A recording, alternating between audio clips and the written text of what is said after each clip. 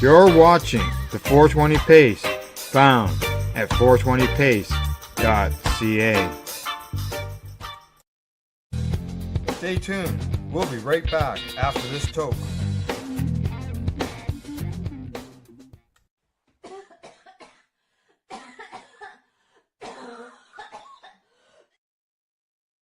You're listening to the Pace Radio Network here at paceradio.net. The views expressed by the individuals during this broadcast are their own opinions, and they may not be the same as those of their group or other organizations they may be involved with. All medical advice during our broadcast is not a medical opinion and should be checked with your medical physician.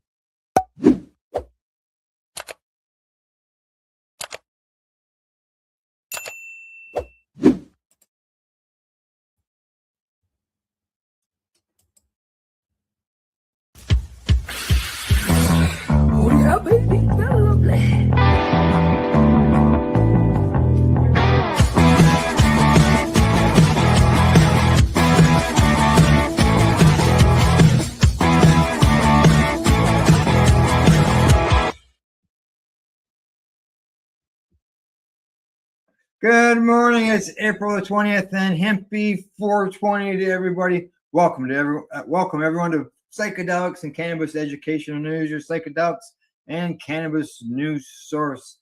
Cindy is still out west. She's doing some training out there, and she will return next week.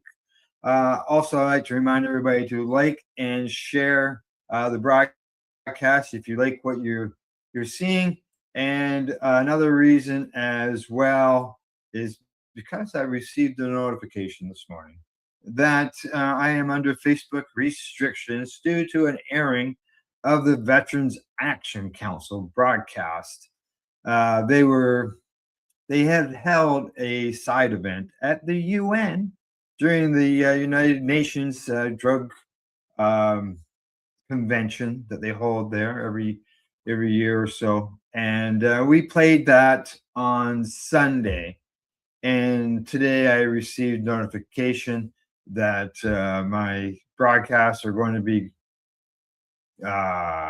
restricted to only certain places. And the reason that they chose to remove that broadcast was because they said it was violent. Violent. How in the hell can something be violent when you have a panel speaking about the benefits of medical cannabis and showing the benefits in real life? But yet they banned. Not only did we get banned on Facebook, or that broadcast got pulled, but I was just notified minutes before I came live that it's also been removed from our 420 Pace YouTube page. It's veterans talking about the benefits of medical cannabis before the UN, getting laws changed or getting things changed for treaties and all that so patients around the world can get access. And then the last one, it talked about how CBD is not something that can be held as an illegal substance, but yet we're being removed. So if we are broadcasting anywhere today, make sure you share the information, and so that we can get the word out about the medical cannabis and our news as well. So yes, Buddy Weeds, that is crazy. Exactly. Buddy Weeds, he watched it. He saw the broadcast, and I seen your comment, Buddy Weeds. Rest in peace, Wade Laughter. Yet it's been banned, buddy, because they say it's violent. Ridiculous. Just stupid. All right. Well, other than getting a little hyped up over this, it's time for me. And happy holidays as well to you, Buddy Weeds. It's time for me to get on with the broadcast and the first story of the day. Let's make that the second story of the day, because the first one's all the other crap I've been going through this morning. So here we go. First story of the day. It's coming to us from Marijuana Moment. Headline says, Trump signs order to accelerate legal access to psychedelics for patients with mental health conditions. President Donald Trump has signed an executive order aimed at expanding and expediting research on the potential therapeutic benefits of psychedelics, a move aimed at making substances such as psilocybin, ibogaine, LSD, and MDMA more readily available to patients in clinical settings. The move will dramatically accelerate access to new medical research and treatments based on psychedelic drugs, Trump says. The order, which the president signed in the Oval Office on Saturday alongside federal health officials and advocates and the podcaster Joe Rogan, directs the Food and Drug Administration to issue new guidance for researchers on conducting clinical trials on psychedelics. He says that in many cases, these experimental treatments have shown life-changing potential for those suffering from severe mental illness and depression, including our cherished veterans.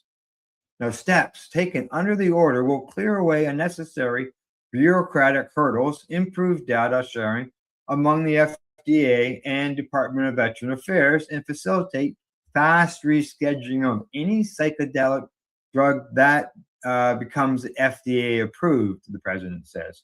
And some psychedelics like psilocybin and MDMA have been designated with breakthrough therapy status, meaning that preliminary clinical evidence shows they can provide substantial improvement over existing therapies. Trump says his order will expedite the further review of such substances.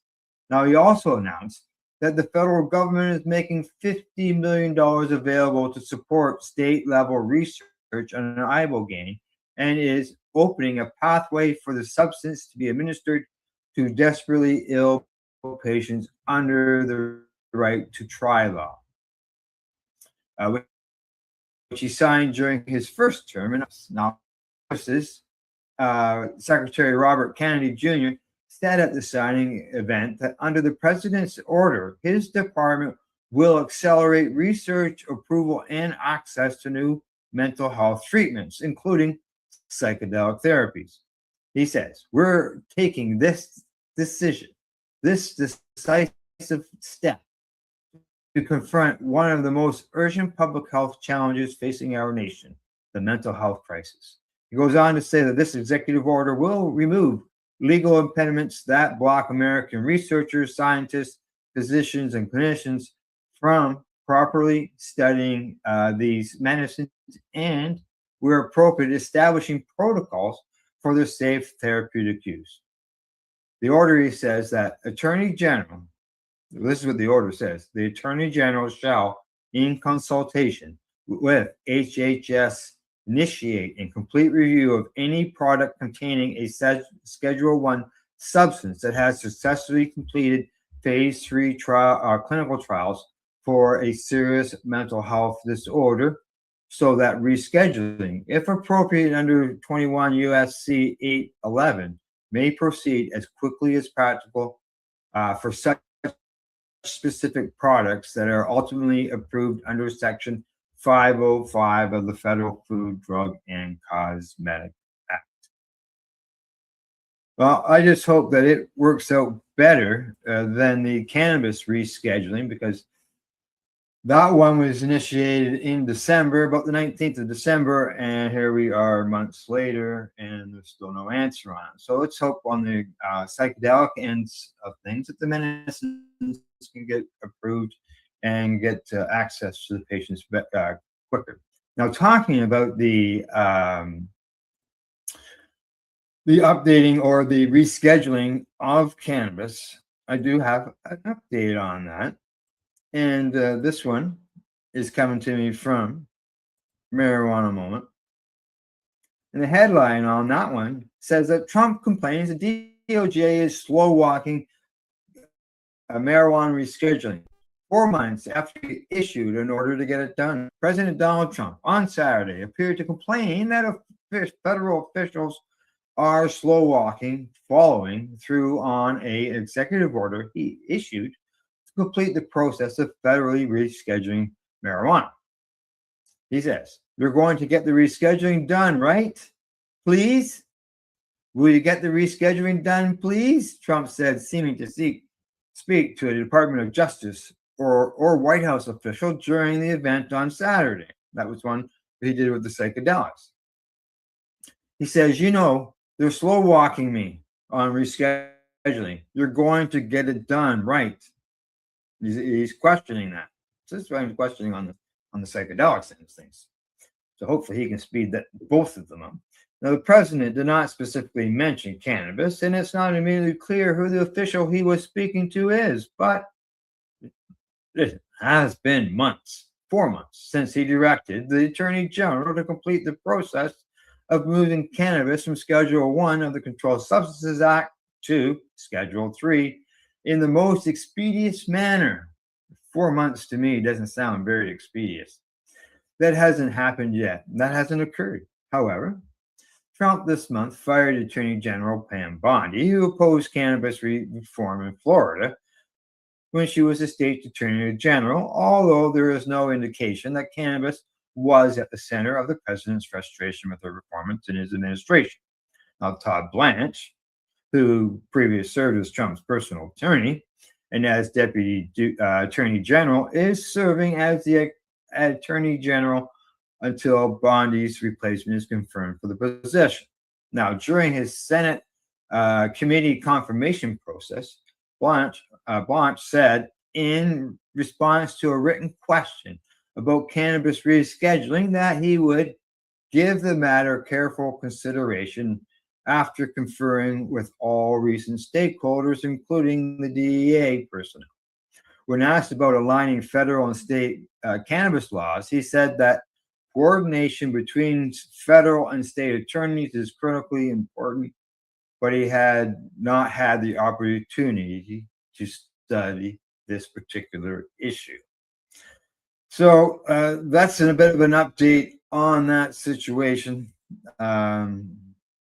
When it's going to happen, who knows? All I can do is keep informing you, whether it's good news or bad news, is to keep you guys all up to date as far as what's going on down there when it comes to cannabis rescheduling, because it is important to what's going on, especially when you look at things that are going around the world. One story, and I don't even have it covered today, was that just recently Singapore hung a guy for cannabis. He was trafficking in cannabis, 1,000 kilograms. Yeah, it was 1,000 kilograms, I believe. And they hung him. People wonder why we still need to speak out.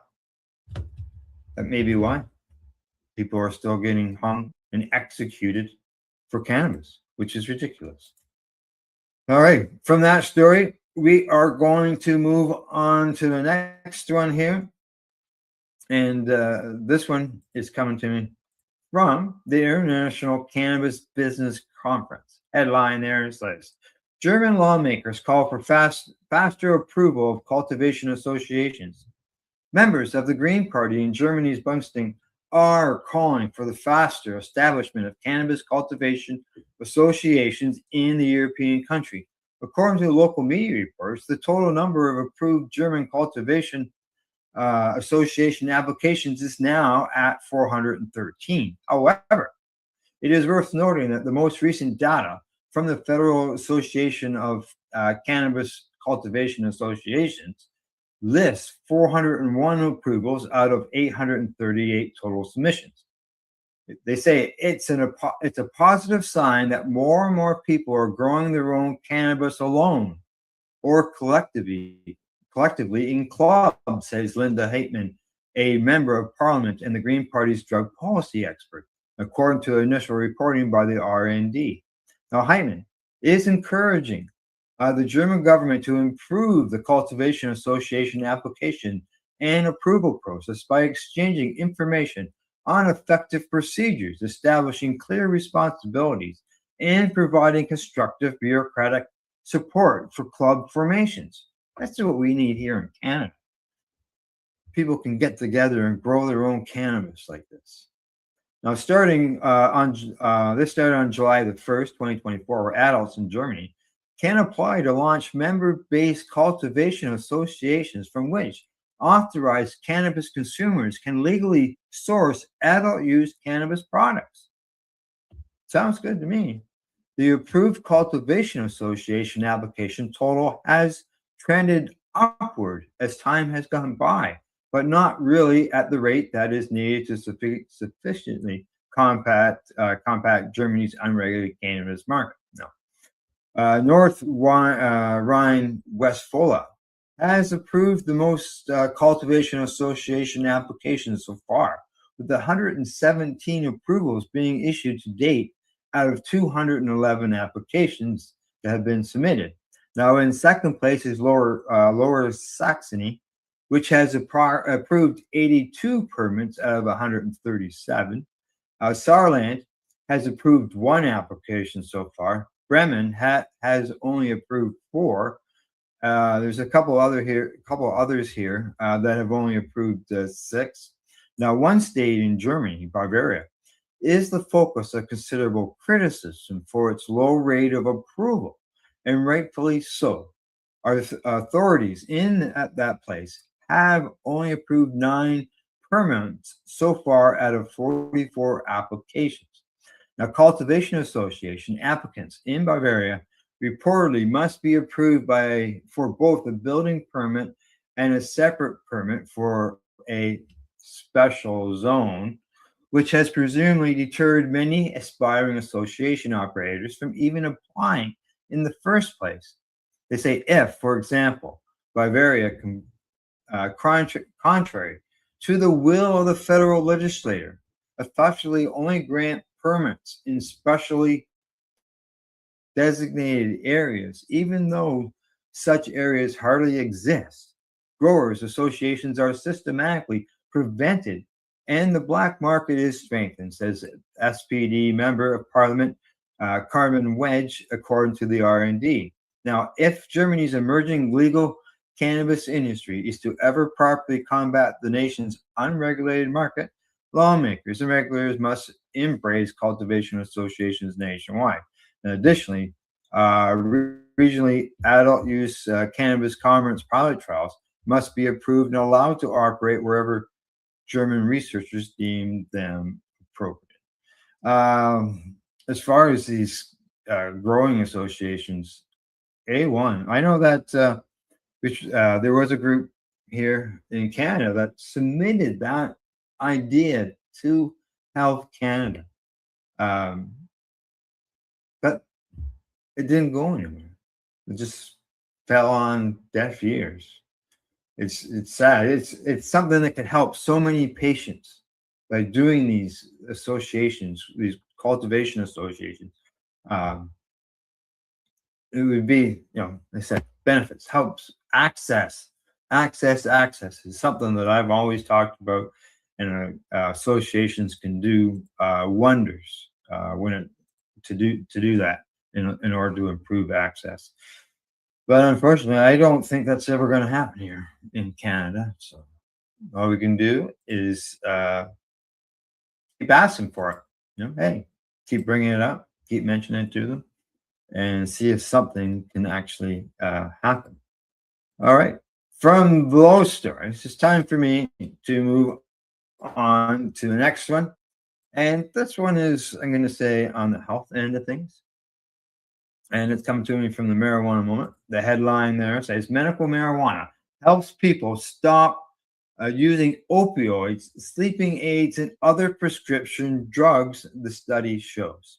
Using medical cannabis appears to help people reduce the use of other medications, including opioids, sleeping aids, and antidepressants, according to a new study involving more than 3,500 patients.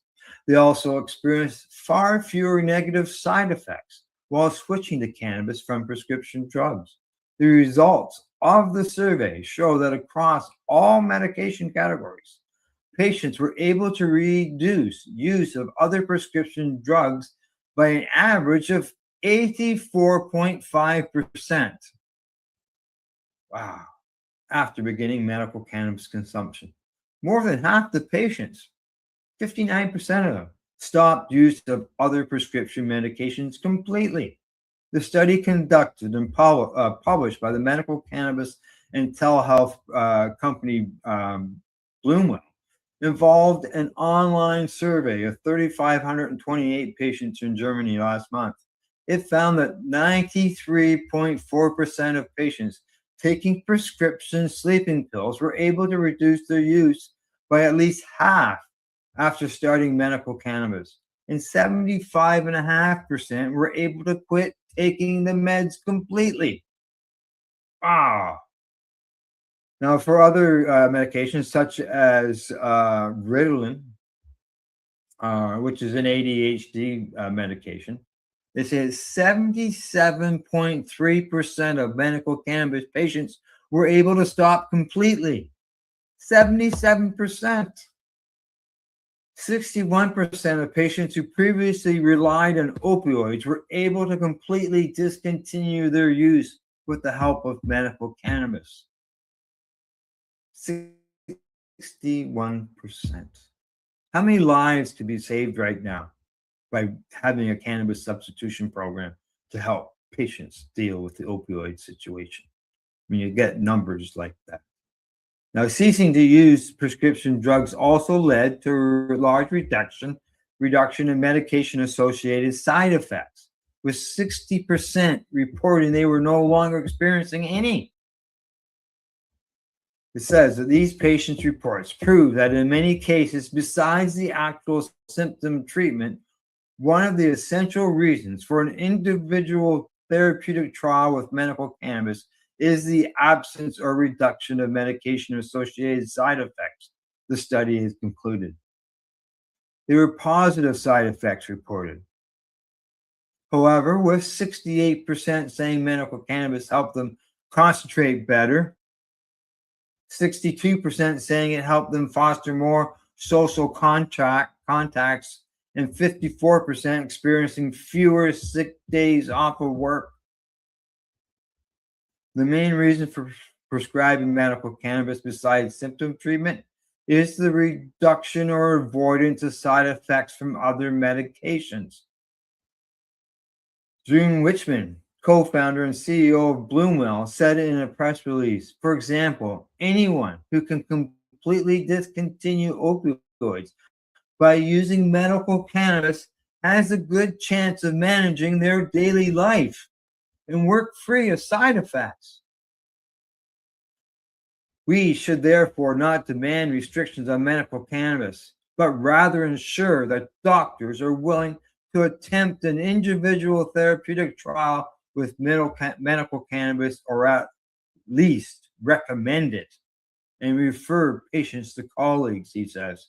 And at the same time, our survey shows that we should finally discuss the great benefits of medical cannabis more openly instead of exclusively warning about unproven risks and discrediting flowers.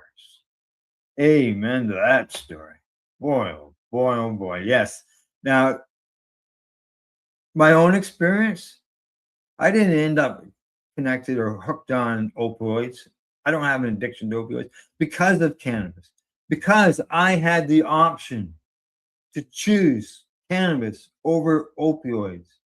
I've had my condition for 23 years, and only twice have I ever had a prescription for opioids, and that was because I was hospitalized. And I had no choice other than that, cannabis. That's it. And I can tell you, Crohn's is not something that's easy to just wave off and ignore. It's an awful painful and nasty condition. And cannabis has made a huge difference in my life. And as that headline says, stop using opioids. All right. I have one more story to cover, and that'll be it. And I'll get it up. There we go. Yeah. Been one of those mornings, folks. Just those stories. And if people can get better access to cannabis instead of using opioids, all the better. Yeah. Immunoxidation. Exactly.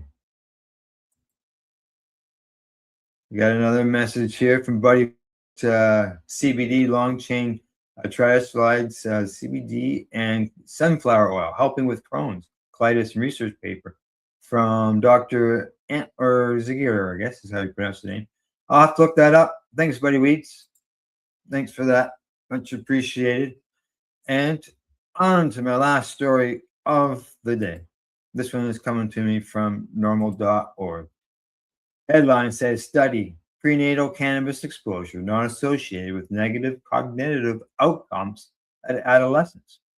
Now, prenatal cannabis exposure is not associated with negative cognitive outcomes at adolescence, according to data in a study that was published in the journal Alcohol, Clinical and Experimental Research.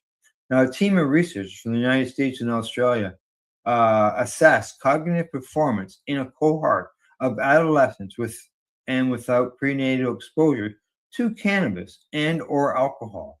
Now, adolescents were assessed at 10 years old and then again at ages 12 and 14. Investigators did not identify any negative associations once they adjusted for socioeconomic covarieties. Now, little evidence emerged for negative effects of low-level prenatal alcohol, cannabis, or combined exposure on adolescents' cognitive development after accounting for social demographic factors that they determined. The study's author concluded this study utilized a large database to examine the differential and combined effects of prenatal alcohol exposure and prenatal cannabis exposure.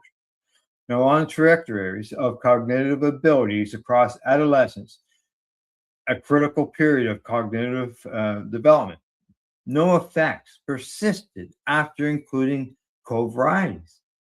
Results suggest light prenatal alcohol and cannabis use are not associated with long-term negative cognitive outcomes during adolescence and highlight the importance of considering the impact of social factors when studying associations with prenatal substance use. The findings are consistent with those of a study published last year in the journal Academic Pediatrics, which reported that subjects exposed to cannabis in utero are no more likely to suffer pre-development delays as young children than are those with no prenatal exposure. Although some studies have associated in utero cannabis exposure with low birth weight, studies following in utero exposed infants to adulthood have generally failed to identify any long-term or long-lasting meaningful differences in their neural development. There you go. That's a report on prenatal while the mother is carrying the child exposed to cannabis and alcohol. On the cannabis end, I can't speak so much on the alcohol end, but on the cannabis end, there are a lot of mothers who do that help find that cannabis does help with the morning sickness end of things. So I know it's a long debate that's ongoing all the time on whether expected mothers should use cannabis for medical purposes while they're carrying. And all I can suggest is talk to your doctors, do some research, and make that decision. So, all righty, that is it for the day. That's all my stories that I've got lined up. So other than that, thanks, Buddy Weeds, for tuning in the program. Your comments, we always appreciate comments from our viewers. There's no doubt about that. And thanks to Corey Pike for the thumbs up. Much appreciated. And to let you know that our next news broadcast is coming up Thursday morning at 10 a.m. Eastern, right here, same place as always. Other than that, that's it for today. Thanks for everybody's account for Lifestyle Shop, addies.ca, and Limestone City Hydroponics.ca. In closing, as always, we'd like to say thank you for watching and listening, and don't forget to educate, educate, and do not incarcerate, and do not execute people for cannabis, as they have just recently done in Singapore. You're listening to the Pace Radio Network here at paceradio.net. The opinions of the individuals during this broadcast are their own and may not be the opinions of their group or other organizations they may be involved with. All medical advice during our broadcast is not a medical opinion and should be checked with your medical physician. Enjoy the buzz of legalization with Campbellford Lifestyle Shop. From lights to plant nutrients, books, consumption accessories, and more, we've got all your basics to grow or consume cannabis. Visit our info center or take a look at our piercing services and body jewelry, now available in-store through Campbellford Lifestyle Shop, 17 Bridge Street West, Campbellford. Limestone City Hydroponics is Kingston, Ontario's hydroponics shop. Take your growing to the next level and create the optimal environment with a tent kit, or maximize your yield with an ebb and flow flood table kit. Either way, Limestone City Hydroponics has more sizes and options to fit your needs. Are you looking for the power of the sun that adapts to your budget? Then look no further, as they have professional grow lighting. They have indoor grow systems that are easy and cost effective, with many options to fit your living space and lifestyle. Cultivate your growing potential. We have everything you need to succeed. And if you can't make it to the store, they offer local delivery to the greater Kingston area. Remember, when you're looking for experts to help you grow, then look no further than the locally owned Limestone City Hydroponics, 105 Sunderland Drive in Kingston, Ontario. Call them at 613-548-0420. We are people advocating cannabis education here at paceradio.net.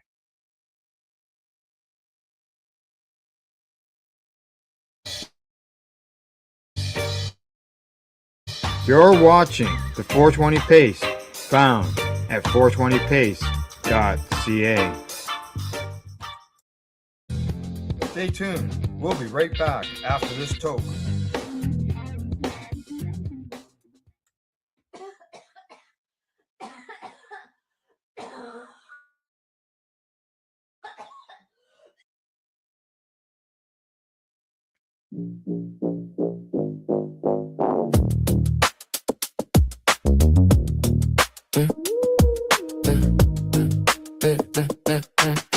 Glass shaped like a pear, tiny hash worm on the stem. Love like a cryo pledge, water at stem.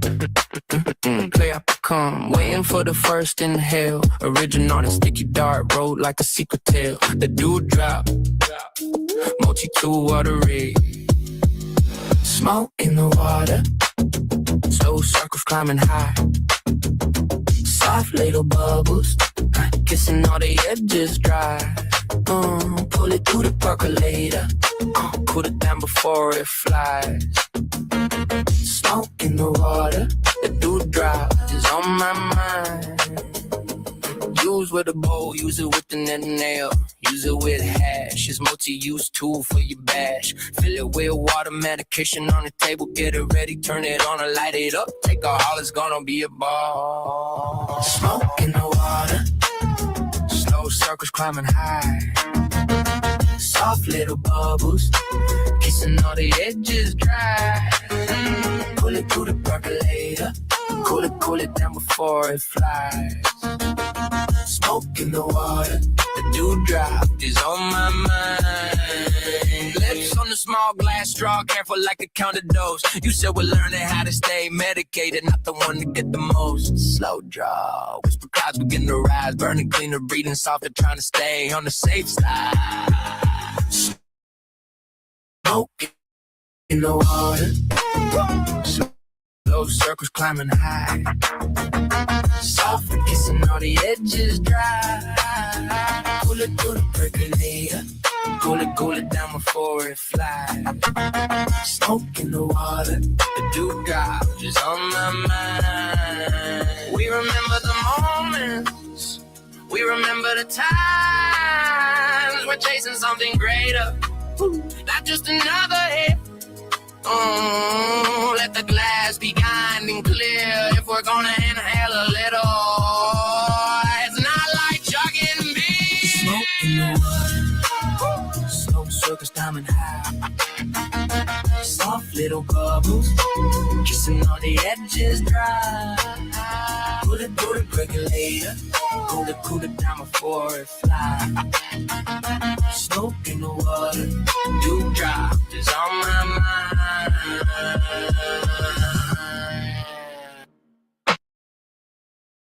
And roll a joint whenever it decides to start. The opinions of the individuals during may not be the opinions of their started. group or other organizations they may be involved with. All medical advice during our broadcast is not a medical opinion and should be checked with your medical physician. Wake up, roller. Tune in, it's the high guys. Let the good vibes begin.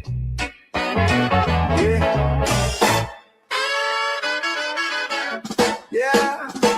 2 hours on the line. It's a Tuesday thing. 10 Eastern on the dot. When the hotline ring, got the headlines hot, got the jokes on cue. Little puff up perspective in your daily news. Hi guys podcast. Tuesday at 10. News, reviews.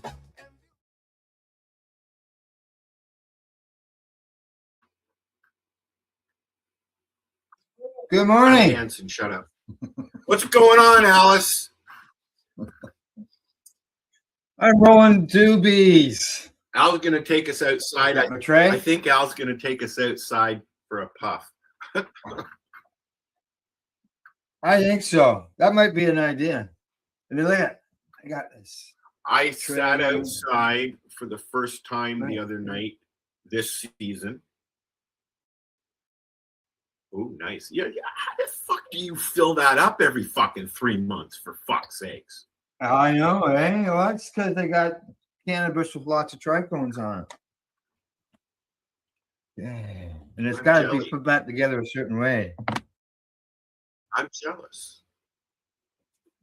What's that? I'm jealous. You're My jealous. plants look like they've been through a fucking hurricane, for God's sakes. Oh. Well, I can show you a video that looks like some of the plants are going through a hurricane. No, thank you. Yeah, I've it's just I've been trying to recreate the picture of a dog outside in a hurricane or a snowstorm, in my case, with Rosa when she's out there taking a shit. I'm waiting for that look. And then the blowing snows coming, like she comes in sometimes, as you know, just covered like a snow puppy. yes. But snow is gone, so I sat outside the other night, until I got cold. Once the sun goes down. Yeah, I know, eh? Things really cool down. It's only 1 degree right now. Yeah, I haven't got a clue what it's like here, down here in the south. You don't have a weather station? What's that? You don't have a weather station?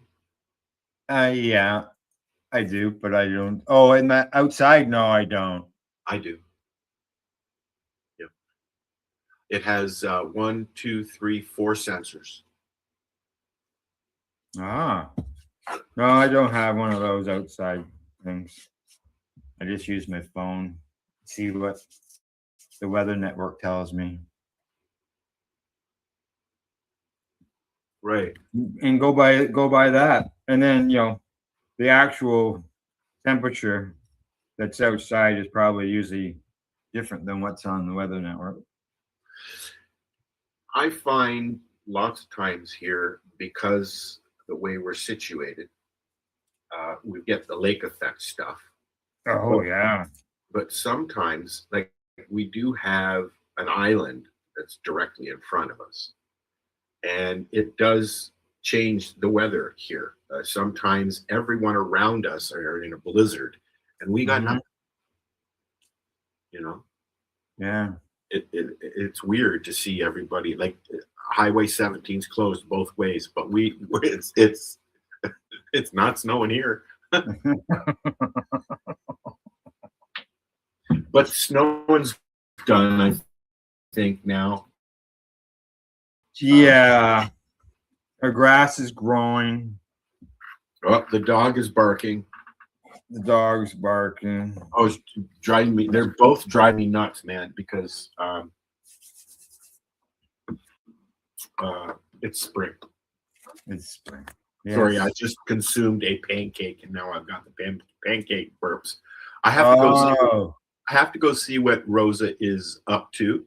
Yeah. And I'm gonna put on a song that I made the other day. Okay. Because I think it's appropriate. All righty. Let's hear it. I'll be here, cool breeze in your ear. Soft like Come on now. Go to the beginning. All right, there you go. we live. Turn it up just a little bit.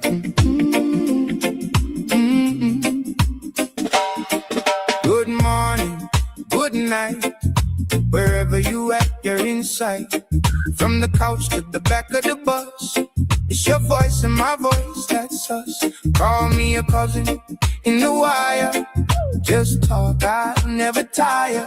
Questions spinning like the fan on the wall. You think it, I say it, that's the call. You're on air with the AI. Man the machine in a sweet sunrise.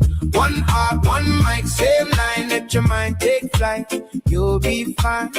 You're on air with the AI. Oh yeah. Words float slow like the smoke in the sky. Lean back, let the worries roll by. You're on air. You and I.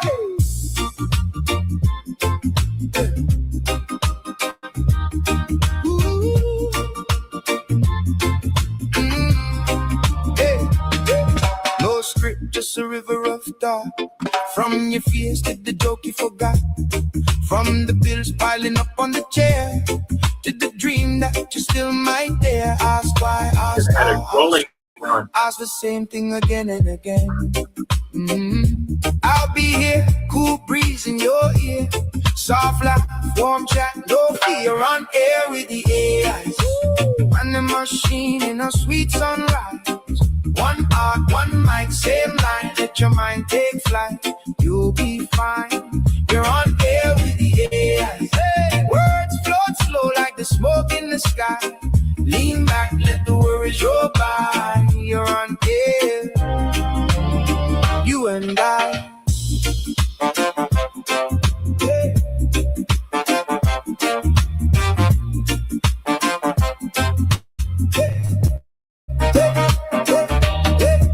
You did feel heavy too long.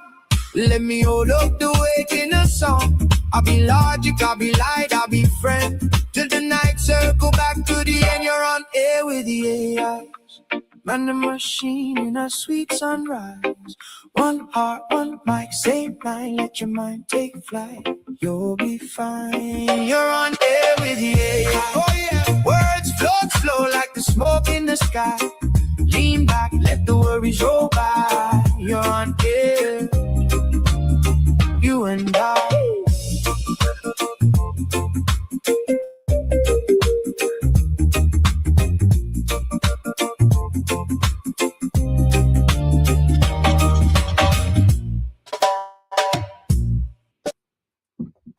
Now, let me tell you the story about that song. All right. It was supposed to be on air with the Owls. Yeah. I tried redoing it 3 times, and it kept saying AI. And then just for the owl. Yeah.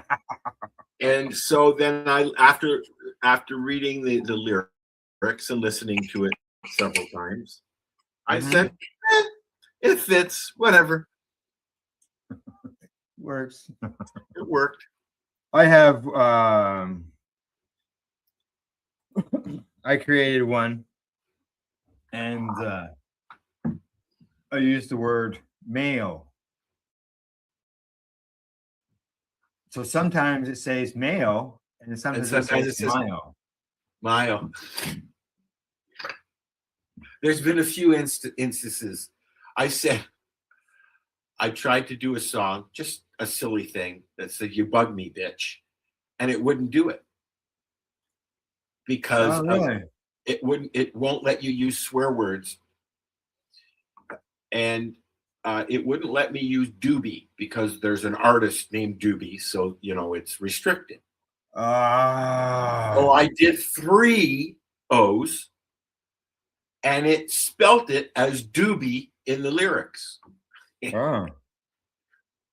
So there are ways. My point is, there are ways of fooling AI into doing what you want it to do, if you do it like text to speech. When you're typing, if you type phonetically or you type as a writer would type, there's going to be a lot of errors when it reads it back to you. Yeah. Especially if your punctuation is correct. Now that doesn't make sense, does it? But there are certain things that if you do, it will screw with AI and it will make it do something different. Yes. You found this?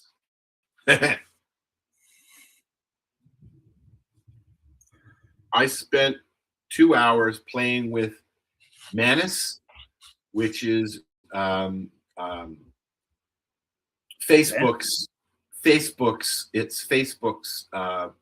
AI. Okay. Yes. Yeah. I know which one you're talking about. They're trying to introduce. So I was playing with it last night, and I asked it to build a website for 420 radio.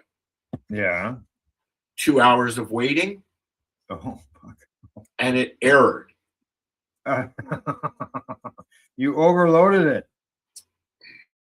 Well, it kept asking me questions, and I would say yes or no, and it'd wait for my answer. Yeah. But hello to the 3 people that are listening that aren't speaking to us yet. Speak to us. If you don't talk to us, all we're doing is talking to ourselves. Comments, interaction. Always been interaction. Say hi.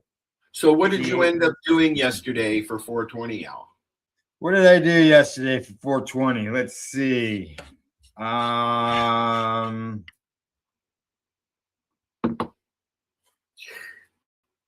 Celebrated my 41st wedding anniversary. Well, this I knew.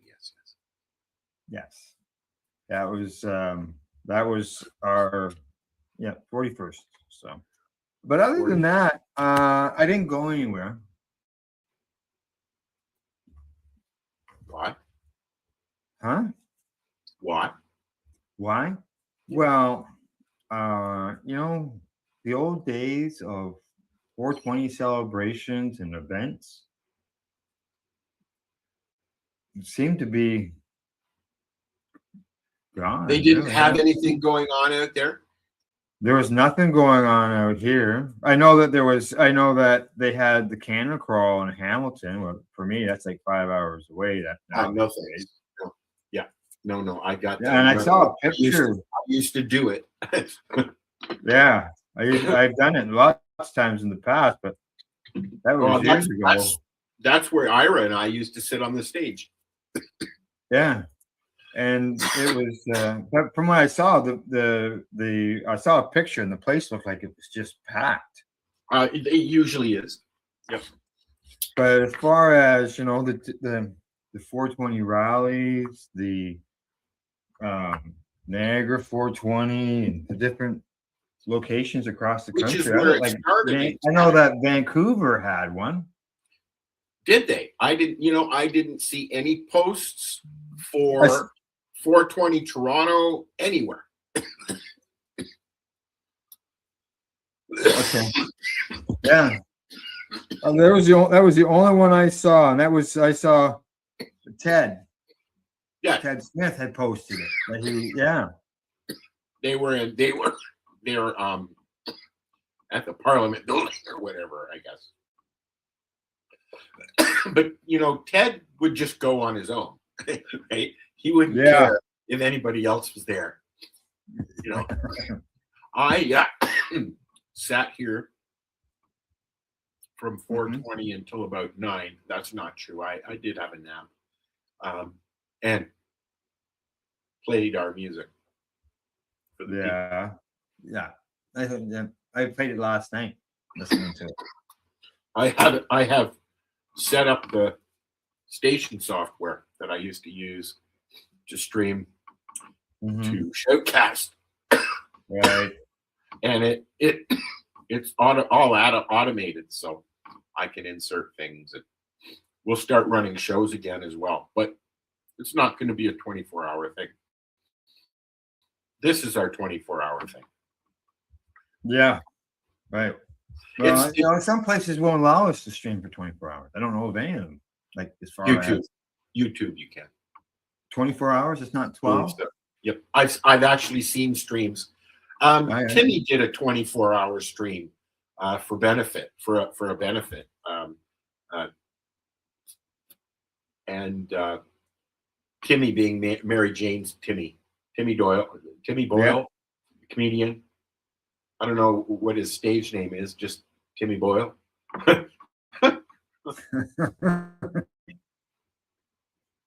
Yeah, Timothy. Yeah. No, it's got. I get shit for this all the time. It's got to be Timmy. Oh yeah. Yes, Timmy Boyle. That's a stage name. You know what? You know who I am a big fan of is a Canadian comedian named Colin Mockery.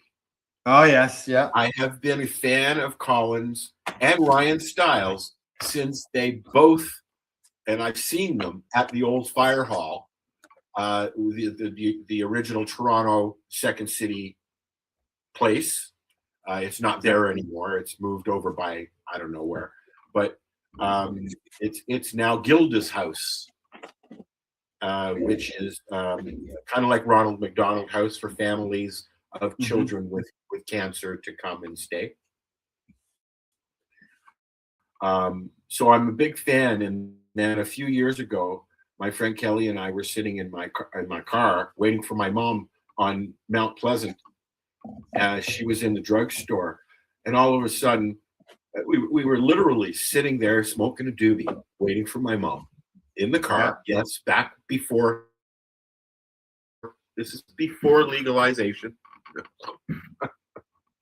before it was illegal to smoke in your car.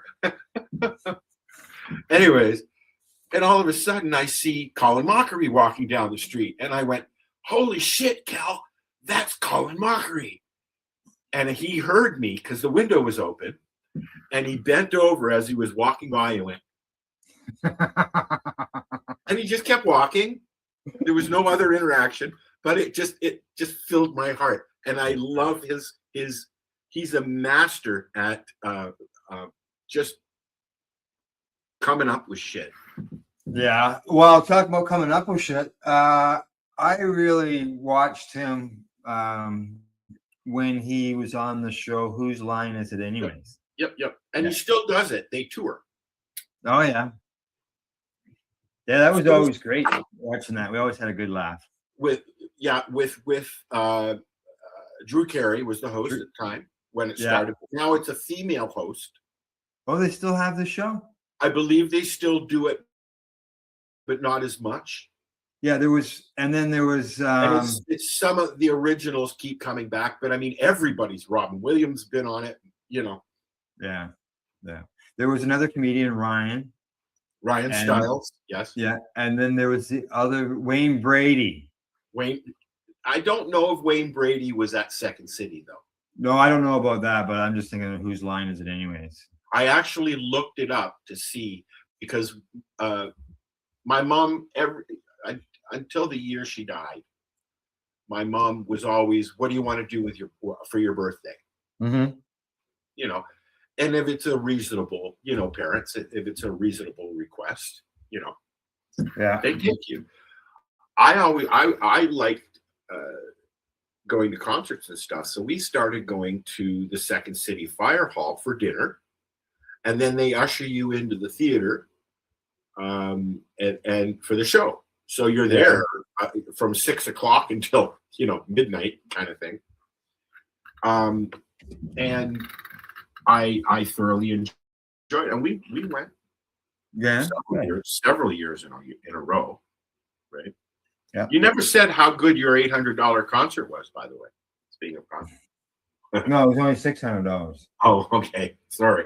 It was good, but we've been to a concert since then, and we only paid $147. $50. Apparently, I wasn't the only one who got burned. So Really? Oh, you met some others. yeah, no, I talked to the ticket person when I went in and picked up my tickets, and they said, yeah, that happens quite often. That when people go searching for the venue, Yeah, they venue, don't that actually get it off.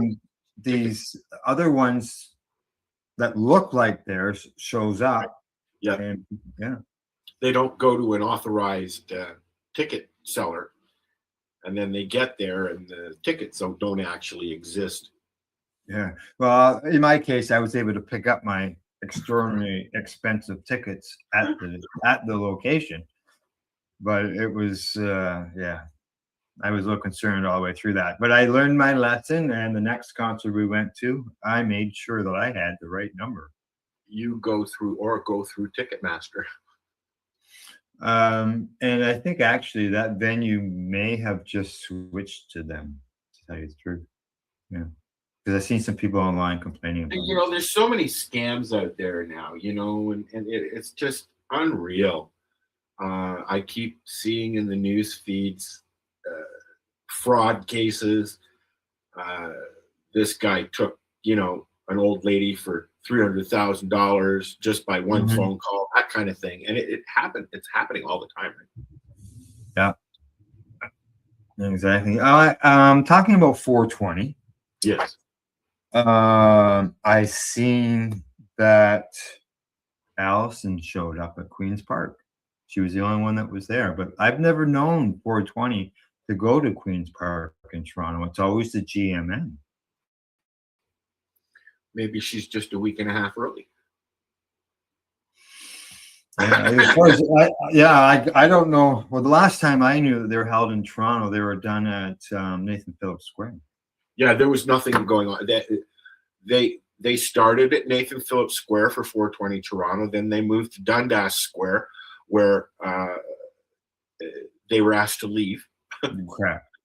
Yeah. So the 1 year, the year that they flat out asked them to leave, they went out to the old site of, I guess, Greenwood Racetrack. Or Woodbine? Or Woodbine, sorry. Yeah. Yeah. And they had it there. I think they might have had it there 1 or 2 years, and then it just fizzled out.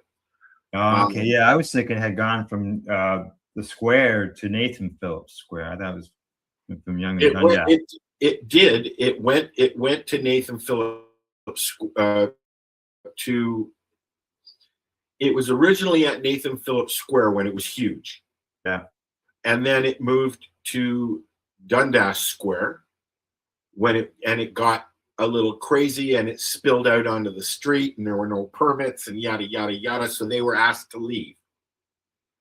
And they made arrangements for them to go out to Woodbine area. Yeah. To the new park that was out there. And but it's so far out of the loop. They tried to have a few things out there. Yeah. And then I think they forcibly tried to bring it back to downtown again. I'm not sure if it was Nathan Phillips Square or Dundas Square, and it just kind of fizzled out. Now, I think something has to do with the fact that, you know, it's the younger generations that are going, and people just aren't as chilled and relaxed about things as they once were. Yeah, between that and probably the fact that a lot of it was included as far as like a protest against the laws. And you can still protest. The laws are still unjust. Oh, I completely agree. Yeah. I really am behind my mic, aren't I? Yeah, you are. Is that better?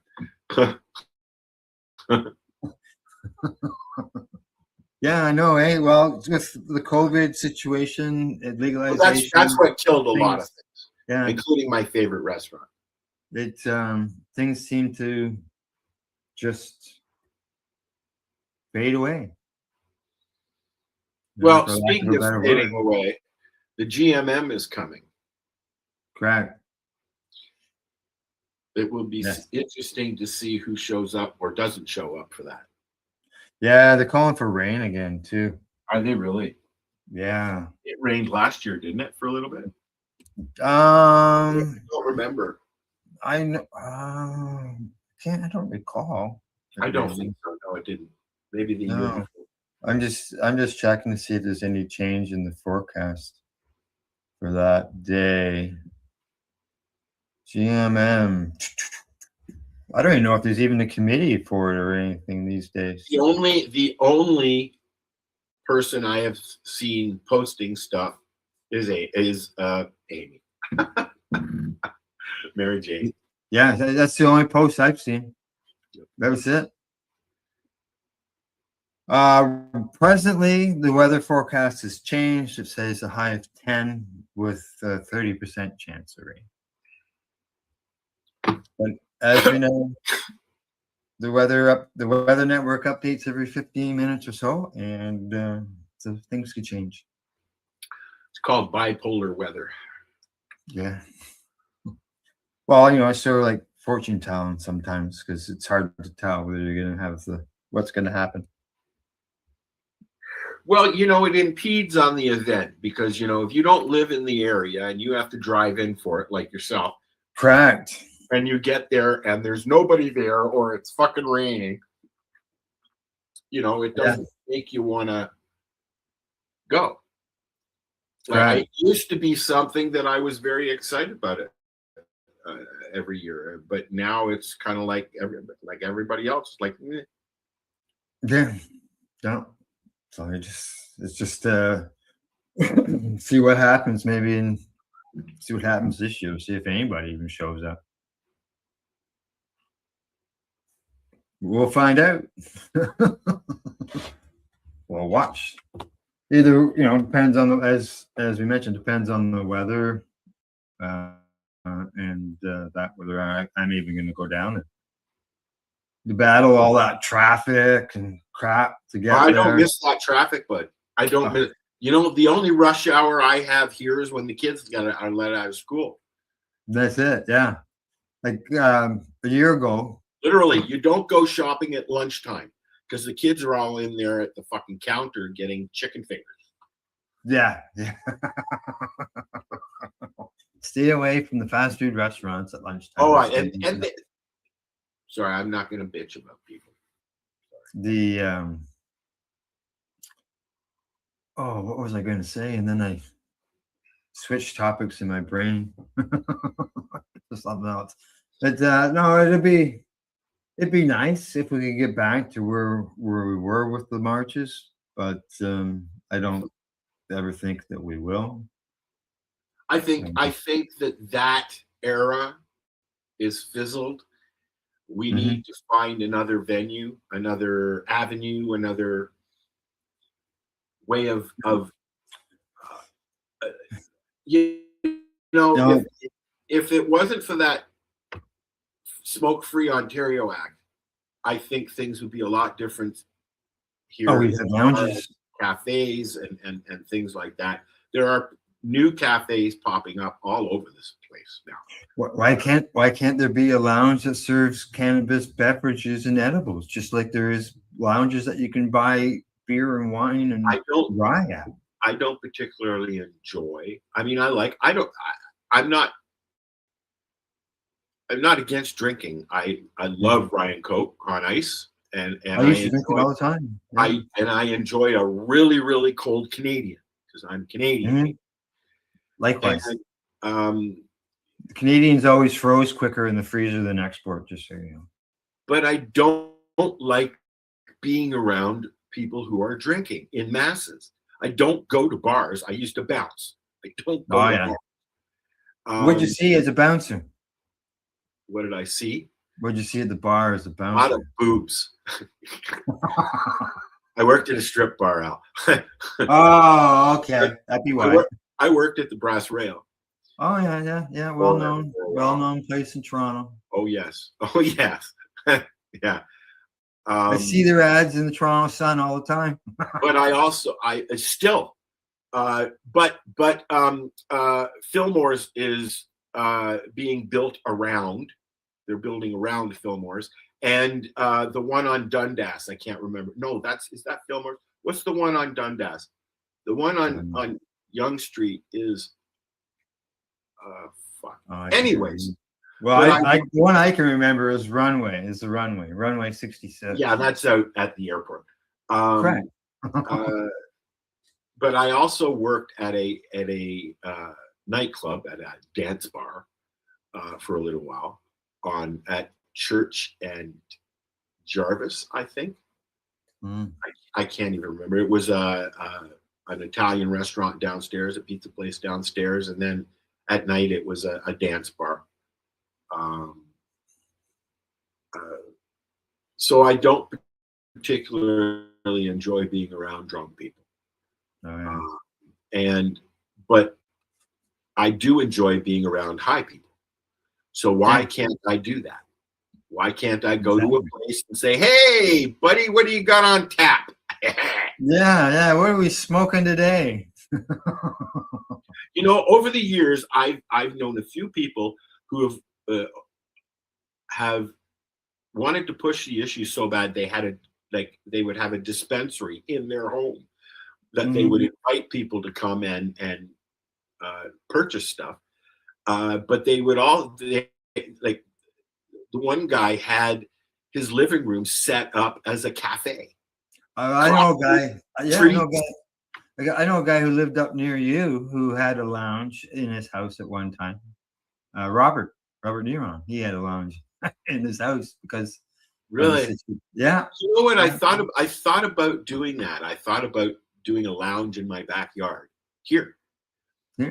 I don't like people that much, and they'd always be coming over and bugging me. So I'm like, no. Oh, just so you know, talking about people coming over, I do have somebody coming over at noon today. Do you?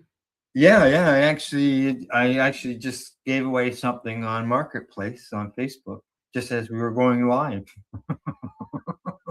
Guy contacted me. He said, "Hey, is this still available?" And I said, "Yep." So he said he'd be over at noon. I said, "All right, sounds good." I think that once the weather's a little better, I'm going to start going for a little drive while we do this. Oh yeah. We'll go off into the forest. How will the reception be driving around out there? I got Roger's satellite, buddy. So. Oh, okay. Yeah. No, you know what? The reception seems to be. I'm on Rogers, so the reception's really good here. I mean, there are maybe 3 pockets of places between here and Toronto where there's no reception.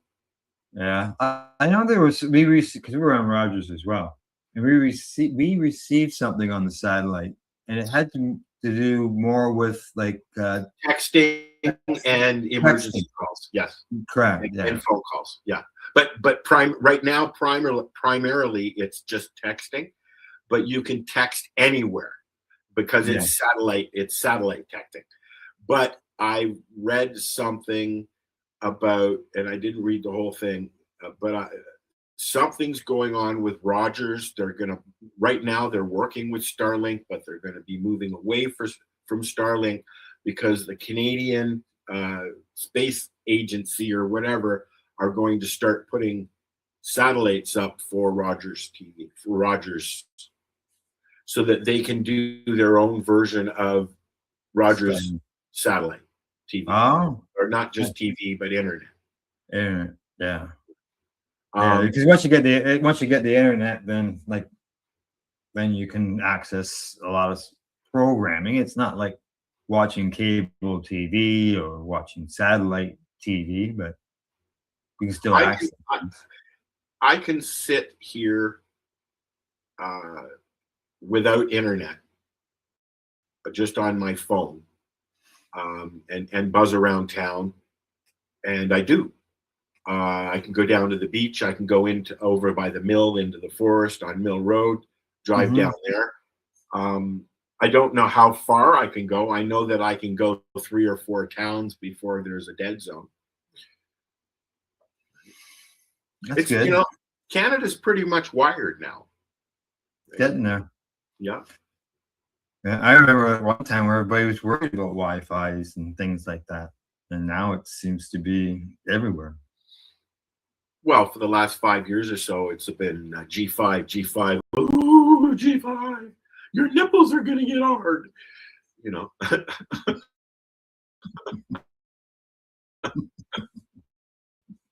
Don't put your phone near your chest. You'll have a heart attack.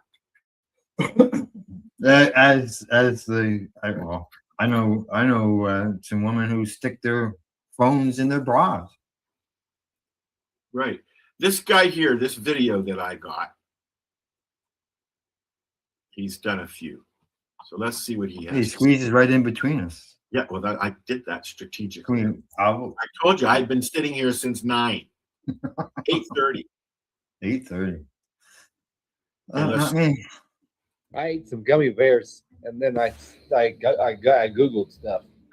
There is no reason for baby clothes to have pockets. The fuckers don't own shit. Being mostly naked in public is only acceptable if you're standing next to a large body of water. Being alone on the toilet pooping is just proof that when shit goes down, you're usually by yourself. Saying I work for one of the richest companies in the world is better than saying I work at Walmart. If the whole world consumed as much as America did, we would need 5 Earth's resources just to survive one day. Clapping is like giving yourself a high five for somebody else's accomplishments. Only one sock goes missing, because if you lost both of them, you wouldn't fucking notice. Coffee smells great coming from anywhere except for the person that's drinking it. Teenagers like to brag about how expensive their stuff is, and adults like to flex on how cheap they got something.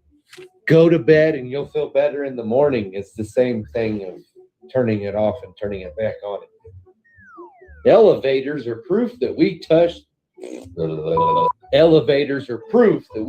cables that we've never seen more than people we know way too well. Why do we say I slept like a baby when a baby wakes up every 2 hours? True. Maybe because a baby looks like they're peaceful. I will find more of his things because he's fucking hilarious. You know, it's and you just come across. Yeah, we watched last night during supper. We put on. It was what was it called? Oh, it was. I'm gonna look it up. I want to make sure I get the right thing here of it, right name. And I've got the wrong button. Come on now.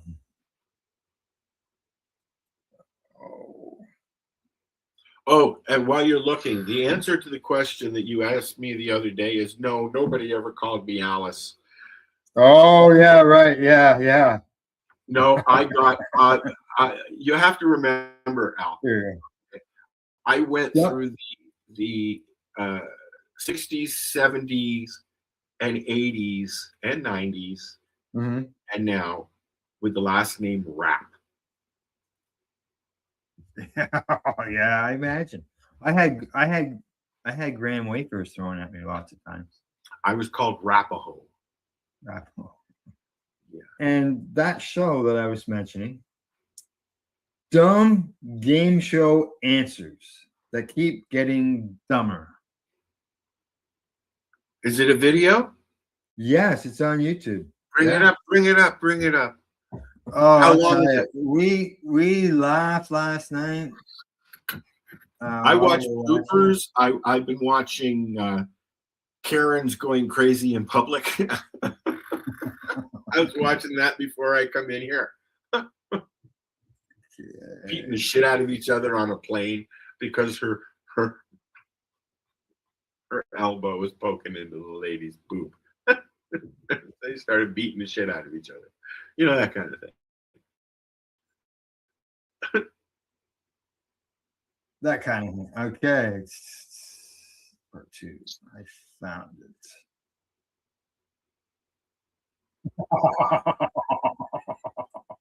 And now he's going to watch it without us. I just okay. Yeah, let me bring it up. How long is it? Oh, it's like 10 minutes, so we're not going to watch the whole thing. No. So we'll just watch part of it.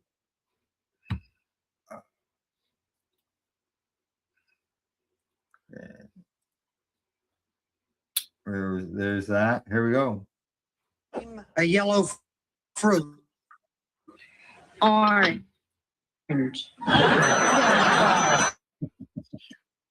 And that clock will start again with your bid on the dinnerware. Stop the clock. Are you saying $89? Is that what you said? Yeah. And then you said $100? Yeah, I was you said the higher. Brian, what kind of a show do you think this is? Name something normally worn only by children. Michael. Clothes.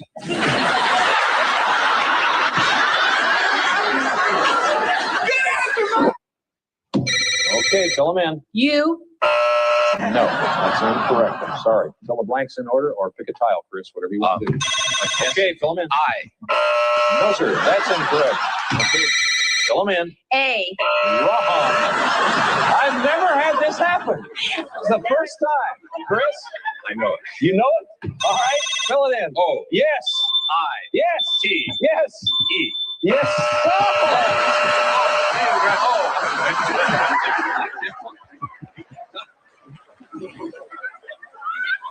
I'm going home. Name something people take with them to the beach. Turkey. The first thing you buy in a supermarket. Turkey. Food often stuffed. Turkey.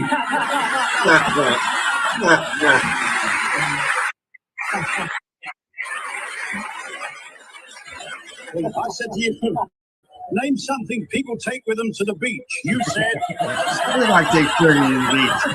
so what? The first thing you buy in a supermarket, the answer was,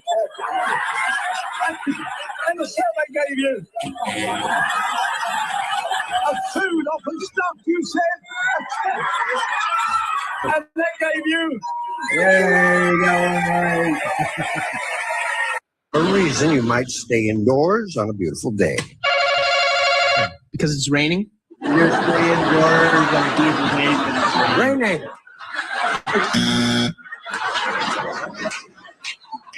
You're can kill a live party. A gun. What classification of animals are dinosaurs? I know that.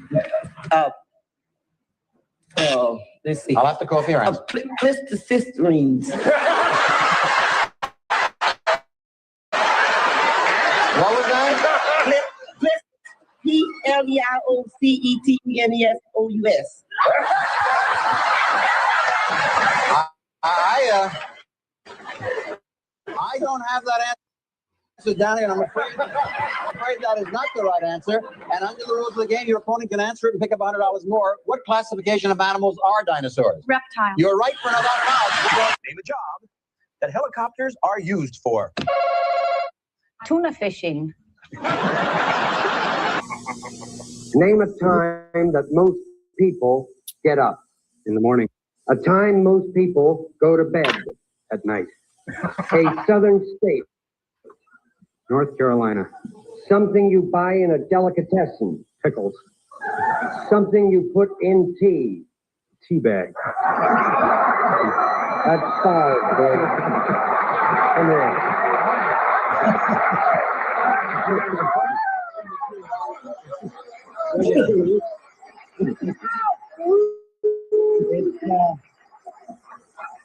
It's hard to believe that this is the razor sharp mind from yesterday.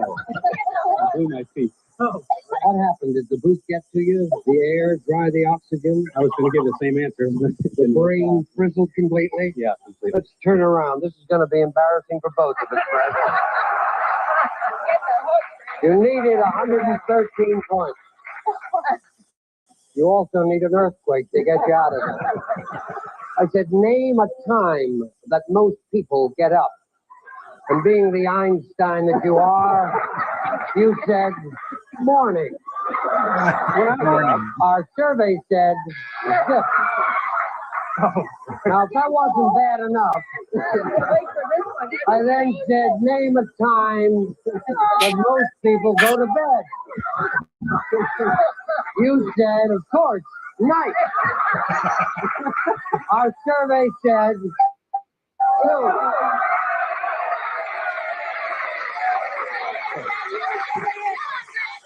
I had to ask you for a southern state. You said North Carolina.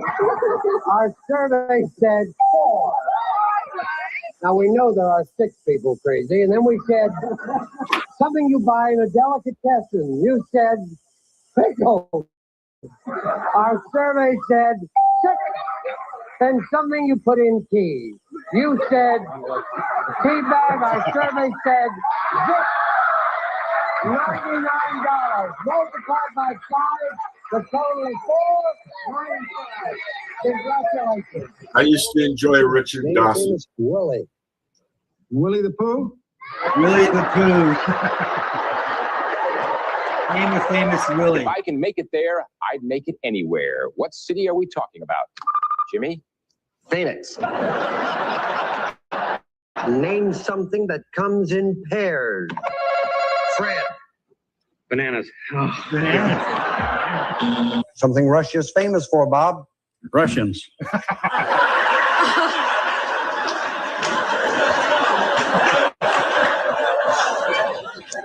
You think he's been lying and he's not been anywhere at all?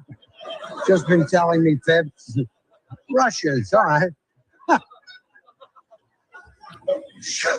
Shows Russians, please. Name an invention that has replaced stairs. The wheel. Name something you keep handy near your front door. A spittoon. Their pants. The price of a dozen roses. $1.75. Besides a bird, something in a bird cage. Hamster. The popular...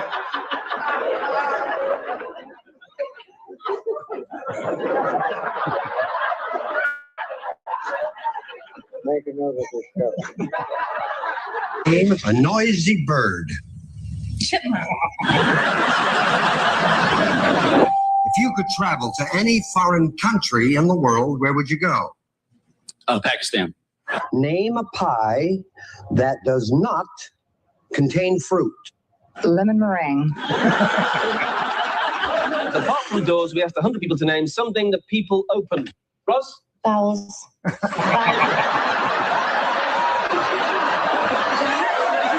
Yeah. Moving swiftly on this.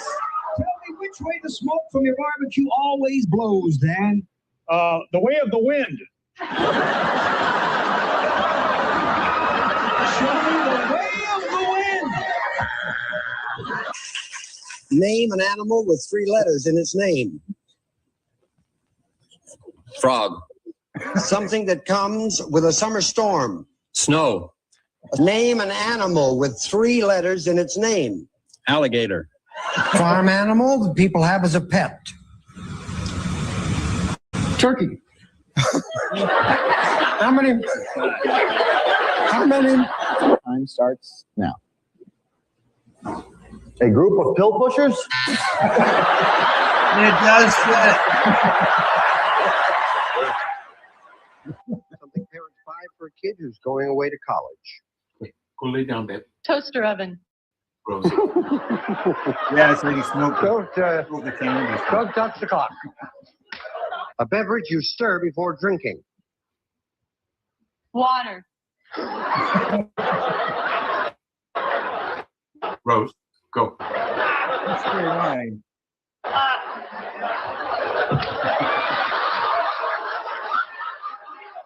Something you squeeze. Peanut butter. Name an invention Charmin. that has replaced stairs. The wheel. During what months of pregnancy does a woman begin to look pregnant? September. Something.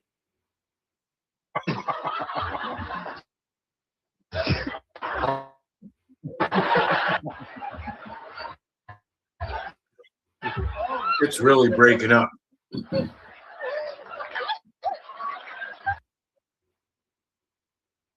Now it's gone. There you go. Now we know what Al enjoys. Yeah, yeah. I shut it down. You know what? I watch. Yeah, I need a good laugh lesson. I like to watch the old Dean Martin roasts, Jonathan roasts, Burnett show. Mm-hmm. You never watch a Dean Martin roast? I didn't watch it. No, Dean Martin's roast. I would say I probably saw some of them, but it wasn't something that I normally watch. I enjoy the roasts. Yeah, not so much the roasts they do now. Yeah. No, we watched a show recently, and there was it was like Americans Got Talent style show, and The Voice. The person up on the stage, that's what they did, is they roasted the judges all the way through. It was good. It was good. My sister and I, when we were doing What's Up Toronto magazine many years ago, we went to the Canadian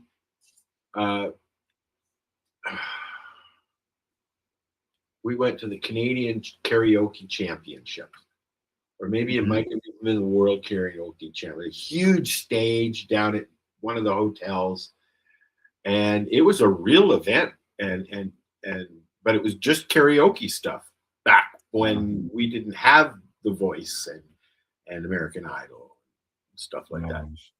And it was, it's amazing how good some of these people are. Yeah, it is. It is. And actually, there was one broadcast, like an AGT style broadcast, that the lady who sang a famous song, like the Titanic style song, actually came on stage, and actually it was Frozen. It was Frozen, the movie Frozen. It was a lady who sang the theme song for the movie Frozen, and she came on and said that it was her song. She sang it, but during the movie it was lip sang by the actor, and this was the actual singer of that song. And she came on the stage and she told everybody, and then she started to sing, and they went, "Holy fuck, it is her!" I think I remember that. Yeah, people were quite surprised and blown away. The actor sang it on the movie, but when the song was released, it wasn't the actor. I can't remember who the actress was. Yeah, you can offhand. But that's happened a few times. Yeah. Actually, we just watched one of famous people who performed on those shows, and there were some people. I think it was the Cheers song. There was a Canadian who never sang it in Canada. He created the song, and he ended up singing it on Canada's Got Talent.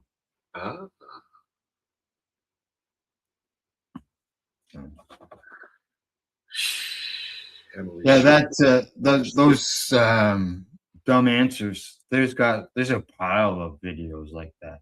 Oh, you can sit there and watch. Sometimes I watch a lot of YouTube instead of movies and TV shows. I like watching documentary style stuff. There's a few. I don't want to say podcasts, but YouTube channels that I watch, and yeah, there's some reality shows that I watch as well that I enjoy.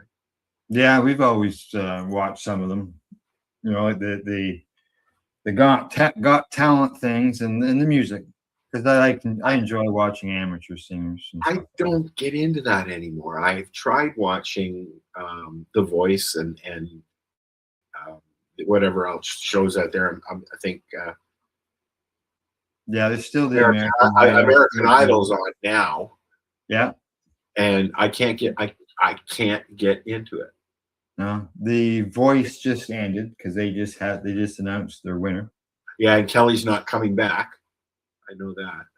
No, yeah. No. Well, this time they call it the Champions Series, and they just had 3 judges, which would be Kelly, John, and Adam.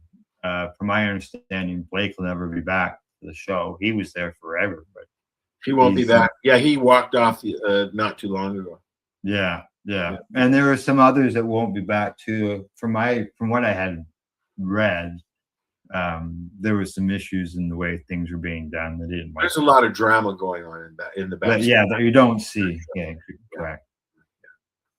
So, like at one time, it was the top people who got to the end, no matter who the judge was, and then they changed it because some of the judges were sitting there without a contestant on the stage. So then they changed it so that it was the top person from each group, from each judge. I can't get into those shows anymore. No, it's like, well, I mean, they've been on. I can't watch movies. Like, movies are just too long. I enjoy movies, and I enjoy TV shows. I've been watching the revival of Scrubs. Yeah. And there's a few other reboots coming up. I've been trying to watch a show which is a spin-off of FBI called CIA. An FBI agent is basically transferred over to a CIA operation as a liaison, but I can't remember his name, the guy that plays the FBI guy. But the guy who plays the CIA agent is the guy who played Lucifer. No, Lucifer. Well, there was a very long-running TV show called Lucifer. I know of the show, but I can't. So the actor that played Lucifer is in this show CIA, and I just can't get past the fact that he played Lucifer. So when I hear him talk, I hear Lucifer talking, not this CIA guy. So what's Lucifer, devil. What's the new show about? It's the CIA. Oh, okay. Right. Yeah. It's about the CIA. I got a song I'm going to play. All right. You play your song, and I've got a song I want to play. When I go to play that song, I'm going to go to the mobile situation and slide outside. All right. Hey. Sliding smooth. Here's a start at the beginning all the time. Holy Al, come on, stop doing that. Colors on my Monday blues. Little bit of misfit, lot of attitude. Pocket full of snacks. Does it do that to you? Oh, you don't play them this way, do you? No, I don't. There we go. Hey. Sliding smooth. Here's a dab for you. Stone Age swag, fresh pair of shoes. Cartoon colors on my Monday blues. Little bit of misfit, lot of attitude. Pocket full of snacks and a bad excuse. She click-clack nails on a cracked old phone. Scrolling through memes like a rolling stone. If life's a joke, I'm the punchline too. Laugh so hard that I spill my juice. Pregnant woman said yabba dabba doo. But I like to say here's a dab for you. Pass that vibe like we passed that groove. Tap that screen and we all feel new. Yabba dabba doo. you slide on through. Pretty woman said yabba dabba do. But I like to say here's a dab for you. Bedrock dreams in the neon town.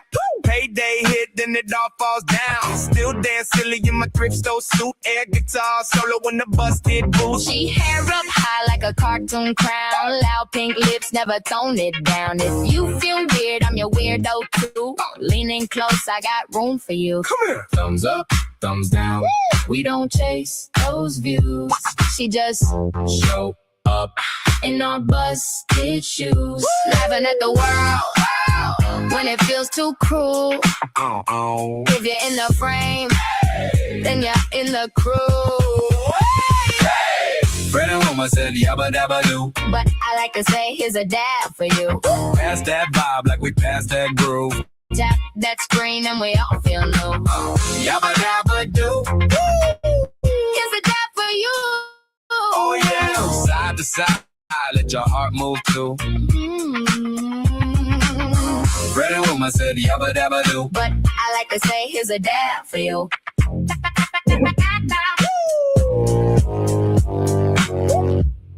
I have got 101 songs on Suno.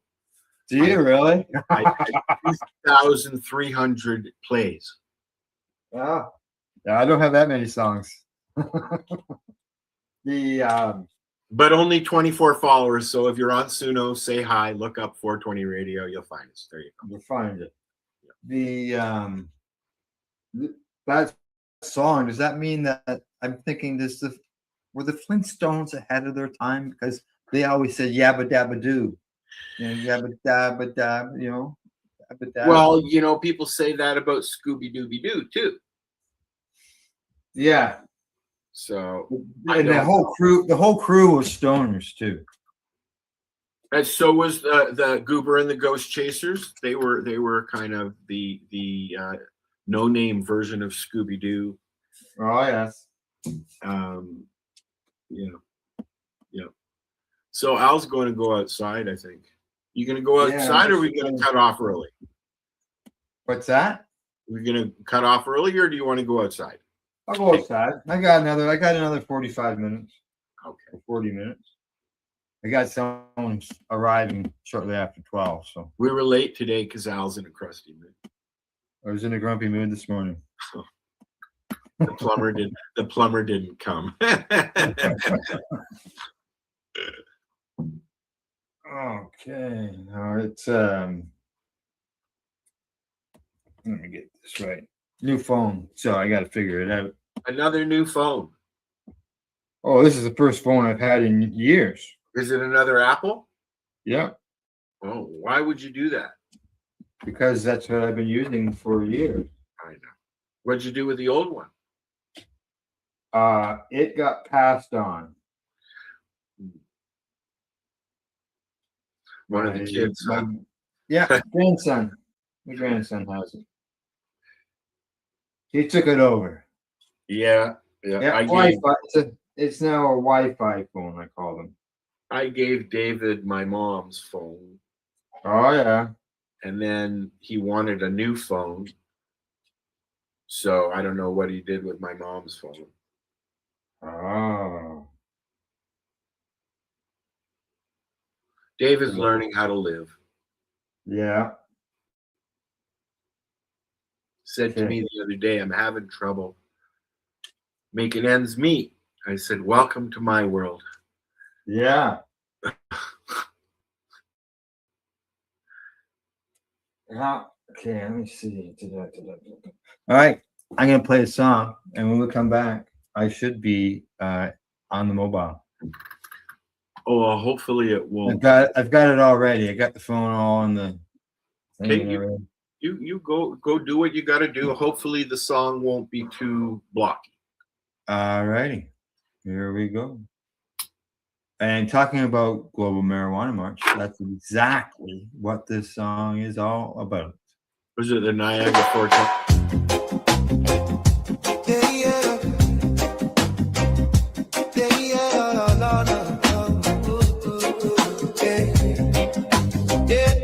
Posters on the lamppost, jack signs on the ground. Friend rolling up from every side, filling up downtown. Drummers on the corner, tie-dye flags held high. Mamas with their strollers, sharing lighters, sharing time. We get high on the street, high on the street. Steps in rhythm, hearts on beat. From the vendors to the bands, we raise our leafy hands. We get high on the street, high on the street. Hey, at the marijuana march, we all agree we're not hiding anymore. We're the cloud outside door. We're the cloud outside your door. Glass pipes on the blanket, brownies in the pan. Clipboards, pens, petition, change starts hand to hand. Saxophone is wailing, kids dance on the curb. Cops watch from a distance as we chant each burning word. We get high on the street, high on the street. Steps in rhythm, hearts on beat. From the vendor to the band, we raise our leafy hands. We get high on the street, high on the street. So at the marijuana march, we're not hiding anymore. We're the cloud outside your door. We're the cloud outside your door. This is more than smoke and joke. This is laws that choke out folks. Grandma's paid herself for that.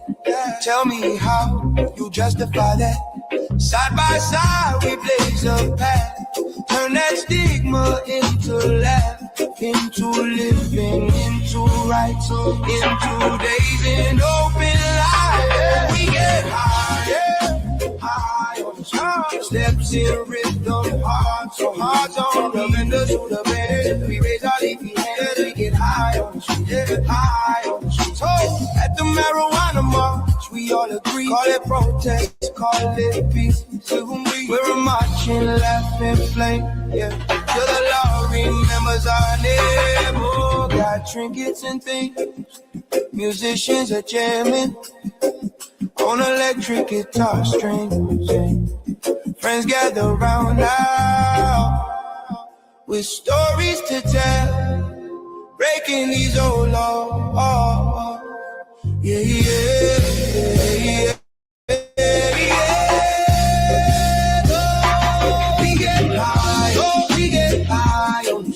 Steps in rhythm, hearts on windows on the band. We raise our leafy hands, we get high on the street, high on the street. Hey, at the marijuana march, we all agree. Call it protest, call it peace. We're a marching, laughing flame, yeah. Till the law remembers our name. Oh no, oh no, no, no, no, no, no, no, no, no, no, no.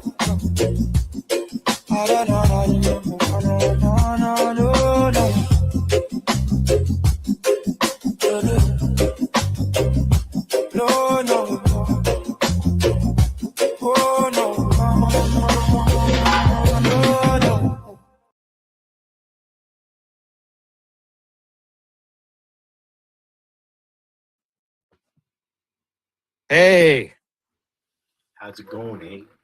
it's going. I'm outside now. I see this with your new pole. My new pole, yeah. You need to get one that is they have them that go invisible. You can't see them. Probably if I just turn my angle. No, I mean the pole disappears. I don't know how they do it, but the pole actually disappears. Oh, really? I can do the same thing. I have a little tripod that can do the same thing. Ah, now if you can see, there we go. Everything's going green. The field. This is the field where the deer come. I was just gonna say that. Yeah. Yeah. They come into there, feed do their grazing in the fall. Get some video footage of them out there. I got lots of pictures of them out there. I got all my cameras all ready. Yeah. Yep. Yeah. I'm gonna try. I've been trying to get some of these meteor showers, but it's been cloudy here at night. So. Hasn't. Uh-oh. I think Al's new phone has just died. We'll put on another song and he'll be back when he comes back.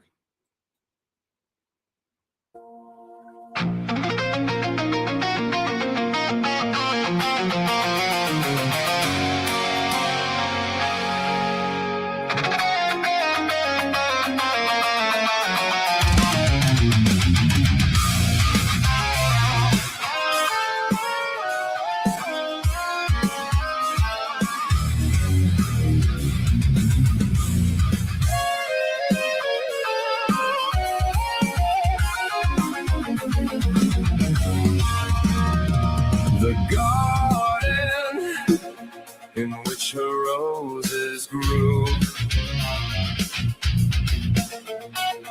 A hard wind, a bad year, they never bloomed. But she was never defeated. Somehow found a way to need them. Fed the roots until they bloomed. Oh, she was hard as the soil, but her hands were soft as the petals that spoiled.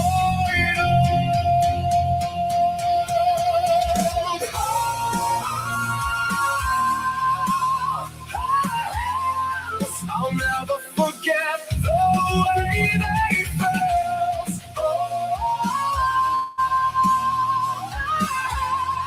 I'll never forget the way they smelled, like flowers, like flowers.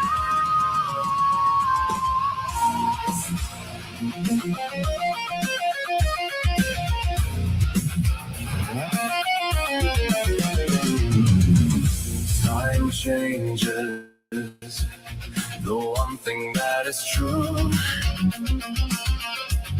It finds a way to make things fall apart. But she was never defeated. She always found a way to feed it. Fed the roots till they bloomed.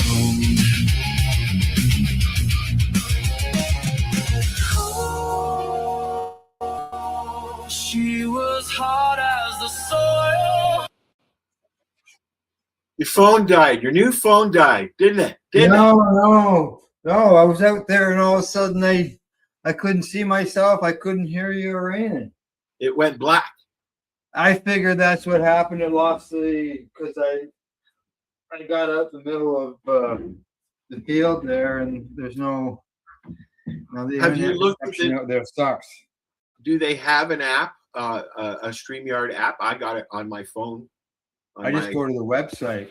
I do as well, but there is an app available now for Android. I'm sure there's one for iPhone as well. Oh, it's actually very quick. Is it? Yep. That would be better.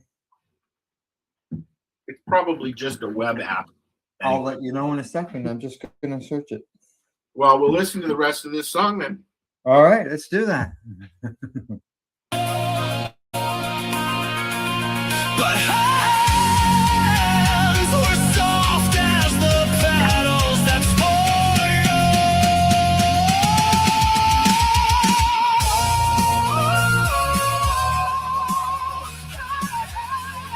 I'll never forget the way they felt.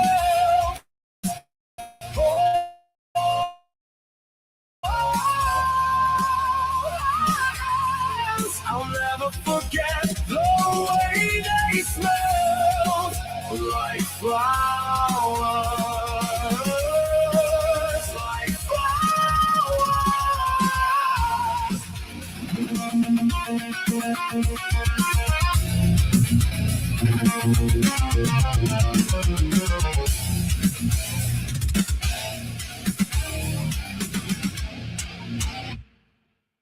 That song I did around some thoughts about my mom.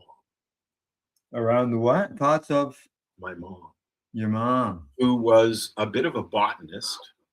She took Oh, a yeah. lot. She took a lot of botany courses at Allen's Gardens and other gardens throughout the city of Toronto, and Ah, became quite good at it. did she? Yep, she did. The She grew plants for me in the 90s at her property. Didn't know what she was doing, but she did by the time she was done. yeah. Practice makes perfect, as they say. She loved plants, period. Yeah. Just so you know, I did Just look so- up. I looked up StreamYard, Yeah. and there is an app, and it's called StreamYard Guest. And it says this app is currently for guests only. No. Hosts should use the browser for now. For iPhone, Yes. iOS, yeah. Yeah. Well, there is one for Android, and I've tried it a few times, but I use the web. Yeah, I use it. I use my computer. Now, just so you know, I did download it, and that is because then, you know, if I go for a tour like that, I can come in through the app, maybe. Maybe. Join a studio. I can't. Paste the studio link. Oh, look at that. You, oh.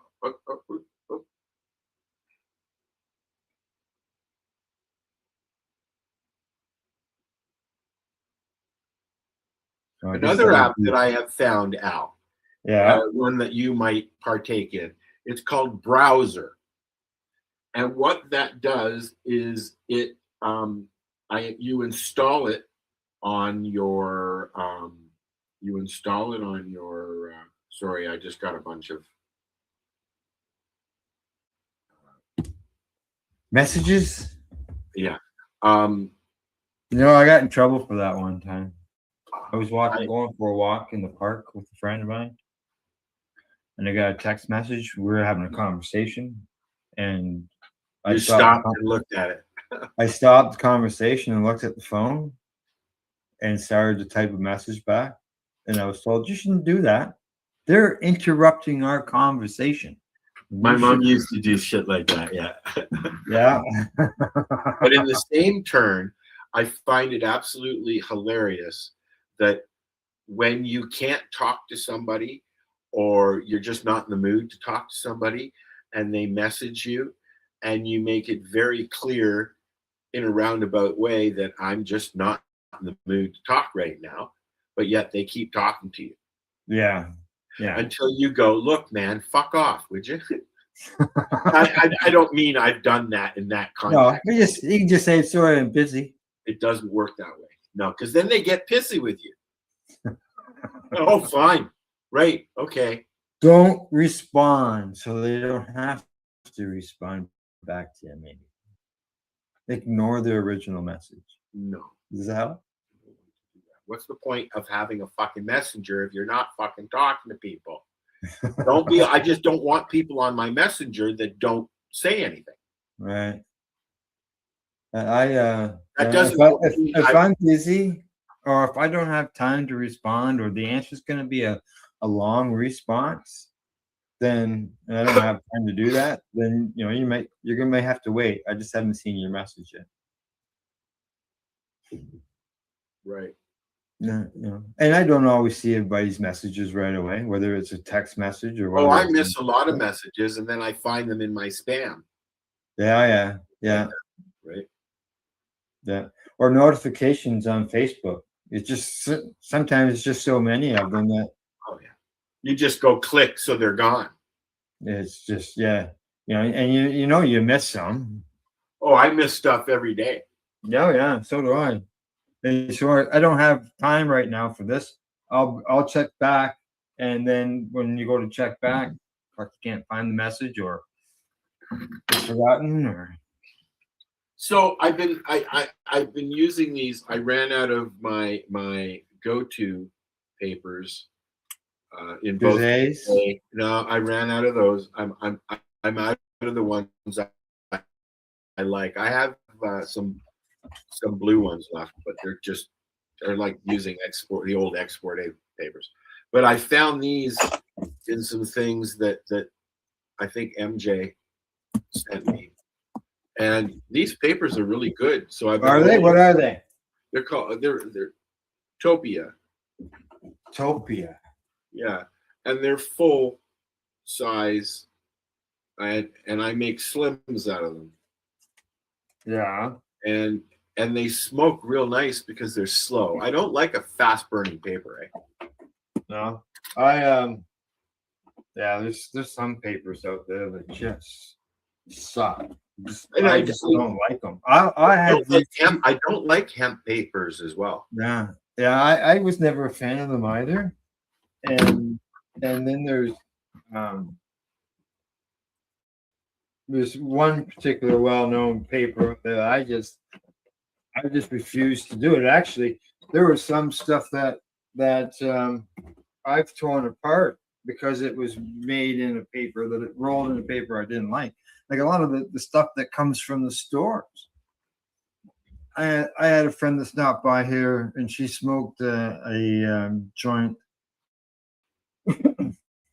from a store, and one of the brands, she was actually worked for a company, and we went inside to smoke a joint. She lit up the pre-roll she had, and I just could not stop coughing. It was just non-stop. I had to stop smoking it, and I blamed it on the paper. It's usually the paper. Yeah. I mean, even a bad bag of legal shit with a shitty paper, you know. I mean, if I go outside to smoke a doobie, especially in the winter, and I will cough my fucking brains out for a little while because I'm getting too much air, cold air and a doobie and But after a half a doobie, I'm usually good. You gotta get that engine started. Get it going. But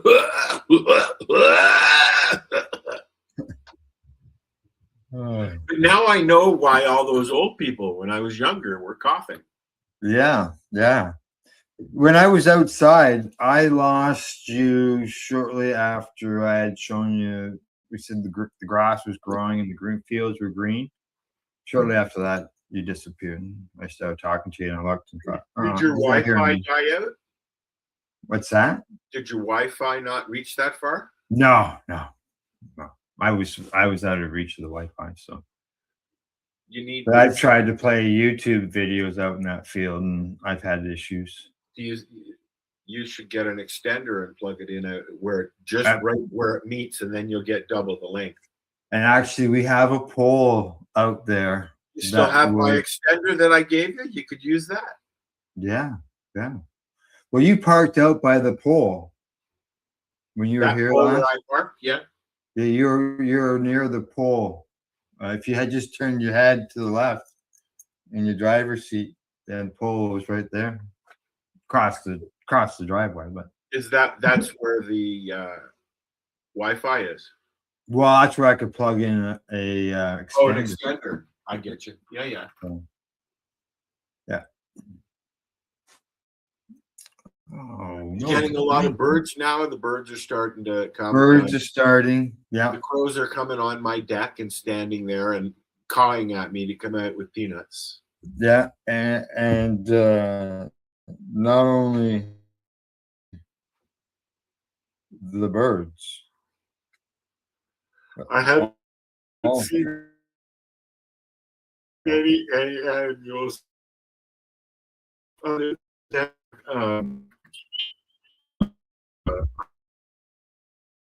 squirrel came running at me, and I came out to get the club and continued. What the hell is that? What the heck is that? That's our pond. Not only birds we're not only have the birds returning, we have frogs. I miss that at the farm, dude. Yeah. I'd sit there at night and in the dark, just in my chair, where I had my chair there outside. Mm. And I would sit there and smoke doobies and just listen to that sound. I don't get that sound here. We're not a bullfrog kind of town. Yeah. We I have bears walk by instead of bullfrogs. Yeah, they're all awake out there. They now. don't say much. That's a good thing, because when a bear says something, move, get out of the way. Actually, when I went out there, have you been out in the woods yet? Yeah. Yeah. See, I did a video of it. Well, I'm muted.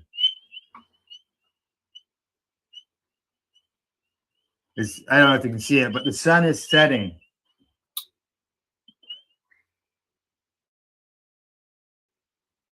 And I've been back lots of times while around, and well, you were skiing back there, weren't you? I was doing some snowshoeing, and I've been putting trail cameras out all winter. I got three trail cameras now that I go out and wireless. No, they're old. Oh, okay. Two of them are old, and the other one is newer. It's probably about 3 or 4 years old, but there's no Wi-Fi or no wireless on it. No solar power. I've got my three blink cameras out in the back. One has been under the snow all winter. Yeah. I have to put them up. I'm going to put them up differently. Yeah. Alrighty, guy. Just so you know, I got about 5 minutes, and then I should get ready for the guy that person who's showing up here. Alrighty then. I need a nap now. Do you? That was a big doobie. Yeah. Oh, just so you know, some of the music that you played last night that I had sent you. Yeah. Some of it had never been released yet. That was the first time it had ever been. It's the first time it ever been played publicly. Yeah. I have everything loaded here, and that's my radio. That's what I listen to. But I think that like once I get my computer fixed, and you get a newer computer, things will be better. Oh yeah. All righty. Well, what do you say? Shall we say goodbye? Ciao, ciao, ciao. Ciao, ciao, ciao. Thanks for tuning in, everybody. We see that some people are still there watching, so thanks for tuning in. Maybe, maybe not. Yeah, well, no, I don't know. I can see some figures there. Could be. All right. We'll see you all later. Later. Bye-bye.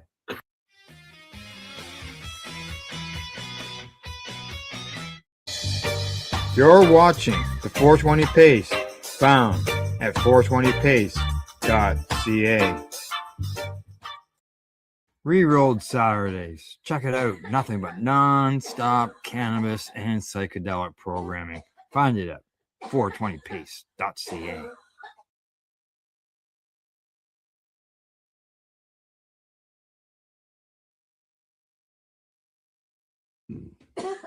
You're watching the 420 Pace.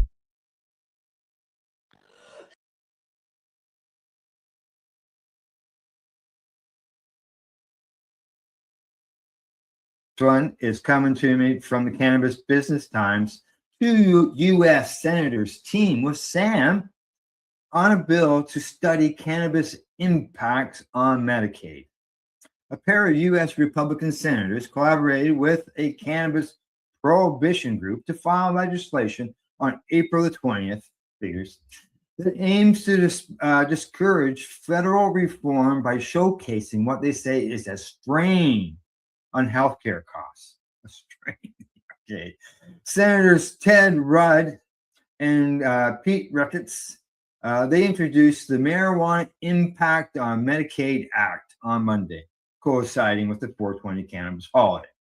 The two-page legislation supported by anti-legalization group Smart Approaches to Marijuana, also known as SAM, would require the U.S. Secretary of Health and Human Services to collect data on Medicaid spending associated with hospital inpatient and outpatient care and with emergency room visits related to cannabis use. Rudd, the primary sponsor, says the bill aims to provide transparency. He says the health consequences tied to cannabis use are serious, leading to increased risks for heart attacks, strokes, psychotic disorders, and further addictions, he said in a statement when he was announcing the bill. Now, when legislating on this issue, Congress needs to put the health and safety of the American people first, full stop. This is exactly why lawmakers need access to reliable data that details Medicaid spending associated with with marijuana use and abuse. Millions of Americans rely on Medicaid health care benefits, and my legislation will ensure Congress understands the dangers of this drug and its impact on federally funded health programs. Now, this legislation comes as SAM is attempting to halt the Centers for Medicaid and Medicare Services CBD pilot program that commenced on April the 1st. The federal program allows doctors to recommend health-derived CBD products containing as much as 3 milligrams of THC per serving to Medicaid patients with up to $500 per year in coverage for those products. Now, Senator Ricketts, he says, marijuana is a dangerous drug.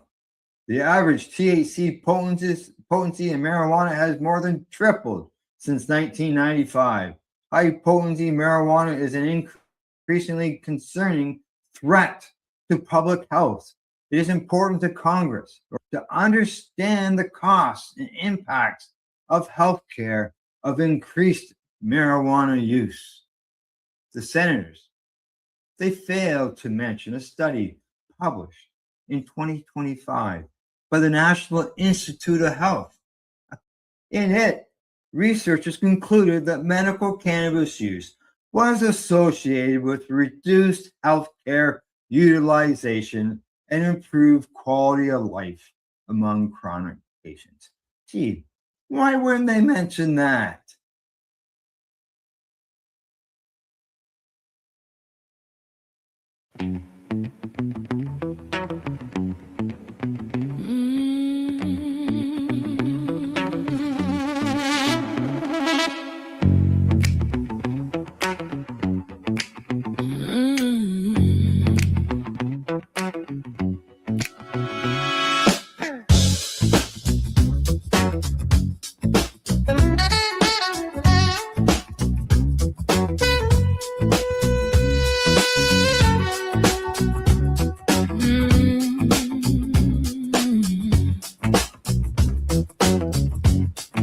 Low glow in the lab, white coat, dark shades, beakers on the table, science on parade. I pull it from the plant, drop it in the vial, charting every change, every little smile. CB1, CB2, talking to your brain, slide into your system. You never feel the same. Cannabinoid groove, sliding through your veins, so smooth. From your head to your shoes, every little cell approves. Cannabinoid groove, body talking back in truth. Let it all line up and move to that cannabinoid groove. Cannabinoid groove. Got a map of your nerves laid out on the wall. Lock meets key, now the dominoes fall. Pain takes a seat, worry drifts aside. Time tiny little molecules, taking you for a ride. Groove, cannabinoid groove, sliding through your vein, so smooth from your head to your shoes. Every little cell approves, cannabinoid groove, body talking back in truth.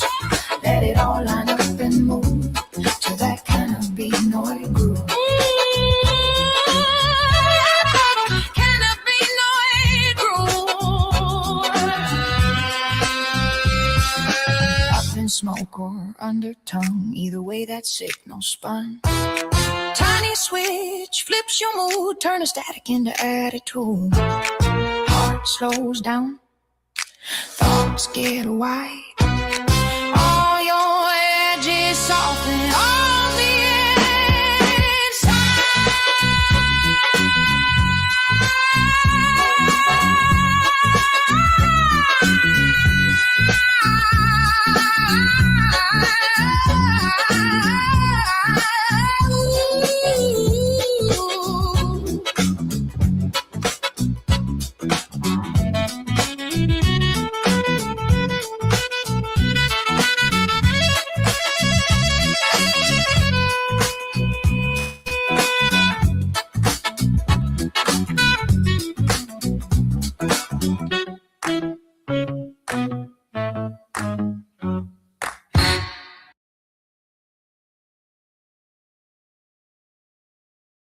You're listening to the Pace Radio Network here at paceradio.net. The views expressed by the individuals during this broadcast are their own opinions, and they may not be the same as those of their group or other. During our broadcast is not a medical opinion and should be checked with your medical physician.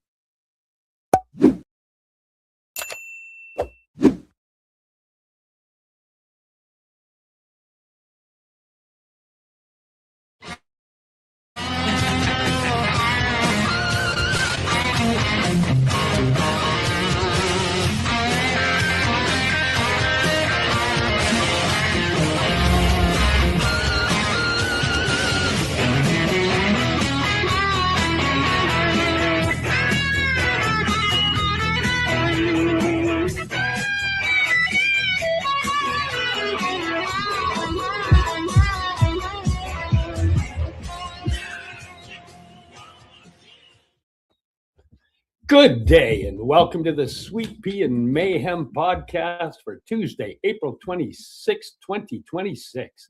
Hope everyone had a great 420 yesterday.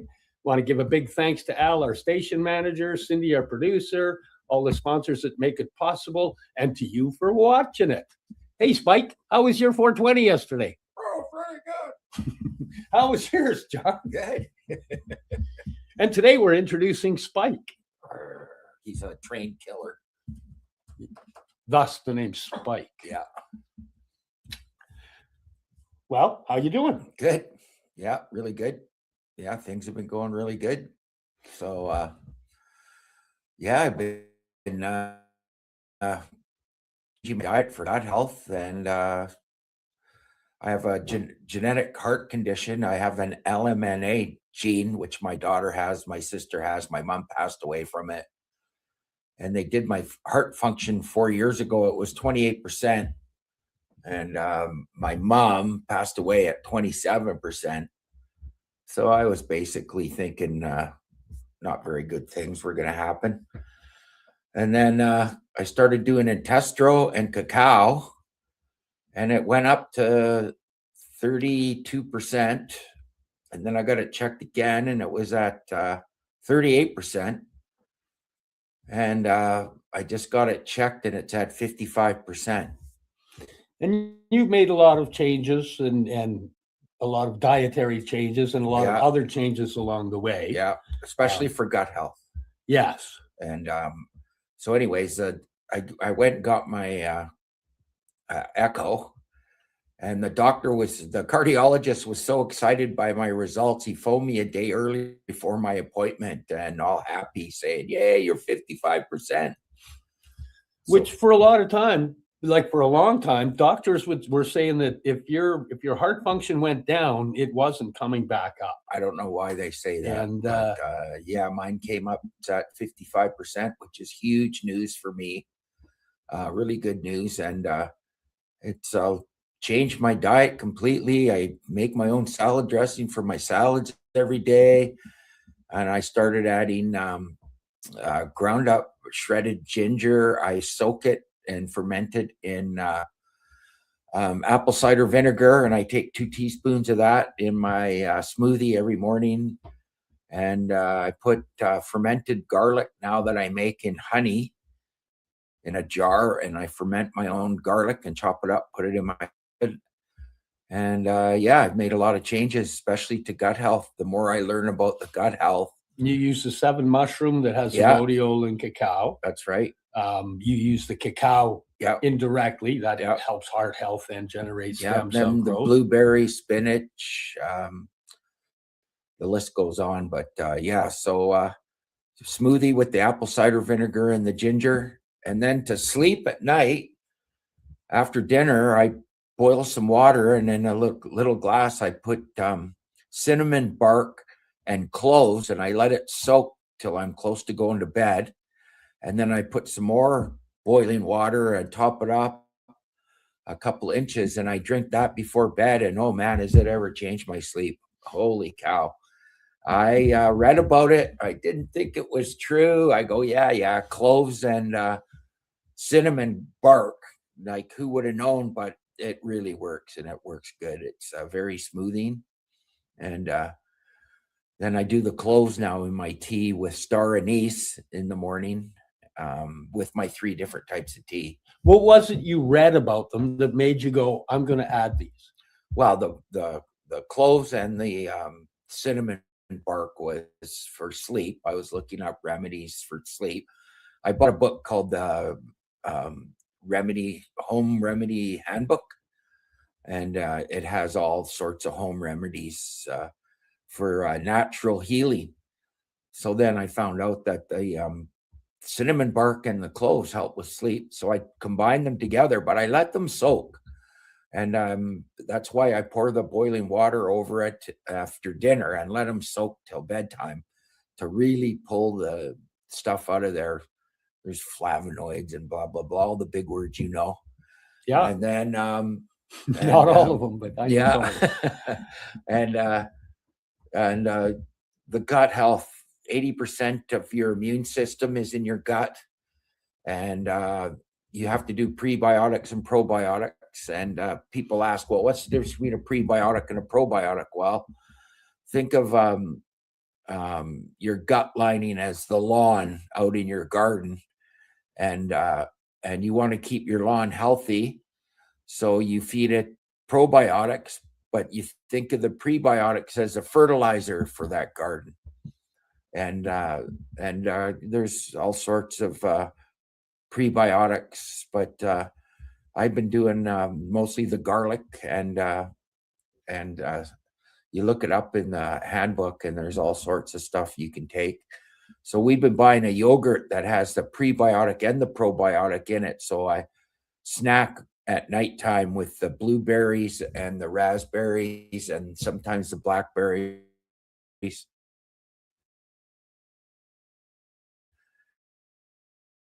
And the probiotic and almonds unsalted, and I sprinkle those on top.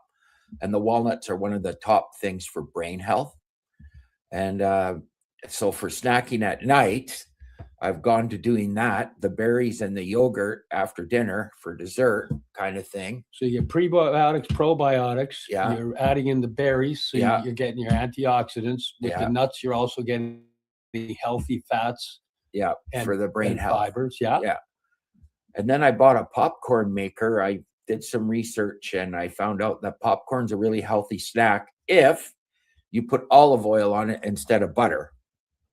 So I bought a little single serving hot air popcorn maker, and man, it's one of the best things I ever bought. So if I got the munchies, which I often do, I'll make just a little single batch of popcorn with some olive oil, and I've got some few things that I put on there. There's a Frank's Red Hot that I really like sprinkled on top or right out of the bottle.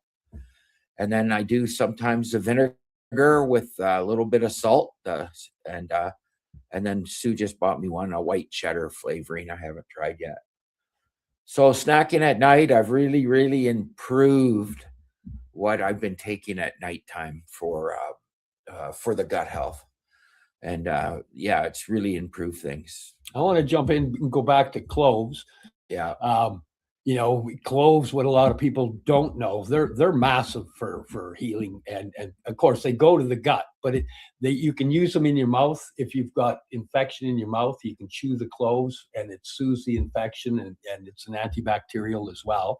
When you take it orally and you're eating it, in a lot of the natural parasite cleanses, it's one of the ingredients in it, because it's actually an antiparasitic as well. So one thing it's done for me is my psoriasis is all cleared up since I started doing the cloves. So I don't know if that's the antiparasitic or just immune boost, because it is actually psoriasis is caused by gluten and or diet or all sorts of things. And yeah, mine's been clearing up, so that's been amazing. And yours was pretty severe, actually. Oh yeah, really bad. Severe, and it's looking. It was bleeding and cracking, and you couldn't even see my tattoos. It was so bad. So you know, it's clearing up. You can see my sweet peas now. You never could before, except where the operation scars go through. But other than that, yeah. So the cloves have really helped, and it actually flavors the tea. It makes a nice tea with the cinnamon bark. Just drink and sipping it before bed. And then the star anise and the cloves in my tea in the morning have really made a nice flavor. And I don't need any honey or sugar. I do. And the star anise, that kind of has, what is that? That's ouzo type flavor. Yeah, it's a licorice. The licorice flavor. Yeah. Yes, and it's a super immune booster too. So yeah. That's in a couple of the other products. Yeah. So we're going to do a show, and I'm going to show basically the teas I make, the smoothies and ingredients, and what I use to make the smoothies, because there's only 2 machines that break down bee pollen if you're going to take bee pollen. And so yeah, so you want to either use a certain 2. There's a single one, and then we make the big batch. So yeah, and the pomegranate juice. So bring that in. Tell us about the pomegranate juice. Well, that was something you also. Well, you have to get the real pomegranate juice. You can't get the stuff, that pom-pom crap made from concentrate that's super clear. You want the real pomegranate juice that has sediment on the bottom. You can tell it's made with real pomegranates if it's got sediment on the bottom, and you shake it up for a couple minutes to get the sediment all up. That's what you have to drink. And I put that in my smoothie now too. And it's a super immune booster. And hi, Beverly. Beverly's watching the show. Hey, Bev, how are you? So yeah, so we're gonna do a show just on me fermenting the garlic and the ginger and the apple cider vinegar and the cloves and the cinnamon bark and the pomegranate juice. And now you modified your shake as well. So yeah. You used to make it a certain way, which we had on a show before. That's right. So what were the modifications you made? I added the pomegranate juice and the apple cider vinegar with the ground up ginger. And I ferment the ginger in the apple cider vinegar in a jar. And I take the teaspoons with a little bit of ginger and I put it in my smoothie and stir it up. I also microwave my smoothie now for 30 seconds and let it sit, because you're not supposed to be taking medication or any fluids that are cold. They contract all the microcilia in your gut, and everything fucking shrinks. It gets hit hard with the cold and it doesn't pull the nutrients out. So I've been warming up the smoothie for 30 seconds at room and leave it for a little bit to take it so it's not cold. And now we have a Brita water filter that sits on our counter at room temperature, and I don't drink any cold water anymore. I only drink room temperature water, which is really good for your gut health too, because the cold is it shocks your stomach and it shrinks your lining and it shrinks all the little critters in there, and they can't pull the nutrients out as good when they're shrunk. Yeah, it slows From the everything cold. down. It That's just right. makes it That's all right. slow down. So if you're going to drink water, I recommend a Brita filter on the counter at room temperature. And some people will even drop a little bit of like a Celtic sea salt in there, so you've got a little bit of the saline. Sometimes after dinner, I still like my ice cold milk, and I still do it a little bit, but I don't guzzle a big cup of it. I just take a few sips. Yeah, completely modifying the way I've eaten since I've been studying gut health and how to 80% of your immune system is related to your gut. It's also related to depression and all sorts of things. So there's shows on Netflix if you Google gut health, and there's shows if you Google gut health on YouTube. There's all sorts of shows that explain to you all about the lining of your intestine and how it pulls nutrients, and how fiber tumbles through there and it pulls nutrients out of the fiber as it travels along.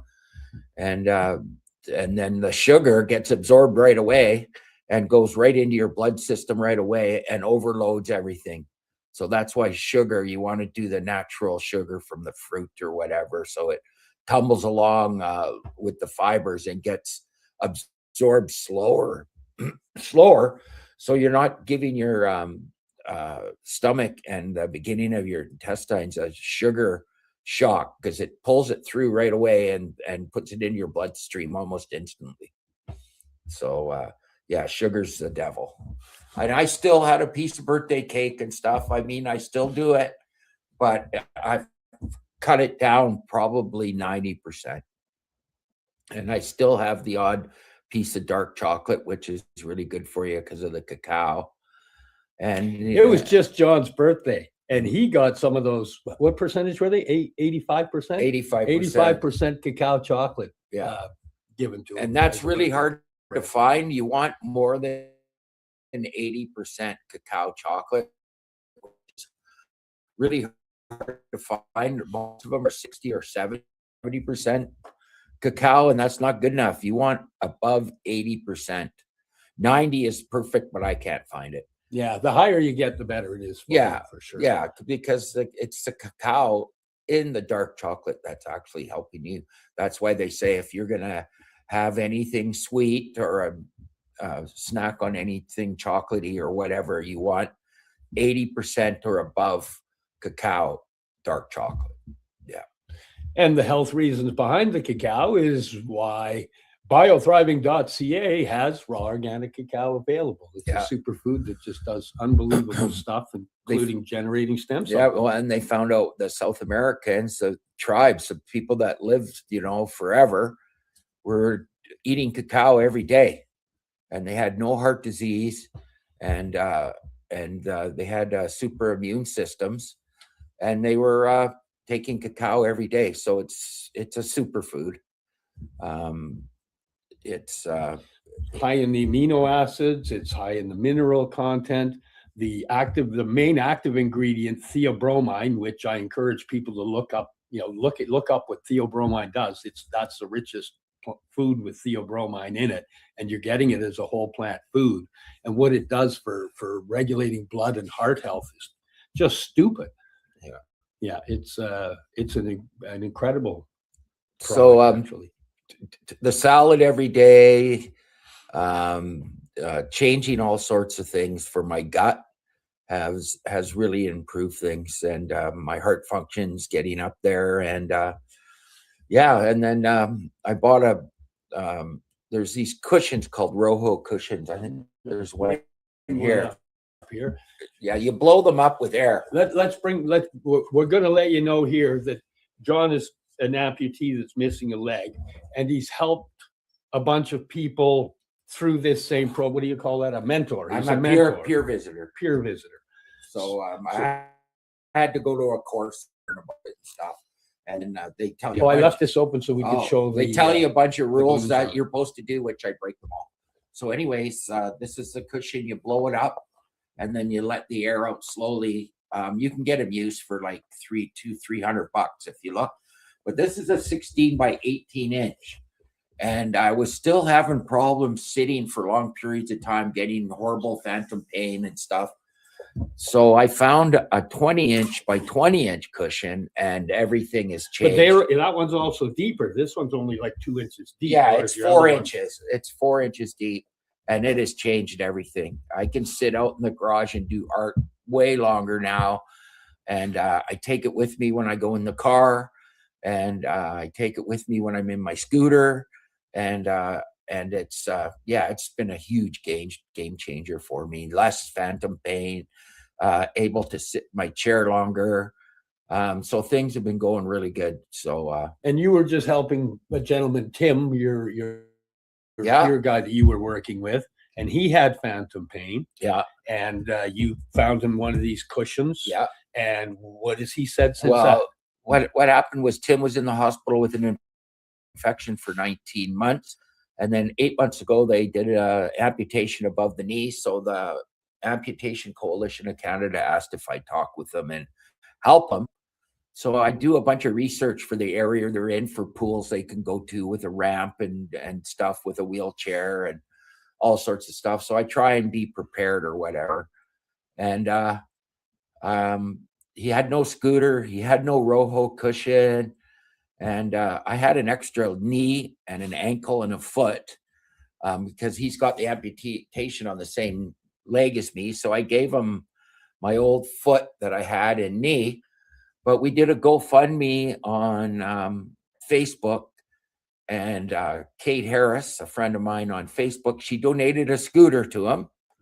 Unreal. And then we got enough money together to get him a Rojo cushion. So now he's able to go out with his dogs in the scooter, and his phantom pain has improved dramatically. I like dramatically. That's drastically and dramatically. Dramatically. I think that's from a Cheech and Chong thing. But anyways, the cushion has really helped with his phantom pain, because what happens is you sit on the nerve on your stump, and it irritates the nerve, which causes a lot of the phantom pain. And I've learned that over the years, trying to control it. And it's been tough. It's been. Well, how many pillow mods and cushion mods have you gone? I've got a closet full. That I know of. I've cut holes. I've modified. I've done everything. And finally, the bigger 20-inch cushion has been the one. I mean, I still got a couple jabs of phantom pain the other night, but nothing like I used to get. I mean, I used to scream in agony. So now, before the 20-inch, you had one that was still a 4-inch, but it was how big? 16 by 18. And, so with not fitting in there perfectly in the chair, that's right. It still created movement that affected more phantom pain. That's right. Okay. So the 20-inch by 20-inch, because I got a big butt, really helped with things. So it's improved my life a lot. Things have been going really good. And you've been sharing that with Tim, and his life is in. Also the wheelchair. Tim had a wheelchair. Go through the wheelchair. Garbage wheelchair. And Howard, my good friend Howard Hodges, he donated a wheelchair for Tim, which is more sturdy. His was just a floppy piece of crap with small wheels. Explain that part about the wheels. Well, he had smaller wheels, and when you stroke with the smaller wheels, you don't go as far per stroke. So you want the bigger wheels on your wheelchair. You're doing twice as much work with your. That's right. It's just like a dog with little legs does 400 steps, and the big dog does 2. So the wheelchair's good. We're still looking for a better wheelchair for him. It's not, it's an okay wheelchair. It's better, but it's still a piece of garbage. But it's better than what he had. And it had the bigger wheels. So and it's still got the solid wheels, which are no good. You want the air tire wheels. And so still looking. Howard's keeping his, he does volunteer work at the Red Cross and stuff. So he comes across the odd wheelchair. So we're still looking for a wheelchair for Tim. And if anybody out there knows anybody who has a wheelchair, let us know, and we'll donate it to Tim. And a lot of people came through big time and donated for Tim, and it's changed his life. And just a couple things. It's amazing how just a couple things can totally change someone's life for the better.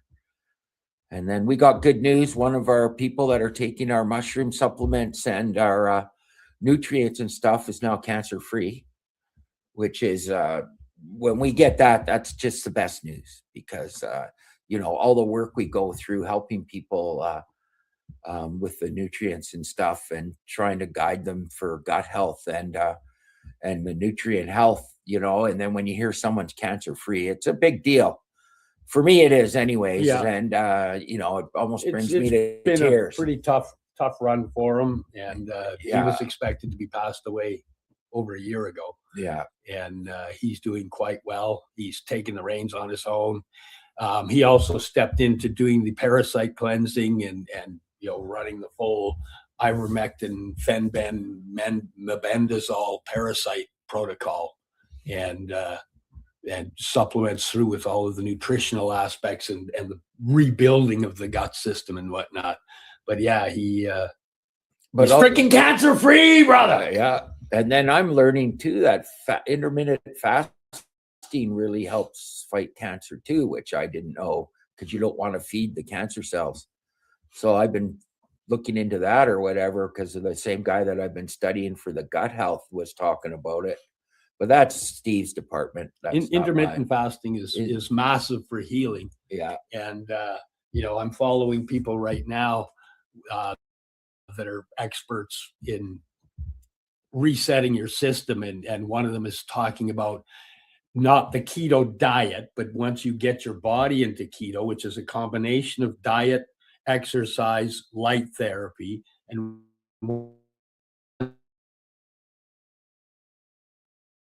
you have your body into the keto state, that you do a 72 cells in your body in that 72 hours. You can still do supplements and drink water.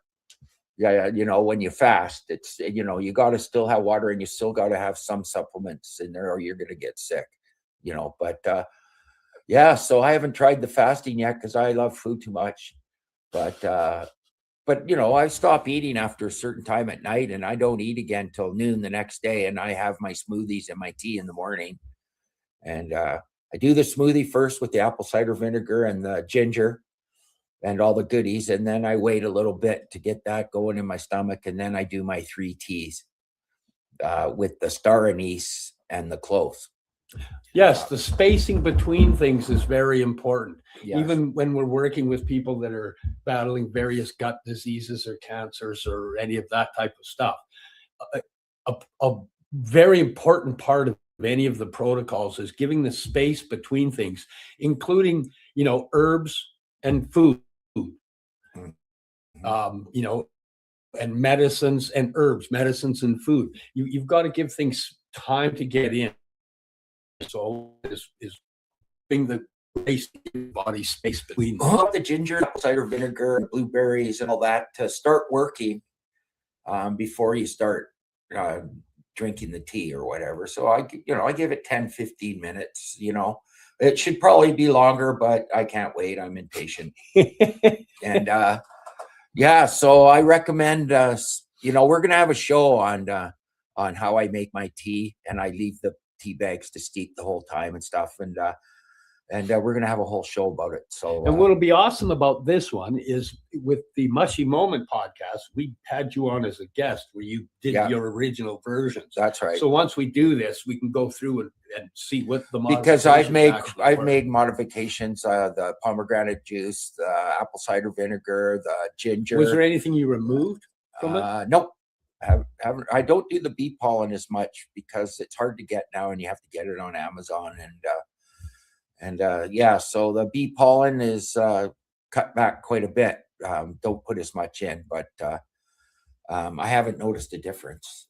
But yeah, the cloves and the cinnamon bark, yeah, that's made a huge difference for sleep. And of course, in the middle of the night, if I wake up, I still do the psilocybin in the middle of the night, and that puts me down for about 4 hours. I guess that's how long it takes to go through my system. And part of what really excites me about what's gone on for you is that I've spoken to a lot of people that have heart issues and they're focused on their heart function. And they've heard that once it goes down, it can't go back up, which is not true. And you are living proof to embody that. Yeah. You know, yeah. Mine's almost doubled, which is amazing. And, 28% heart function is not good, and so it's up to 55 and normal is 70 to 80. So we just got to climb it a little bit more and away we go. We're there. But if anybody's out there that is heard and is sitting in that spot where I'm stuck here, you're not stuck there. You're not stuck. It's not called heart function. It's called heart infraction or whatever. Infarction, but most people say function. Yeah, I just say function, heart function. A lot of people say infraction, but it's actually infarction. So what you do is they take a ultrasound and they actually measure your heart and how much blood's been pumping and how much it contracts and everything, and they do it in your neck and everything, and then they figure out how much blood is being pumped through your body, and mine's up to 55%, which is really good for me. I'm super happy about it. And that brings us to the end. Does it end already? It ends already. Oh, wow. So we want to say thank you for watching the show. Thanks for supporting us. Again, thanks to Al, our station manager. His first time producing. Yeah. So hopefully it all went good and people are seeing it. We saw the Beverly could see it, so I know it's going to have to double his salary. Nothing from nothing is nothing. Yeah. Thanks to Cindy for showing me how to make this happen, because she's on Salt Spring completing her breath wave certification program. Yeah. I look forward to finding out how that went. Yeah. Hey, everybody, have an awesome day. Hope you had a great 420. We'll see you in 2 weeks, because next week is the mushy moment. And we'll do the smoothies and stuff in 2 weeks. So make sure you tune in. Or we'll tune you out. You'll get healthier. You're listening to the Pace Radio Network here at paceradio.net. The opinions of the individuals during this broadcast are their own and may not be the opinions of their group or other organizations they may be involved with. All medical advice during our broadcast is not a medical opinion and should be checked with your medical physician. Enjoy the buzz of legalization with Campbellford Lifestyle Shop. From lights to plant nutrients, books, consumption accessories, and more, we've got all your basics to grow or consume cannabis. Visit our info center or take a look at our piercing services and body jewelry, now available in-store through Campbellford Lifestyle Shop, 17 Bridge Street West, Campbellford. Limestone City Hydroponics is Kingston, Ontario's hydroponics shop. Take your growing to the next level and create the optimal environment with a tent kit, or maximize your yield with an ebb and flow flood table kit. Either way, Limestone City Hydroponics has more sizes and options to fit your needs. Are you looking for the power of the sun that adapts to your budget? Then look no further, as they have professional grow lighting. They have indoor grow systems that are easy and cost effective, with many options to fit your living space and lifestyle. Cultivate your growing potential. We have everything you need to succeed. And if you can't make it to the store, they offer local delivery to the greater Kingston area. Remember, when you're looking for experts to help you grow, then look no further than the locally owned Limestone City Hydroponics, 105 Sunderland Drive in Kingston, Ontario. Call them at 613-548-0420. We are people advocating cannabis education here at paceradio.net.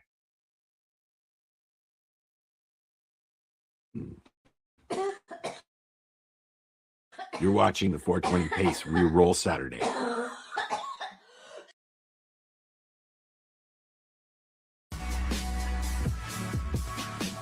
Tune in Fridays at 7 p.m. Eastern Time on 420radio.ca.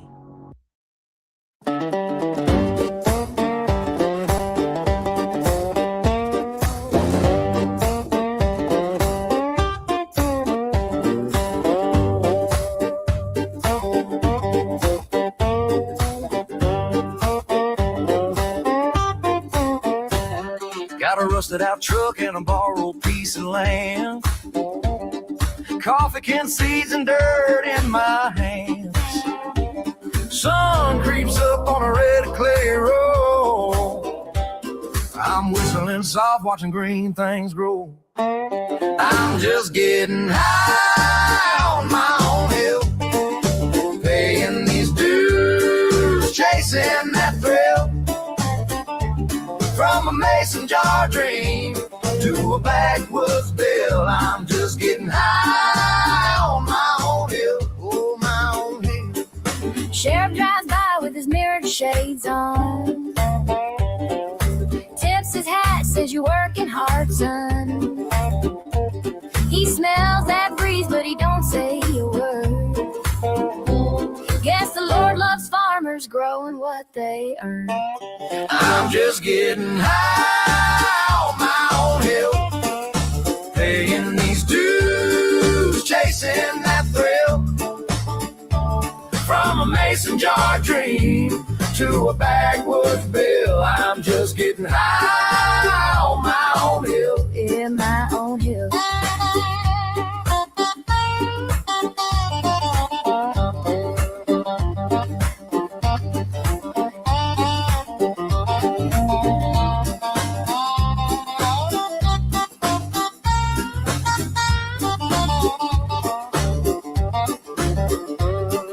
Mama in the kitchen hums that old church song. Girl on the porch swing sings low. Sing strong, she takes the high notes, I take the blame.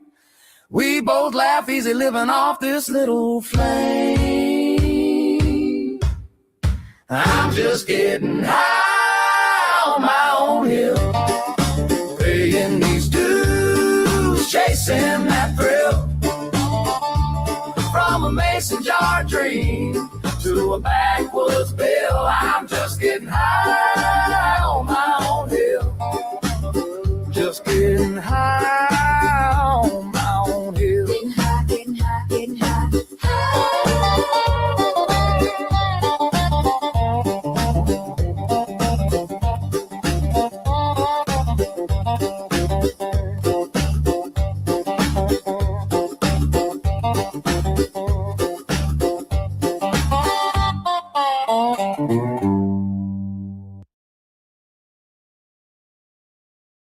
You're listening to the Pace Radio Network here at paceradio.net.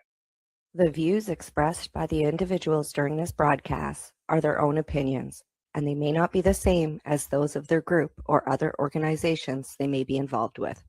All medical advice during our broadcast is not a medical opinion and should be checked with your medical physician. Look at all that money, yeah, the money that they spent. Take another look and take some time for him. Don't cut trees for paper, 'cause it hurts the environment. Stop deforestation, yeah, it's time for him. Well, an acre of hemp makes 20 barrels of oil. No need for pesticides to poison all our soil. People got no food, they got no clothes, they got no rent. Well, it's time for him. Yes, it is. It is time for hemp. Thank you for tuning in. I am your host, Casper Leach. Please note that anytime you hear the word joint on the big broadcast, we ask you to hit your pipes, your bongs, your vaporizers, and take time for hemp. And we are focused on this wonderful plant. This plant, as Jack Hare once said, if it can't save the world, it's the only one that can come close to saving the world. And it's got all kinds of wonderful features to it, especially medical. And that is today's topic, medical cannabis. And speaking of medical cannabis, my joint host here in the United States, Al Bird, is a medical cannabis expert. He helped start patients at a time, put together a handful of amazing medical symposiums, and has been letting the whole world know how important it is to take time for hemp. Al Bird, thank you for joining the big joint broadcast. Well, thank you for inviting me. Of course, I didn't have much choice being the co-host, but hey, joint host. Yeah, joint host. I keep blowing that. I'm Sorry.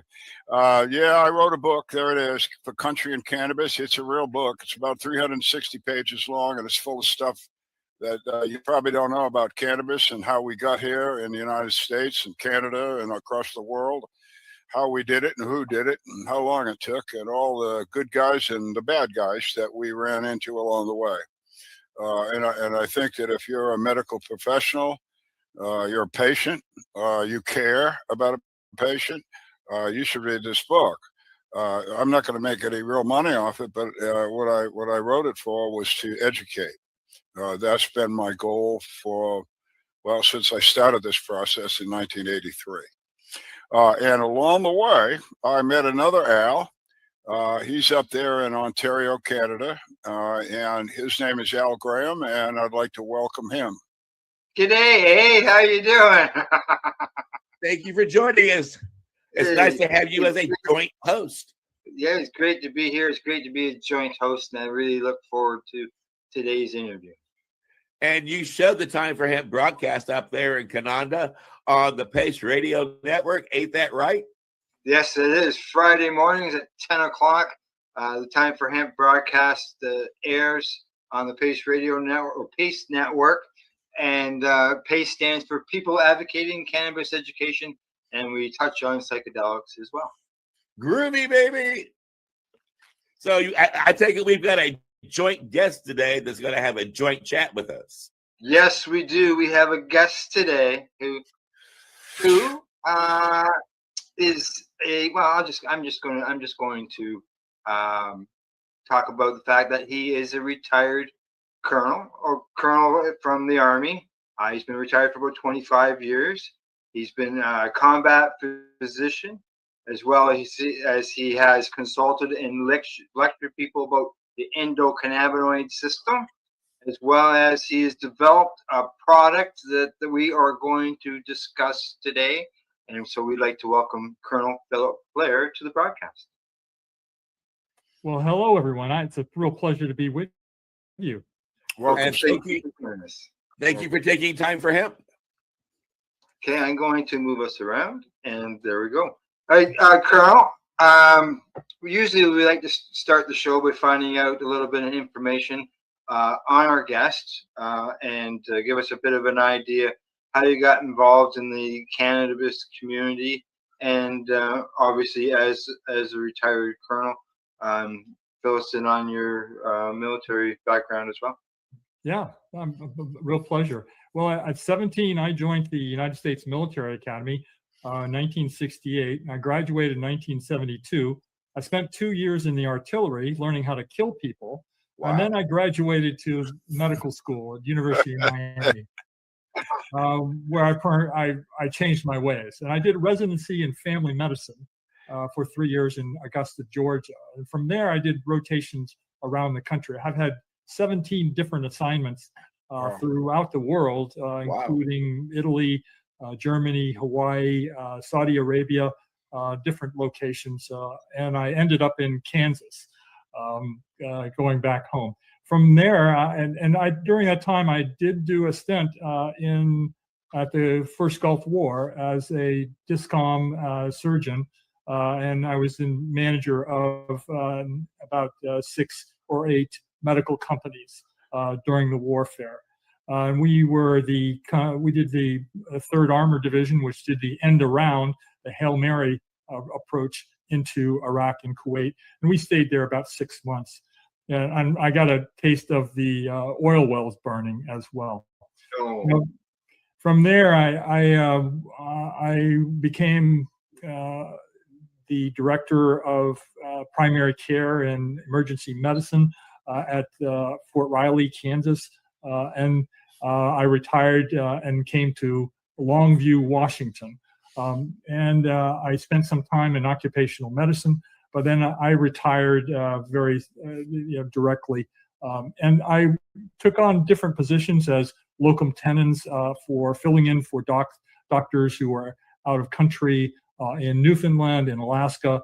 And then I joined a company that was doing disease management in kidney disease. I spent about 10 years with them.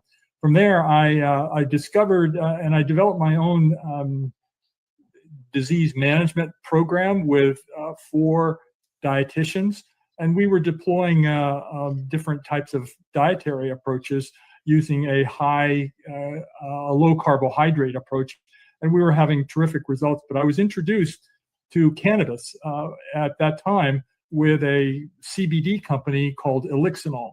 And from there, I signed on with them and started counseling people about the use of cannabidiol or CBD. And for the next 6 years, I stayed steady with them, learning all the science that I could, lecturing, talking, exploring all the benefits of a full spectrum cannabis as well as CBD. And during that time, I learned about another compound that is also found in cannabis, a terpene that is also a phytocannabinoid called beta-caryophyllene, or I abbreviate it BCP.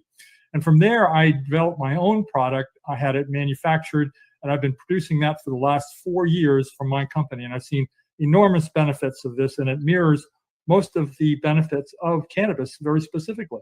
So that's just to give you a detail of what I've been through. Wow. I want to jump in here with a question. Soldier to soldier, comrade, and friend to friend.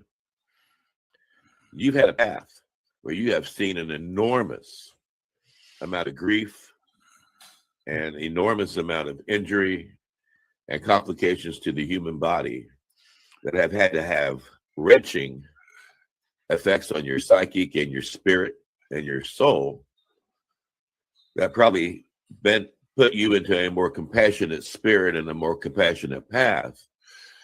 How have you managed to walk through your path and still bounce with a happy smile on your face today, all that you've struggled with? I mean, you have dealt with quite a heavy burden, and I recognize that. And I'm certain it's not been easy, the path you've walked. Well, I've relied on hemp and hemp products for most of my benefits. And I've always been driven by helping people, very specifically, trying to help people, veterans and all people in whatever disease. And being a family practitioner, I've delivered babies. In fact, I delivered my own 2 children, as a matter of fact. But in addition, I've always been out there trying to help people and help overcome these chronic illnesses. And that's where I entered the dietary regimen, because I found that was the most effective way to mitigate against many of these problems. And then I got into the veterans, and I was working with the veterans and trying to get them to overcome the post-traumatic stress disorder and traumatic brain injuries as well. And when I discovered cannabis, I was blown away by the denial that we've had for almost a century about the benefits of cannabis for individuals. And I actually wrote a book, Medicinal Cannabis in Mental Health Care and CBD, and to aspire to these particular benefits for the mental health of everybody who can use this product. And so I am completely endorse hemp. I completely endorse the products that are being derived from it. And I think the focus is on the endocannabinoid system, the system that permeates our bodies, but is denied by the general medical care. Well, I salute you for all you being able to go into all those battles and walking into all that grief and tragedy with the attitude that you're going to make it better and not be afraid of it, not turn away and run from it. So thank you for all that you've done and the service you've given. And now I'm bipolar. You talked about how this helps with your mental stabilities. I find that when I smoke cannabis, I'm not too happy, and I'm not too sad. I'm like right in the middle. Do you find that to be true with other people that you work with? Oh, yes. In fact, I've been exploring different products, and particularly BCP has shown marvelous potential for anxiety, depression, and bipolar, that it could mitigate against many of the ups and downs of that problem, whereas it avoids the highs that are necessarily, or the adverse effects from the medications that are commonly used. So it's got a huge benefit profile, and I think it would be fabulous to try that out for you and find out if it tempered your effects. Colonel, where are you physically located right now? I'm in Castle Rock, Washington. Wow. It's about 120 miles south of Seattle. And is that where your firm is located as well? Yes. Okay. I'd like to stay with the veteran thing for a minute. Post-traumatic stress disorder. I've had a long-term problem with that word disorder. I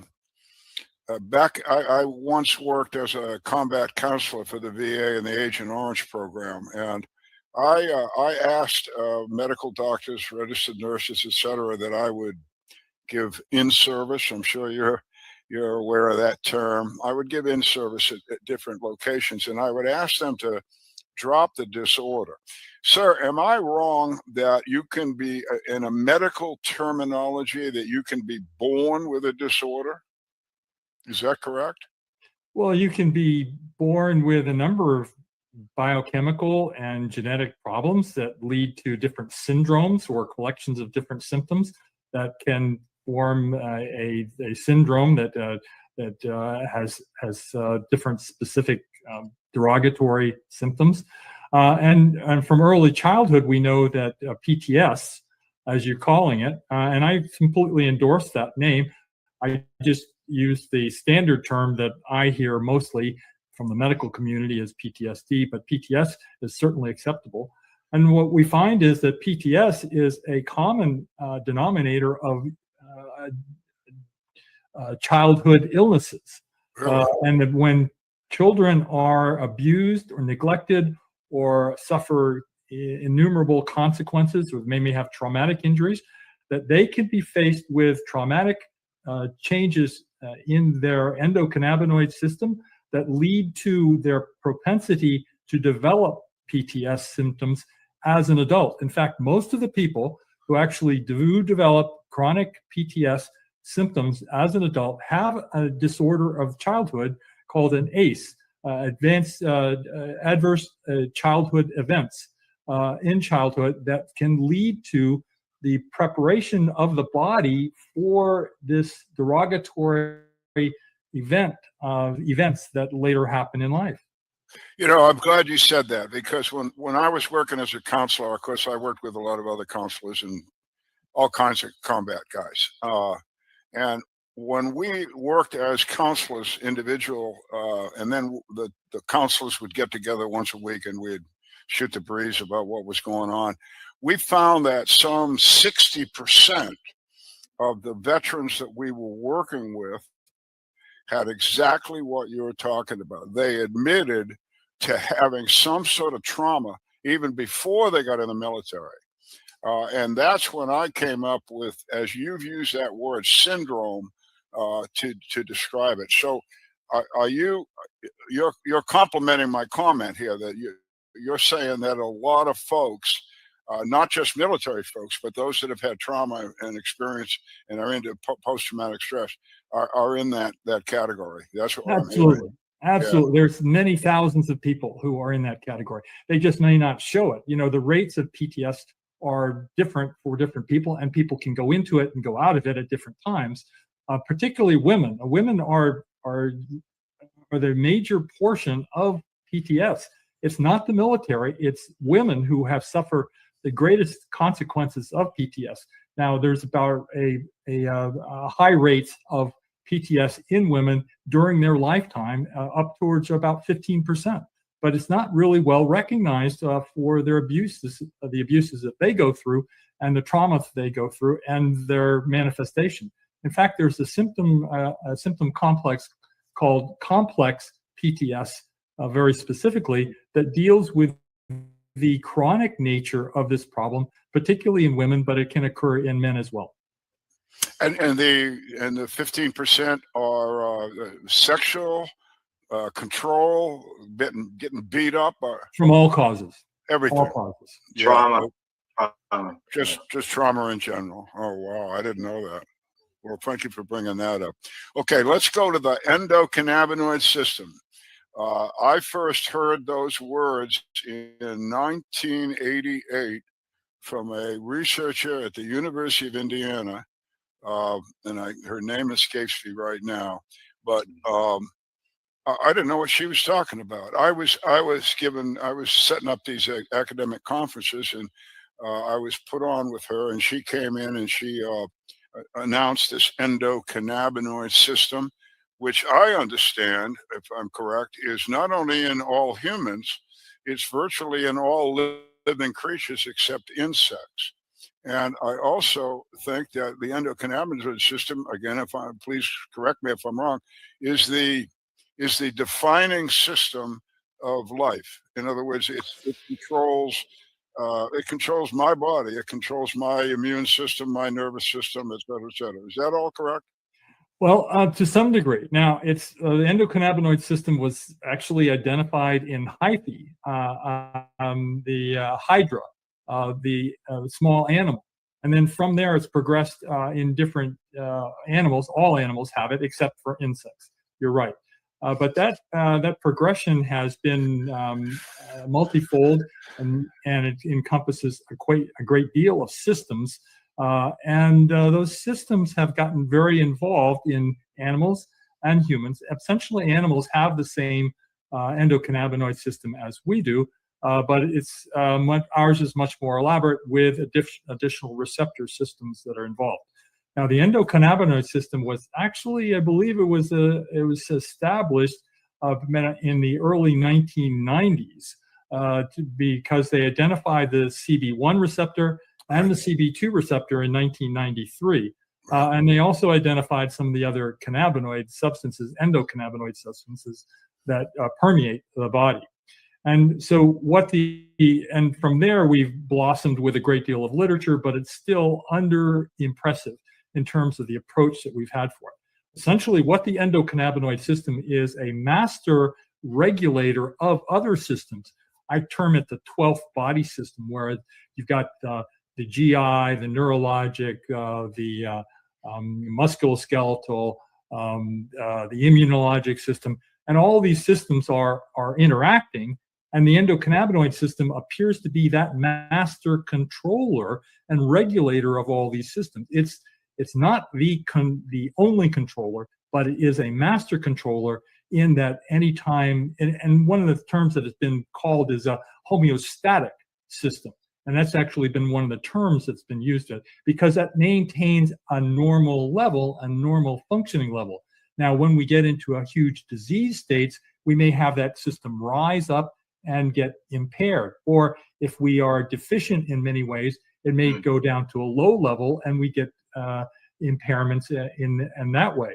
So there's controls and regulators. There's a number of receptors.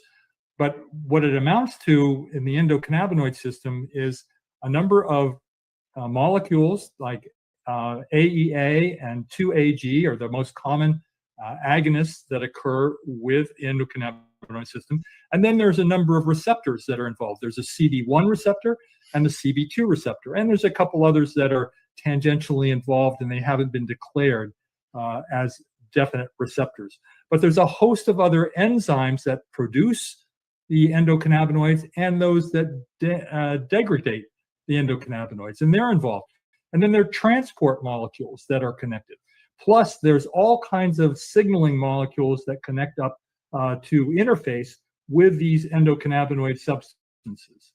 Now, among the endocannabinoid substances, there are the AEA and 2AG, but there are also a number of endocannabinoid substances that are not these types of molecules, that don't connect with these receptors, but are still very deeply involved with the endocannabinoid system. For instance, palmitoyl ethanolamide, that's usually abbreviated PEA, and oleol ethanolamide. And these are incredible substances that have huge value, and they're found in our natural foods, actually.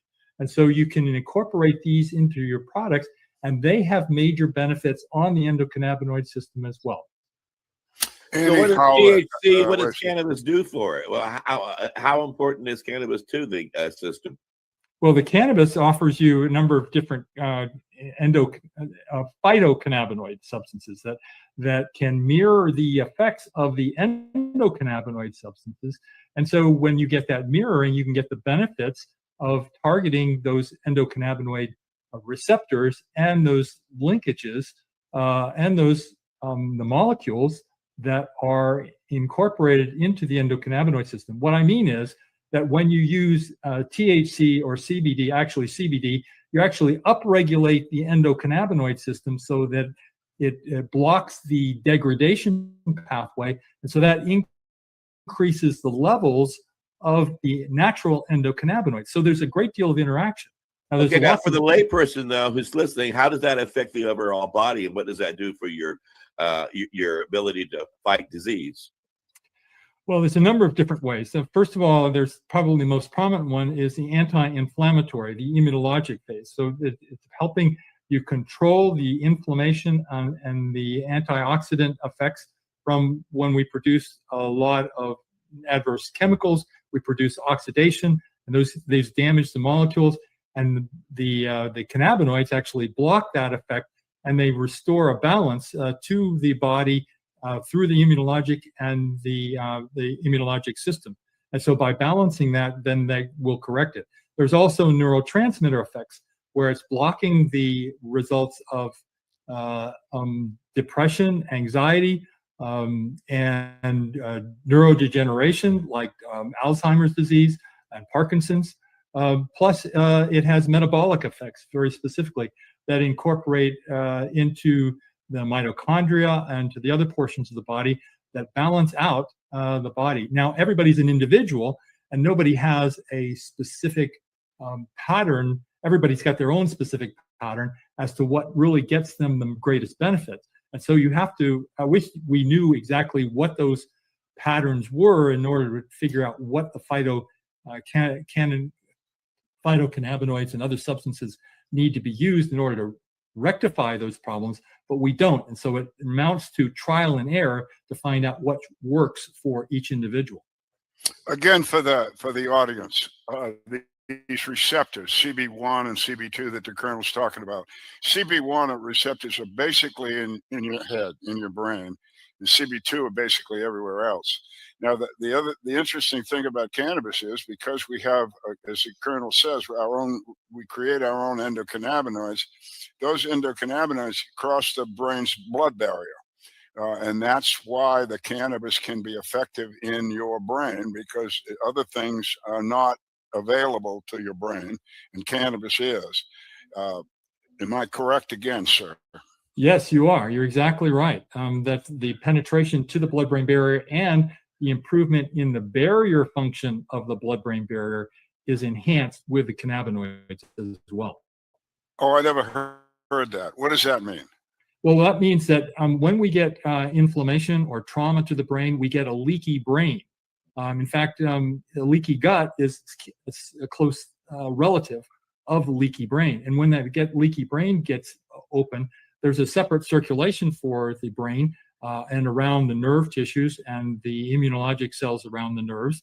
And when that barrier is broken up because of trauma, then it has a leak that lets these inflammatory particles that may be in the bloodstream into the brain, and it exacerbates and makes it worse, the inflammation in the brain, and it can lead to other trauma. It can also lead to swelling in the brain at the same time, whereas all the cannabinoids actually stop that particular process, and they reinforce the impermeability of the blood-brain barrier to prevent these other chemicals and inflammatory molecules from getting into the brain and the eye as well. Wow. Well, I need to jump in here. We're getting down to the end of the first half hour, and the audience who's paying attention to this great broadcast today, do note that this is going to be a two-part interview because Colonel Blair has quite more to share. That almost rhymes, en contraire. And he's put together a wonderful product that will be of benefit for you to learn about. A quick mention about your product, Colonel. Yeah, it's called beta-caryophyllene. It's actually a terpene phytocannabinoid. So I call it a phytocannabinoid because it is found in cannabis, but it's also found in a couple dozen other types of plants like cloves and black pepper. But it has signaling properties on the CB2 receptor and other cannabinoid receptors as well. But it doesn't have any effect on the CB1 receptor. So it cannot make you high, but it can make you anti-inflamed. It can have a lot of other benefits that go along with it. So Yeah. now we're gonna have to discuss this fully in the next episode. I can just tell. Yeah, and Al, so let's wrap this up now. And Al Graham, why don't you give us a little shout out for PACE? Yeah, people advocating cannabis education. You can find us at paceradio.net. We have new programming or broadcasts 7 days a week. And Al Byrne, remind people of your fantastic book. Yep, I have a fantastic book. Yep. But listen, what you want to guys do is to come back and listen to the Colonel here in the next half hour, and we're going to talk very specifically about his product. And I mean, just what he said right now, I got 3 questions. So stay in this. All right. And I do, again, want to thank you, Colonel, for being part of our big broadcast, and ask all of you out there who are listening and watching to please share us with your friends. Check out timeforhemp.news. You get all kinds of free downloads, lots of great music, all about letting the whole world know how important it is to take time for hemp. Look at all that money. Yeah, the money that they've spent. Take another look and take some time for him. Don't cut trees for paper, 'cause it hurts the environment. Stop deforestation, yeah, it's time for him. Well, an acre of hemp makes 20 barrels of oil. No need for pesticides to poison all our soil. People got no food, they got no clothes, they got no rent. Well, it's time for hemp. Throughout us history, hemp has been used, no mystery. Hemp was legal to pay your taxes for more than a century. Check your faxes. The founding fathers make sense to me. It's time to grow hemp legally.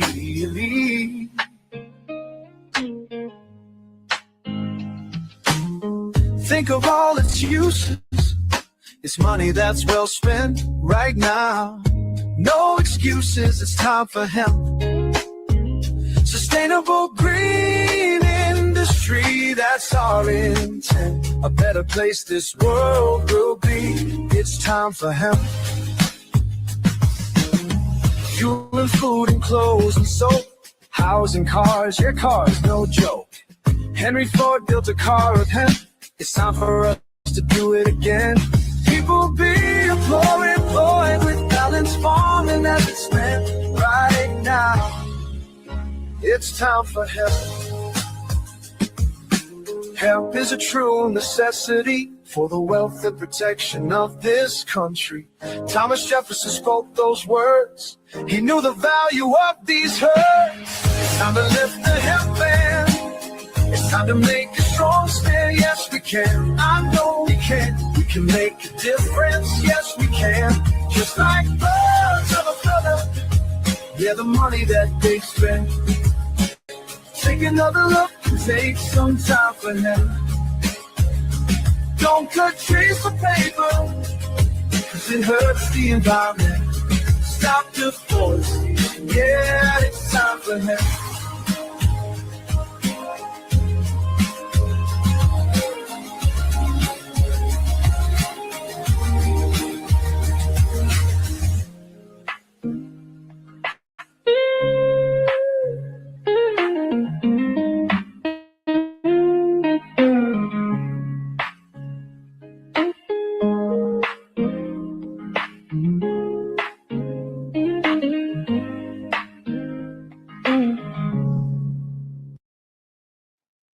Time for Hemp is a Pace Radio Network content provider. You're listening to the Pace Radio Network here at paceradio.net. The opinions of the individuals during this broadcast are their own and may not be the opinions of their group or other organizations they may be involved with. All medical advice during our broadcast is not a medical opinion and should be checked with your medical physician. Enjoy the buzz of legalization with Campbellford Lifestyle Shop. From lights to plant nutrients, books, consumption accessories, and more, we've got all your basics to grow or consume cannabis. Visit our info center or take a look at our piercing services and body jewelry, now available in-store through Campbellford Lifestyle Shop, 17 Bridge Street West, Campbellford. Limestone City Hydroponics is Kingston, Ontario's hydroponics shop. Take your growing to the next level and create the optimal environment with a tent kit or maximize your yield with an ebb and flow flood table kit. Either way, Limestone City Hydroponics has more sizes and options to fit your needs. Are you looking for the power of the sun that adapts to your budget? Then look no further, as they have professional grow lighting. They have indoor grow systems that are easy and cost effective with many options to fit your living space and lifestyle. Cultivate your growing potential. We have everything you need to succeed. And if you can't make it to the store, they offer local delivery to the greater Kingston area. Remember, when you're looking for experts to help you grow, then look no further than the locally owned Limestone City Hydroponics, 105 Sunderland Drive in Kingston, Ontario. Call them at 613-548-0420. We are people advocating cannabis education here at paceradio.net.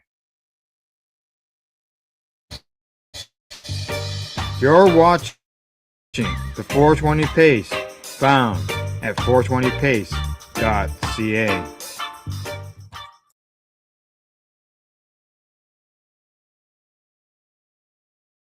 I got a story that just broke moments ago, and the headline here from CNN says that Justice Department reclassifies state licensed medical marijuana as a less dangerous drug.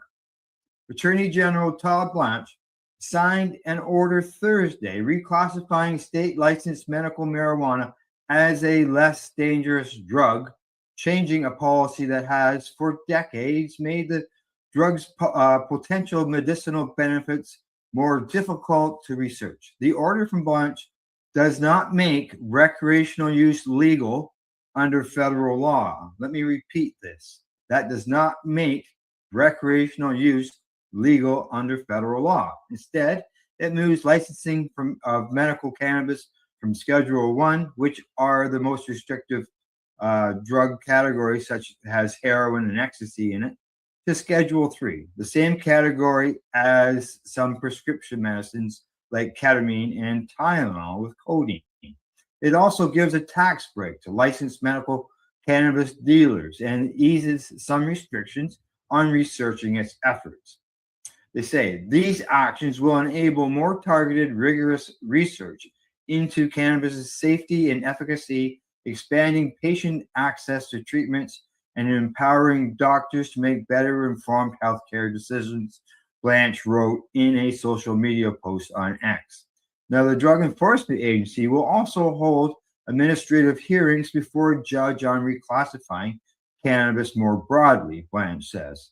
Now, sources told CNN that the White House and the Justice Department have also faced increased pressure from the cannabis industry to get the scheduling change over the line. As a plan to move forward was being finalized, some of the department had hoped to publicize its efforts on April the 20th, a day of celebration, as we know, but we're told that it would be unseemly. Two sources familiar with that discussions have said. Now, the reinvigorated effort likely to face its swift legal challenges from critics who say that the downgrade could encourage recreational use of a harmful drug. Smart Approaches to Marijuana, an advocacy organization that opposes medical legalization or marijuana legalization, said in a statement that it will be taking legal action immediately against this order. The only thing they say that the only thing that today's decision advances are the interests of an addiction for profit industry.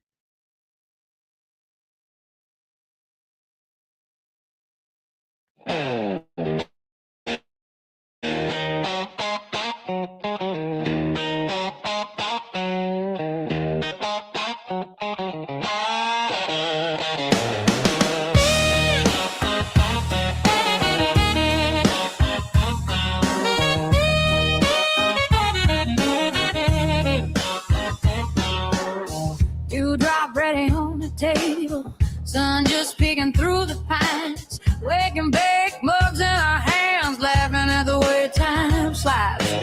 Barrel lake fog on the shoreline, your hoodie smells like last night's smoke. We pass around that little green halo, let the whole day sit there broke. Barrel lake mornings, high and slow. Hear the loons calling soft and low, ash in the sand, coffee on your breath.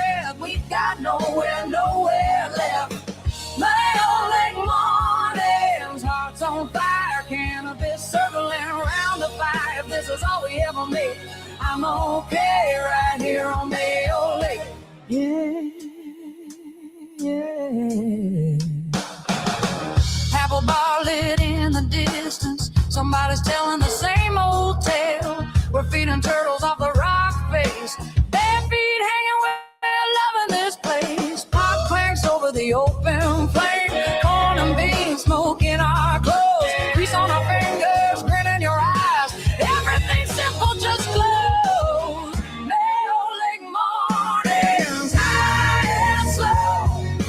Hear the loons calling soft and low, ash in the sand, coffee on your breath. We got nowhere left.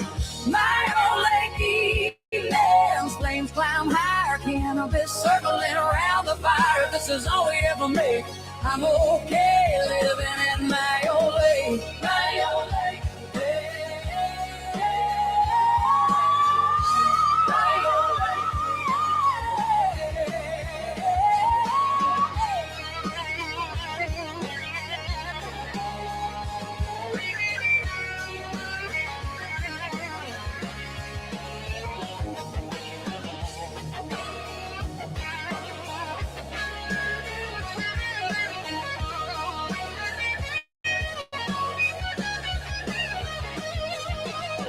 Let the world spin out past the tree line. Phone's dead, we don't even mind.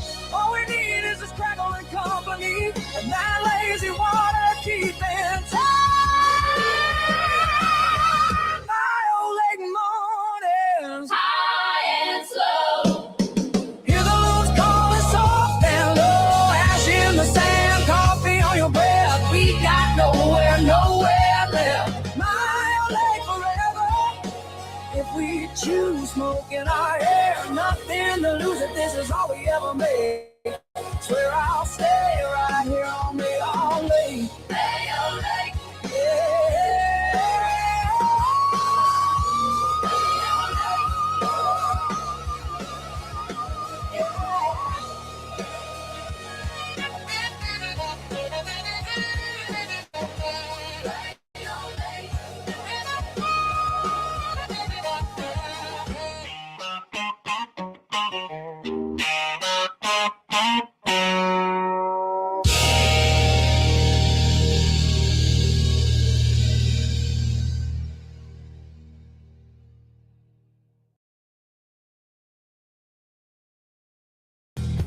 Stay tuned.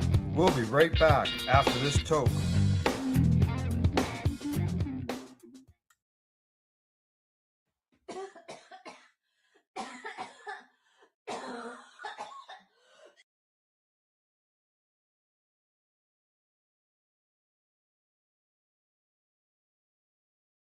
Texas. No. Yeah. So I mean, I for Cologne, cities like that probably have marches. There's actually a cannabis event in Berlin in June and one in Dusseldorf in August. So things are happening there. But of course, the country is fractured. There's areas that still think cannabis is very bad. And it, you know, like here, a little more urban, rural split sometimes. But slowly people are finding out that, yeah, their neighbor actually does smoke cannabis, has smoked cannabis, and the sky didn't fall. Right. They were a good neighbor. They've never been a problem. And so finally, as I say in Europe, the biggest disservice we've done to this community is stay in the closet. That when we actually come out of the closet and people find out we're cannabis people, then really there's no problem because we are, tax abiding, citizens that have just lived our life with. Otherwise, legal, law-abiding citizens. Exactly. And so it's slowly things are changing for the good there. As governments find out that yes, they can make money from cannabis. That's it. That's the thing. So, save money by incorporating cannabis into their medical system. Medical system in Germany has actually gotten very robust in the last couple of years. There are way more cannabis doctors all over the country. You have to go to a specific doctor to get a cannabis prescription. It's not just any doctor can write it. They have to be a specialized doctor. Yeah. Yes. So this was the first problem when it became legal there, was actually trying to find a doctor that could write the prescription for you.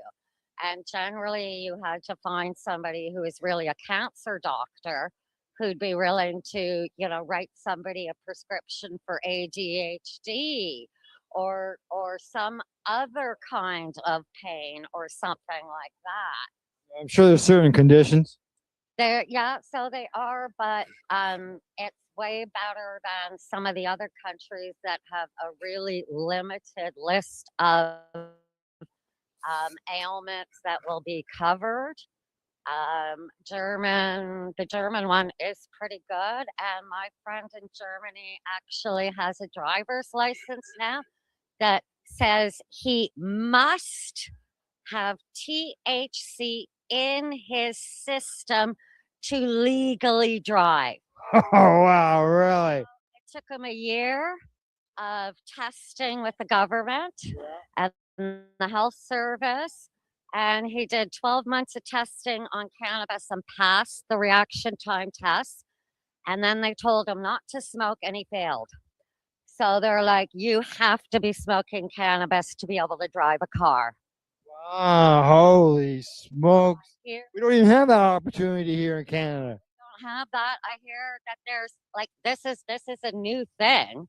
My friend got it in when did he get it? In 2024 and no, in March 2023. And I believe I've heard now there's about 15 people in the country that can legally drive on THC.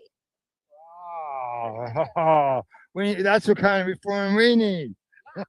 So I mean, they're more ahead of us in something like that, but in other ways, they can be behind because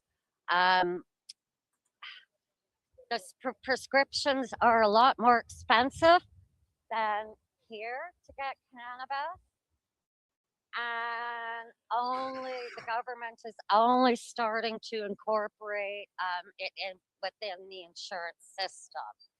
So my good friend is actually getting his cannabis paid for by the German government. Oh, nice. Yes. Nice. And he can drive well. He's under so his life is just amazing now. Can they grow their own though? Yeah. So recreationally, everybody, all adults can grow their own, a couple of plants.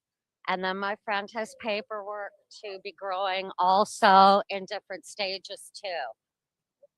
And can they grow for others? Like, can they have a collective or anything along that line? There are social clubs, but all the paperwork has to be finalized. The town or city has to agree to allow the cannabis social club. They can only have 500 members. They're not for profit. And so as far as I know, there's only a few up and running in the country so far. So far. Well, hopefully it can grow.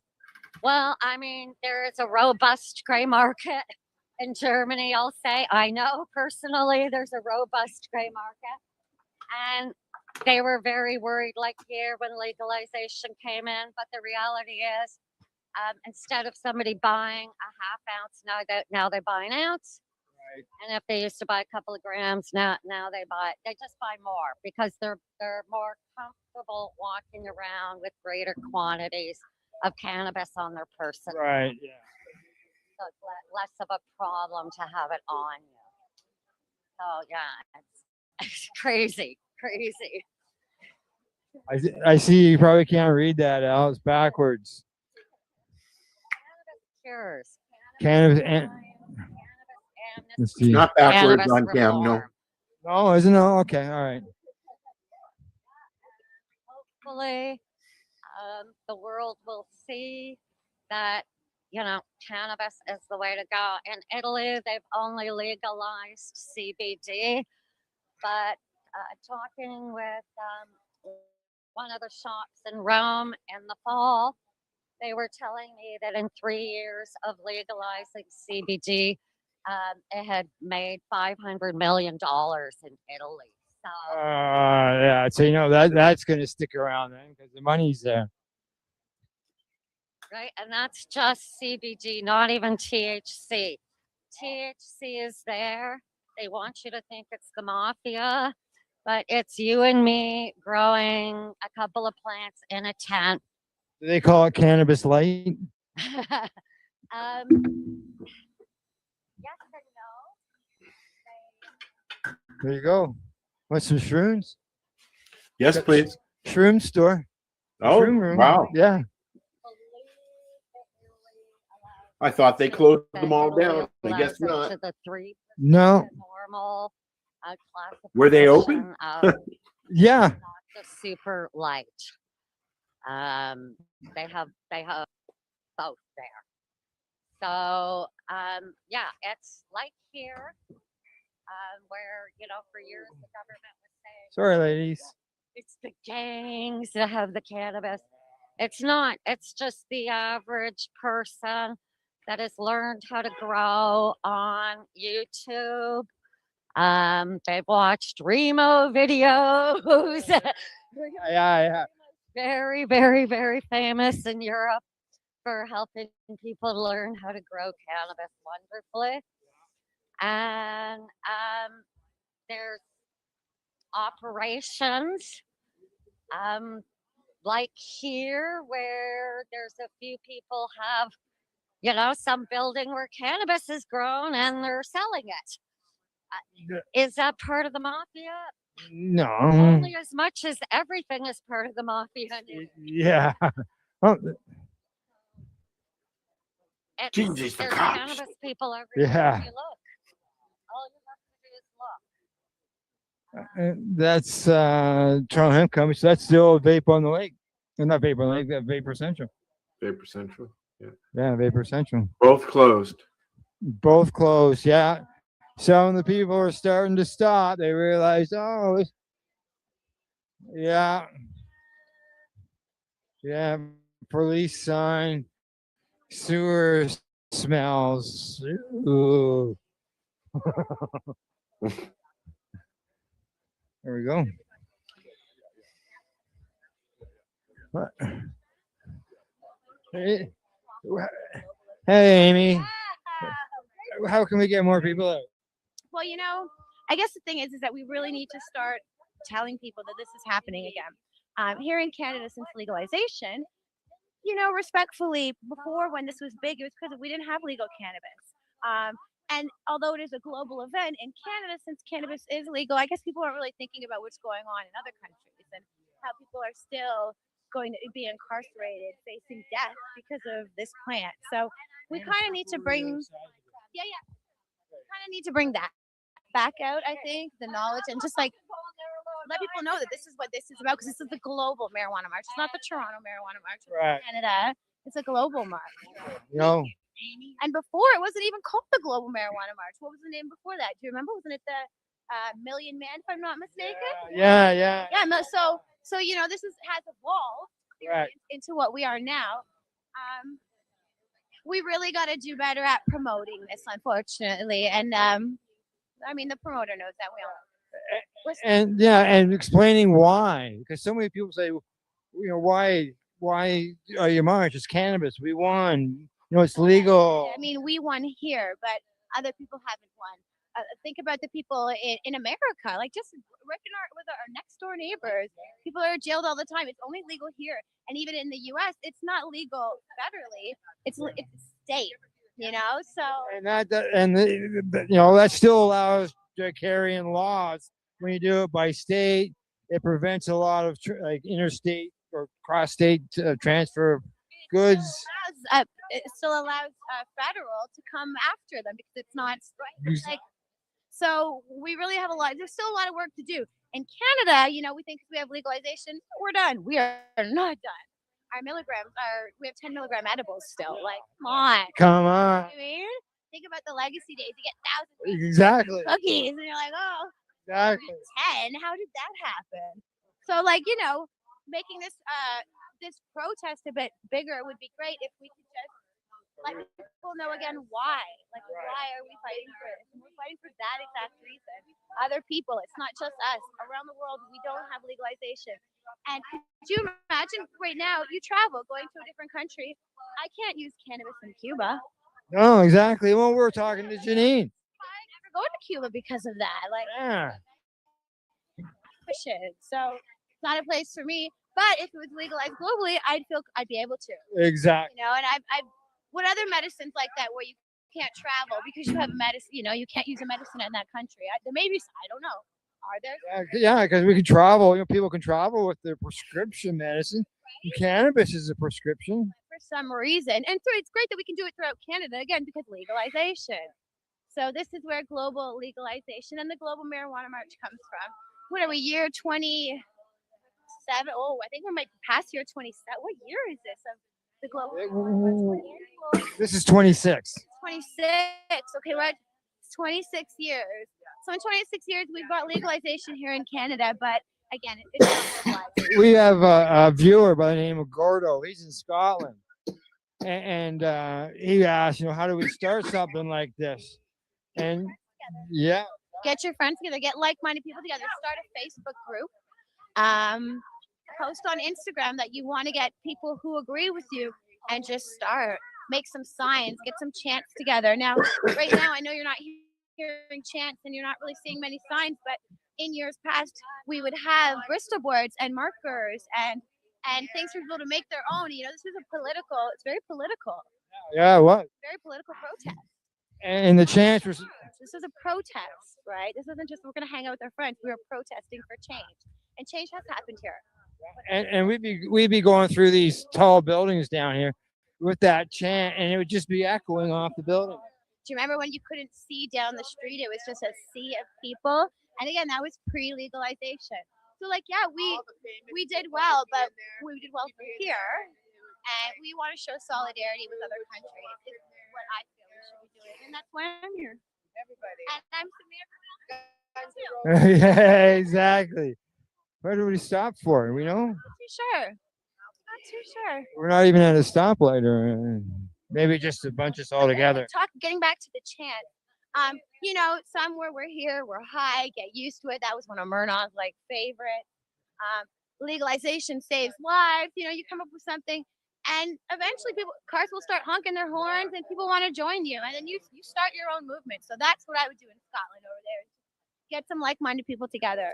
Because that's how you come up with some chants that that maybe they would look at being either educational or not in a negative way. Not at all. I mean, you don't want to be mean. You want to show that you are just like everyone else, just a cannabis consumer.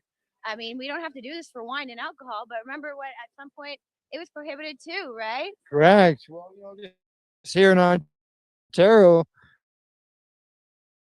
in the last year, we've been able to. They've put the alcohol in convenience stores. Wild. For me, it's so wild to see alcohol in a convenience store. I know. Exactly, but yet. Why can't we see cannabis in a convenience store? You know what? It's in a. Hopefully one day. I mean, kids can't even look in a cannabis store. They don't even allowed to see. That's insane. But you can bring your kid in the liquor store. What other plan do we for big kids from seeing? Don't look at the tomatoes. Don't look at, smell it. You can't know what it looks like, but put it in a dark package. Okay. Again, demonized legalization, but we're not there yet. Exactly. We're not for normalization. That's And here probably goes the legalization, yes, but normalization, we haven't made it there yet. There we go. We made the turn, and the police officers are still with us. Now we're going south on Young Street. No. We're on Wellesley now. Oh, so we're going west on Wellesley. Yeah, we're heading towards Queens Park again. Ah. Yeah. Well, Amy, thank you so much for the conversation. Talking to you. Happy GMM. Yeah, happy GMM to you as well. But we'll see you again doing this next year. Yeah. Oh, yeah, for sure. All righty. We're off, Al.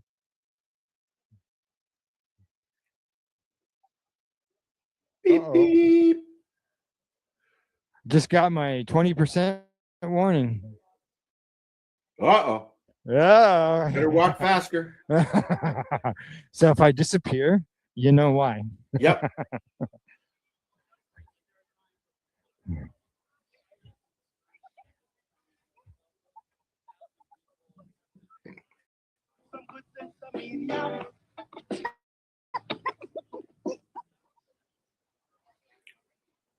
Okay. Yeah, hey, I'm surprised. So this is the front now? The police presence. It's just because last year they refused. They said no. Yeah. Got to learn a few things. Police bikes have got lights and sirens on them. And there's a fair many of them. Yeah, here in the city, yeah. Well, another problem is wants to get rid of some of these bike lanes. I don't know where the police would use the bikes though, because that's ridiculous. Bikes aren't allowed on the sidewalk, right? Correct. Yeah.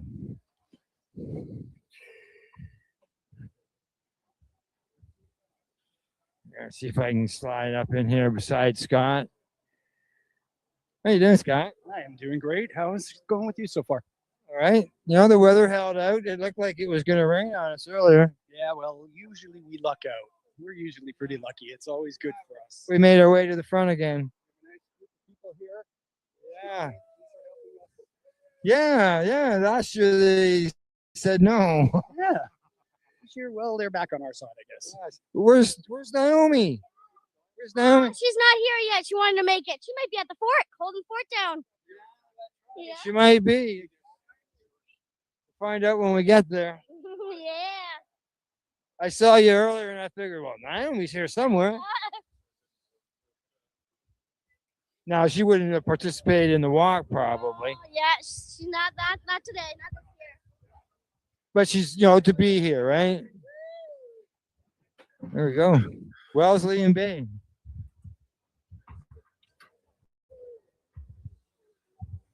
Whoa, watch where you're on, Al.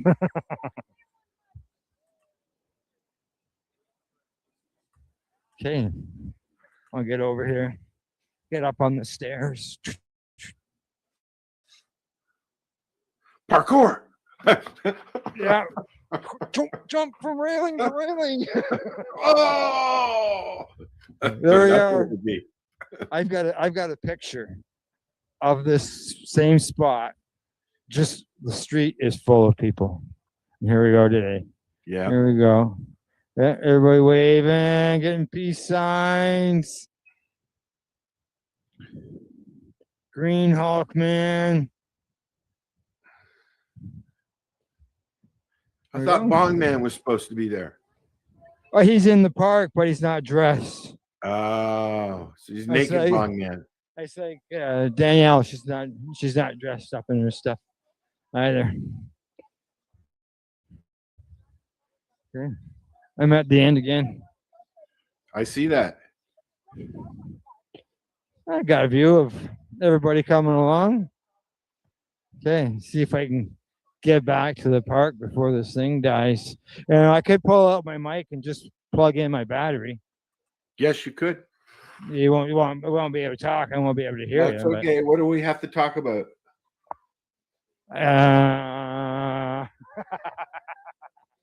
You can plug it back in when we get back. I'm reaching for it.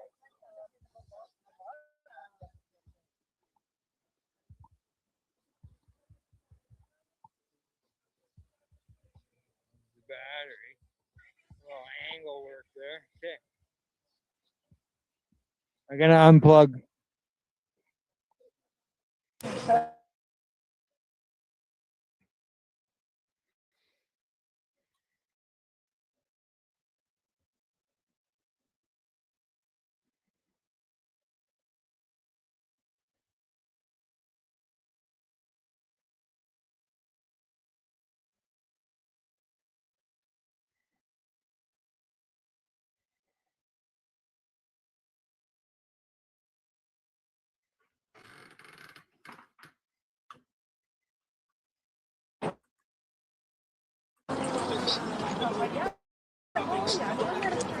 The sounds of Toronto.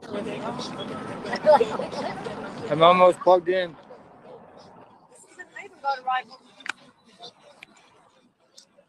Come on.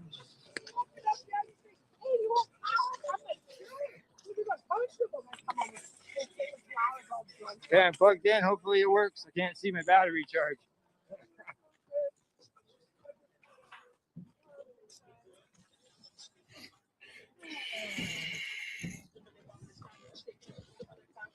What are you smoking? What am I smoking?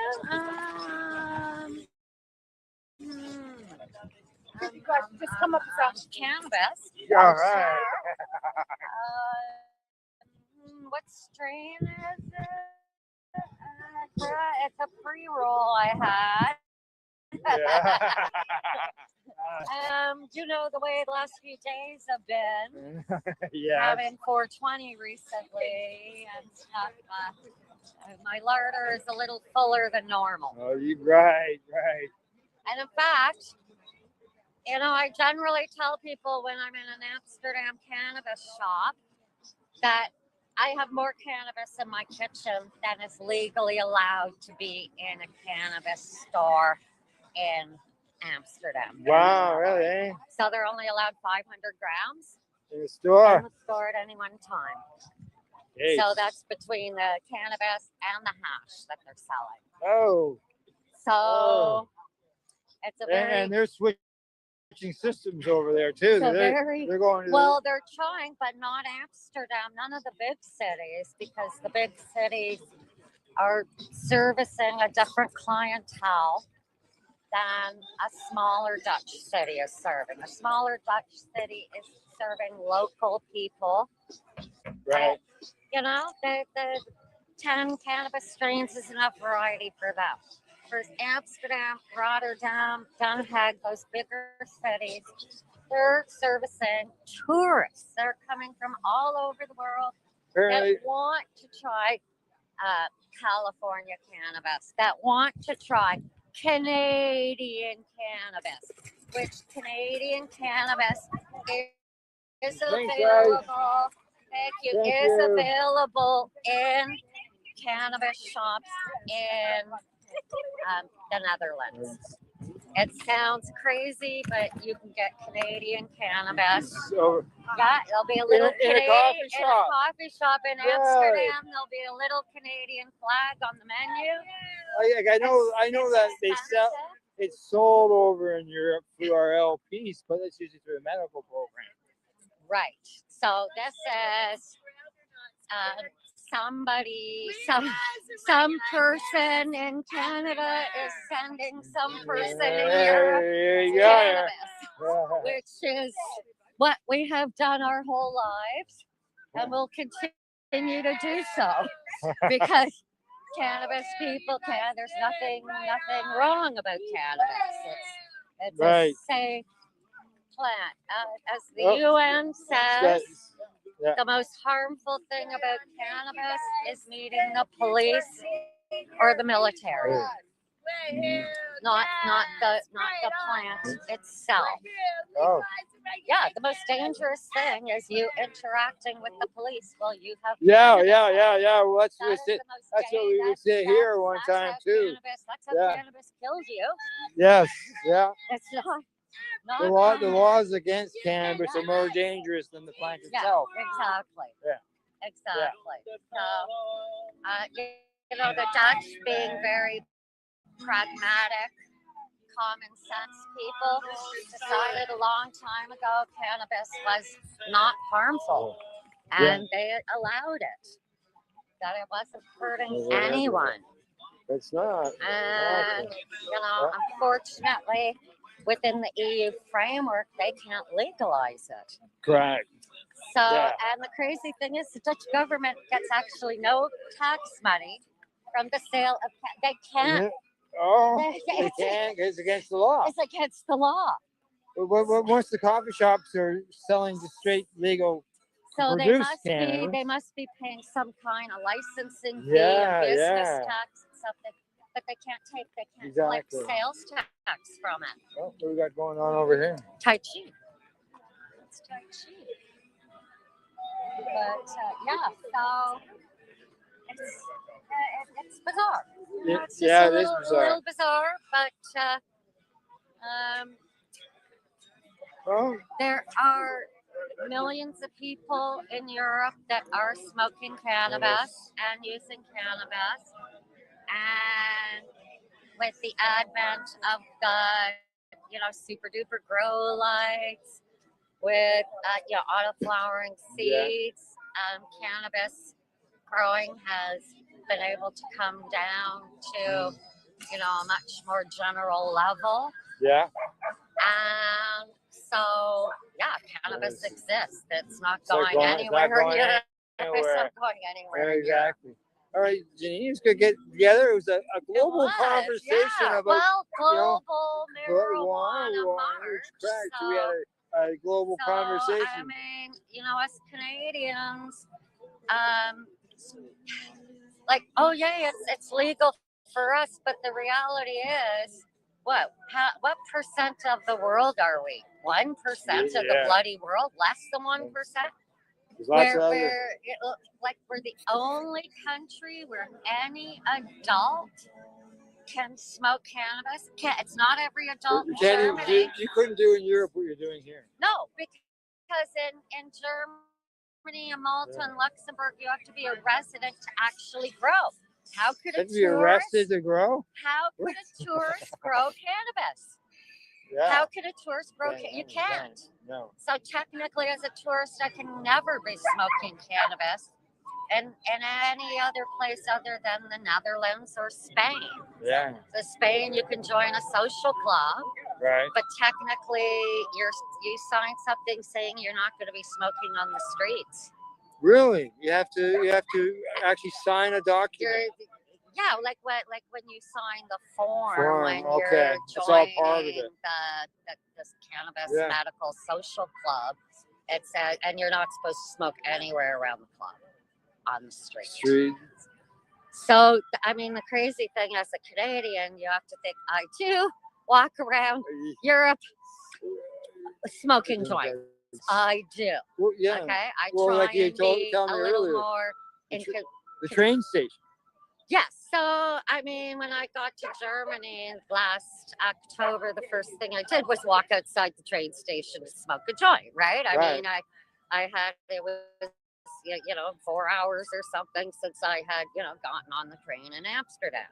And so I smoke a joint and then I go to my hotel and check in, which is across the street. And then I'm like, I'll go back to the train station to see how I get to my friend's place the next day, what train I have to take and whatever. So I walk in the station and literally there's this massive 2-story sign saying cannabis smoking is illegal anywhere on train property.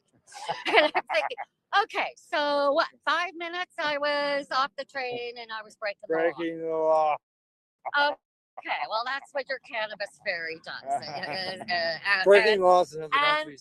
the reality is, I really am the person that should be standing there smoking a joint because I'm how scary am I? If Yeah, a you police don't represent you person- don't represent that stereotype Right. that everybody thinks. Right.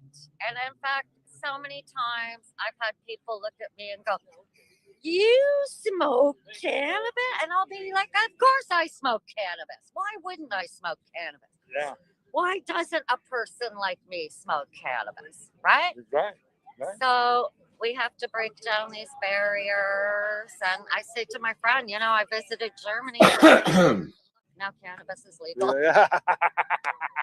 Yes, the cannabis fairy. So obviously, I just have to keep on traveling to places, and maybe cannabis will continue to be legalized in more places. Exactly.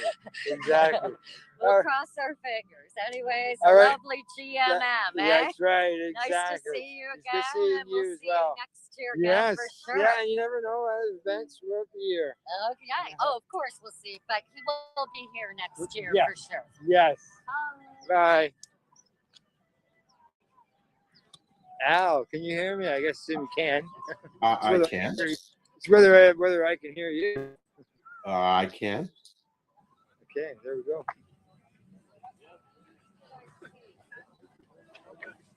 The music is quiet. Is your phone charging?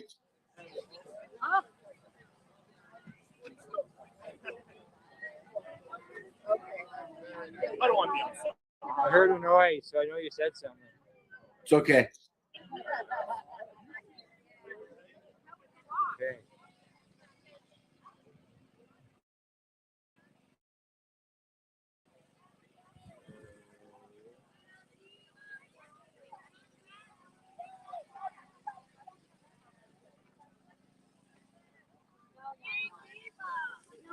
Everybody have a great rest of the day. Thank you again.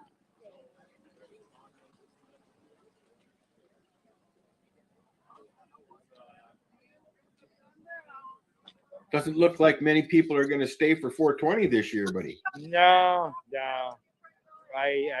What time is it now? 2:51. Buddy, woohoo, thank you. Bye, Allison. What time was it? 2:50. 2:50. It's only 3 o'clock. Yeah. Wow. There's Jennifer.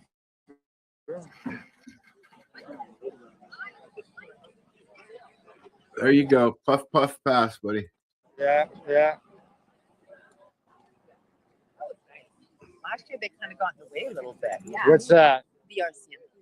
Oh. They weren't police? as accommodating as today. They were super nice. They like. Oh, last we were year? We were like special. Last year they came up to me and said, "Is this all there is?" And I said, "Yeah." And they said, "Okay, let everybody know to stay on the sidewalk. We're not following you," because there wasn't enough people. Yeah. Yeah. And it was actually less risky. Yeah, And exactly. they were super awesome. I don't know if they were They- expecting doobies, but they were super accommodating. Yeah. They were smiley. They were happy. I think they're just happy to be able to do an event Getting involved like in this. conversations Yes, along I the think way. rather than some of the work that they've probably been doing recently, this was probably a really nice This is break this for them. This is a break, Right? It's, And they see that we're happy, and they see that we're kind of goofy in a way, and I think it's refreshing to what they do. Yeah. So to them, I think it was kind of nice, and they'll probably go home and have a good chuckle about it. And hopefully they got a joint out of us.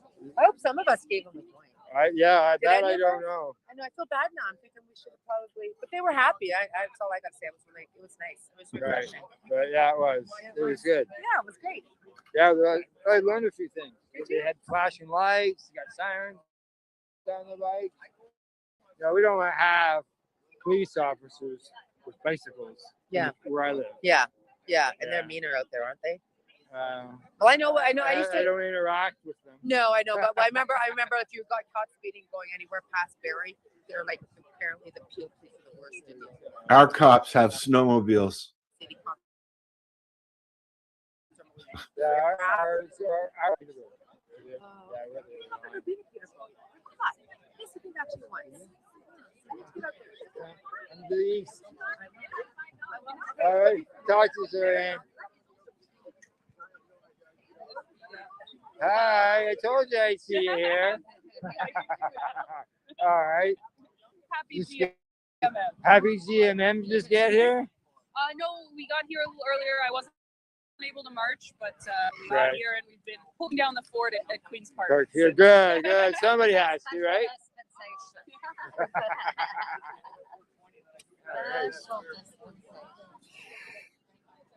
Okay. I gotta check something here. I hope I don't lose you out. No, that's not what I wanted.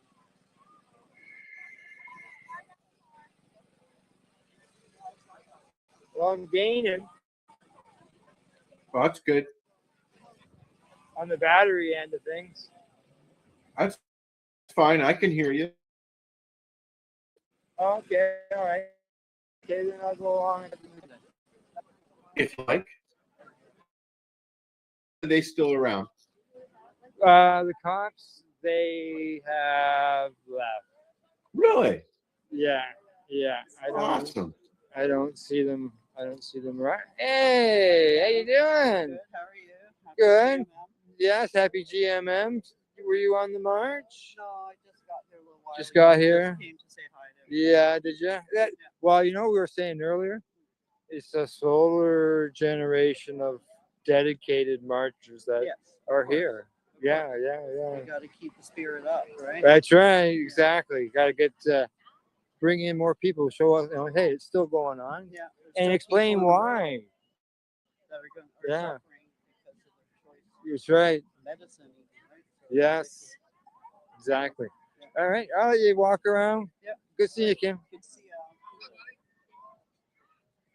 you. Okay. They're doing the Tai Chi over there. You know, we have we have a group that does it in the park here that looks over the bay. Oh yeah, that'd be a nice spot then. It overlooks the bay. Yeah. I think they do it down at the beach as well. What kind of yummies we got, Al? I don't know. Well, it's got a customer there, so I don't want to butt in, but I'll. Oh, I'm getting waved in. All right. Just so you know, I'm live, streaming live on 420 Pace.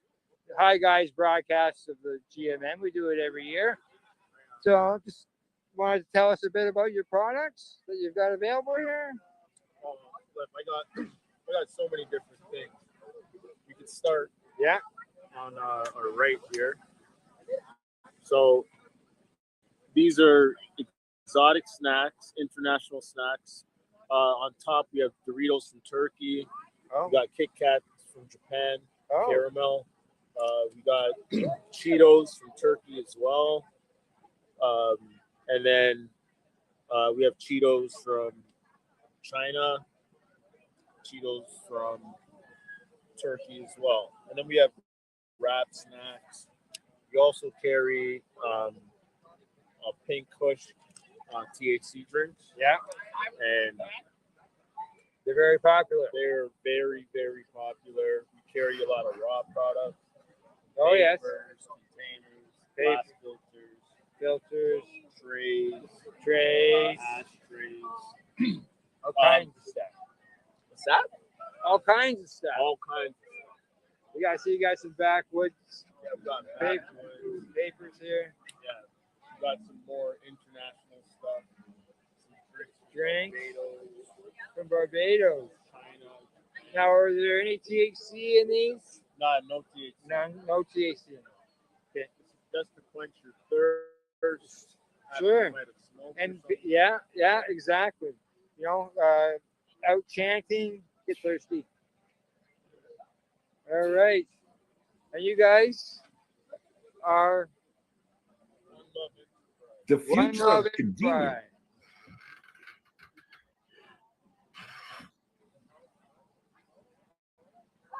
Okay. You got a website?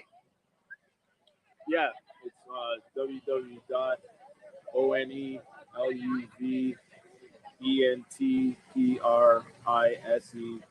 So All right. One Love Enterprise. I think I see it on the sign there. I'll bring it right in here. There you go, Al.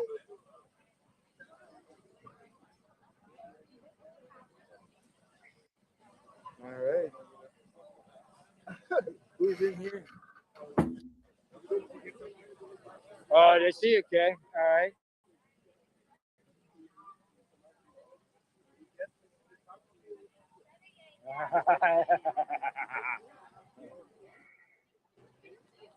Samples, Al. Oh man. Yeah. Look at that. Dude. Okay, we'll come back to that booth.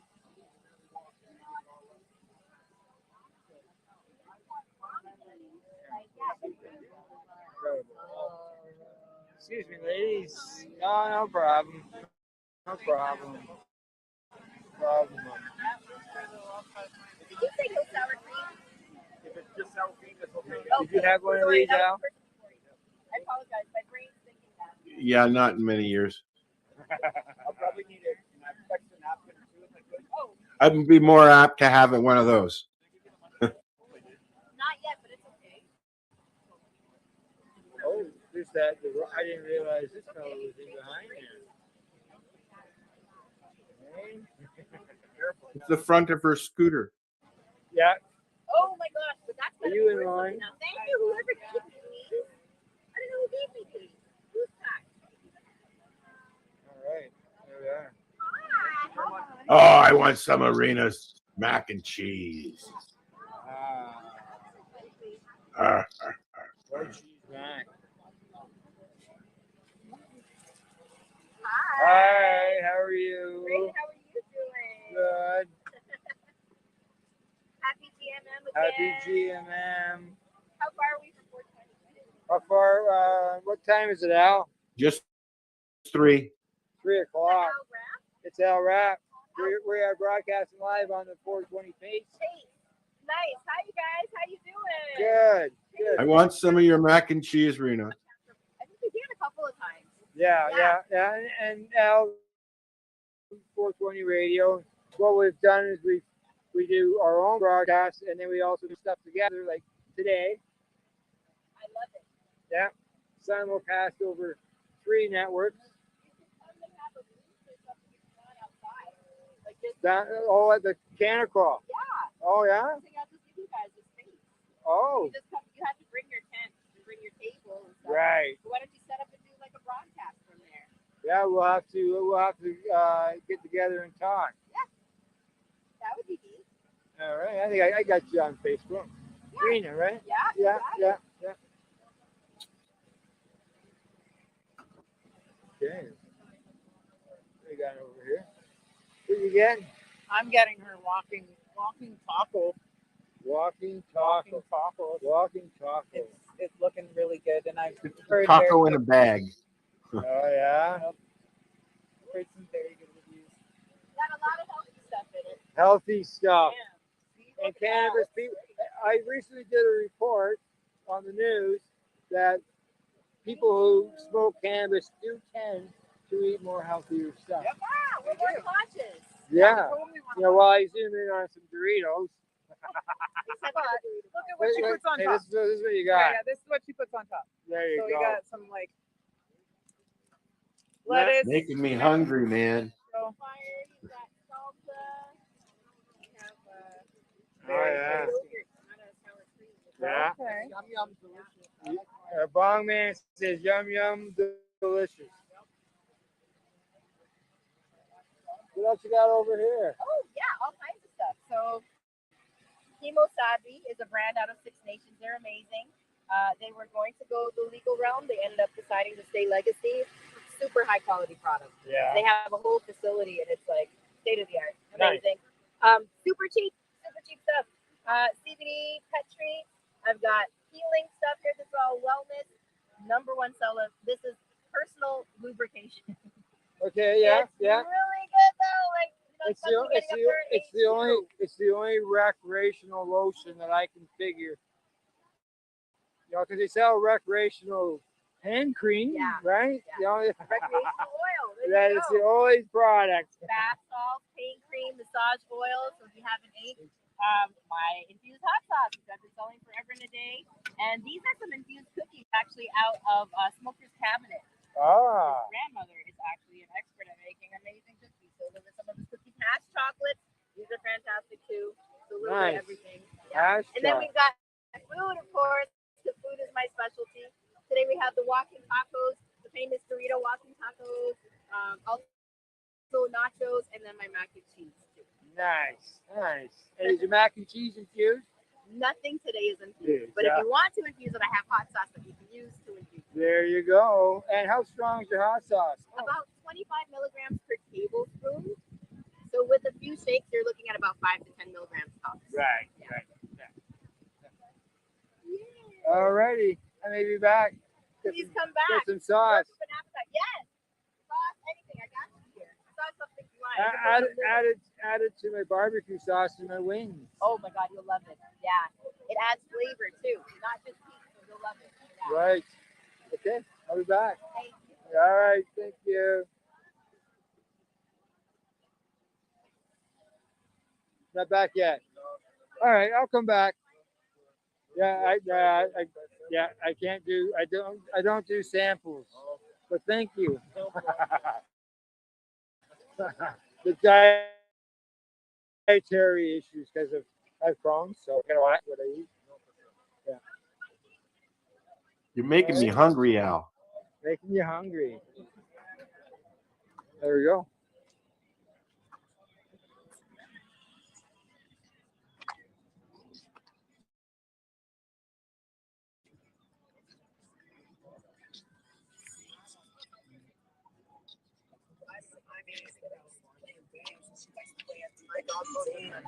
This is an exciting. This is an IM one. Hi, Al. Everybody The says. weather held up. Yeah, the weather held up. It's actually getting nicer now. Glad you showed up again. Yeah. No, I kept an eye on the weather. I went, can't really do this when it's pouring rain out. No. The equipment. We have though, Al. Pardon me? We have though. Yeah.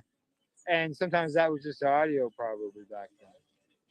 Yeah, with my phone in my pocket. That way it didn't get wet. Right? But nobody wants to watch the inside of my pocket.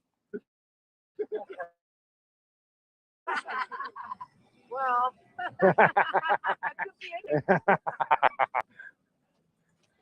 Oh, all right. Well,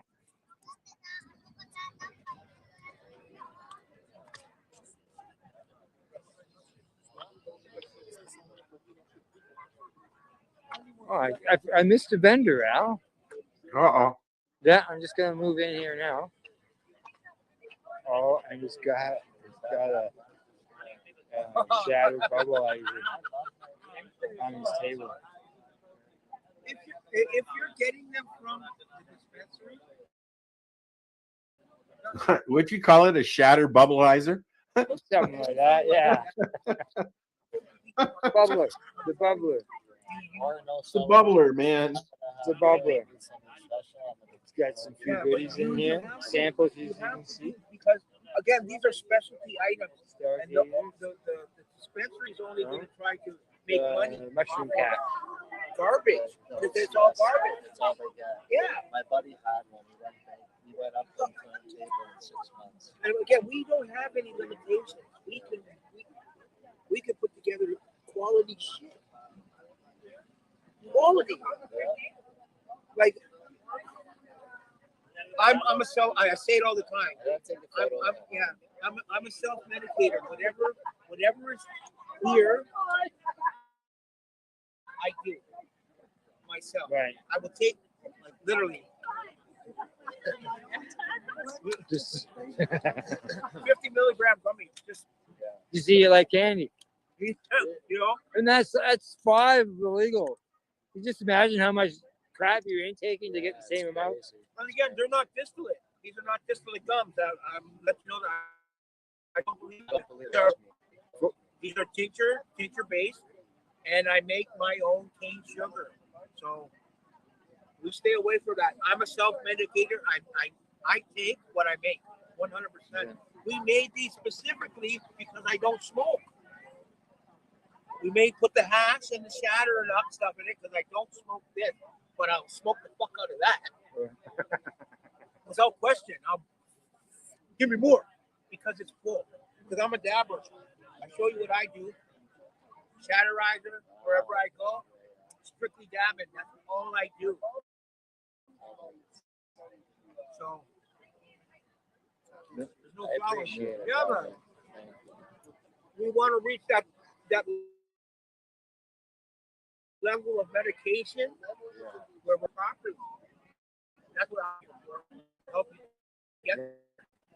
Patient education. That's what we do. That's right. Thank you very much. I appreciate You're welcome.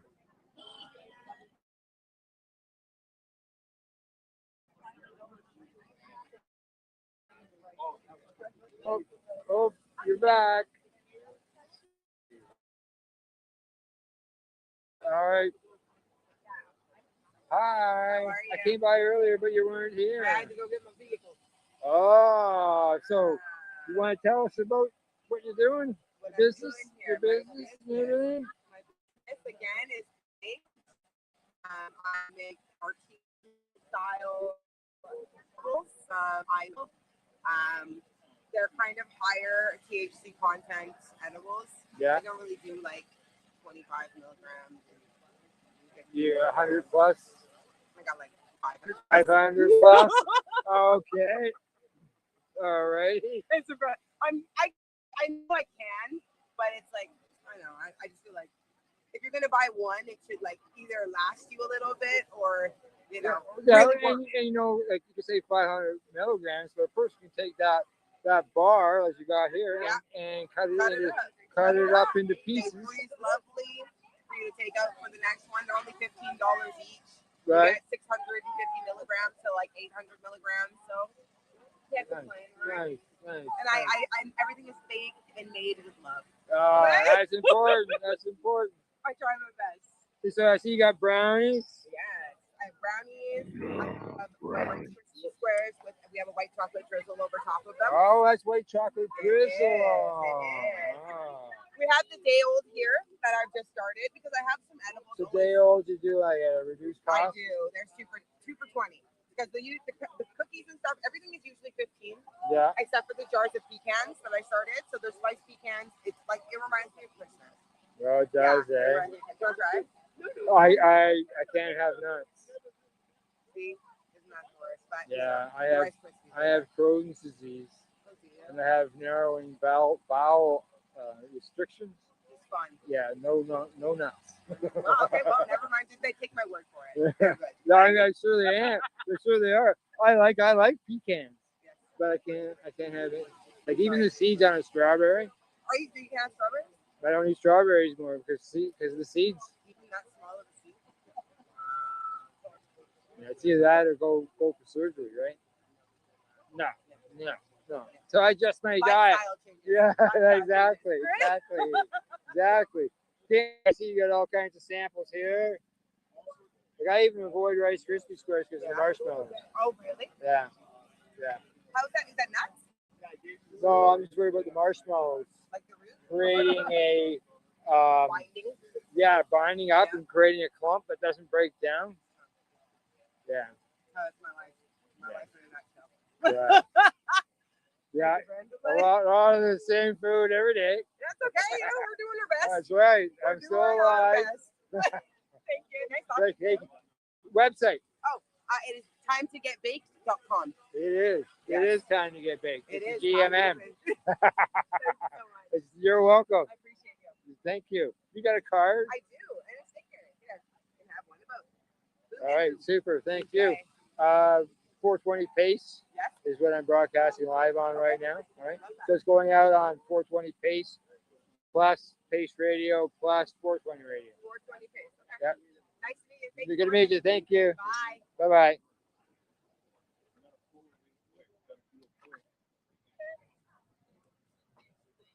There we go. Got to talk to all the vendors now. Awesome. Anyone still here? The group there. There's a small group here. And that's it, man. That's it. Wow, man. Nobody else here. Nobody but us. All the usual suspects are left. There's no tent set up. People doing hot boxing in the tents. None of that going on. This is the only circle that I see. That's it.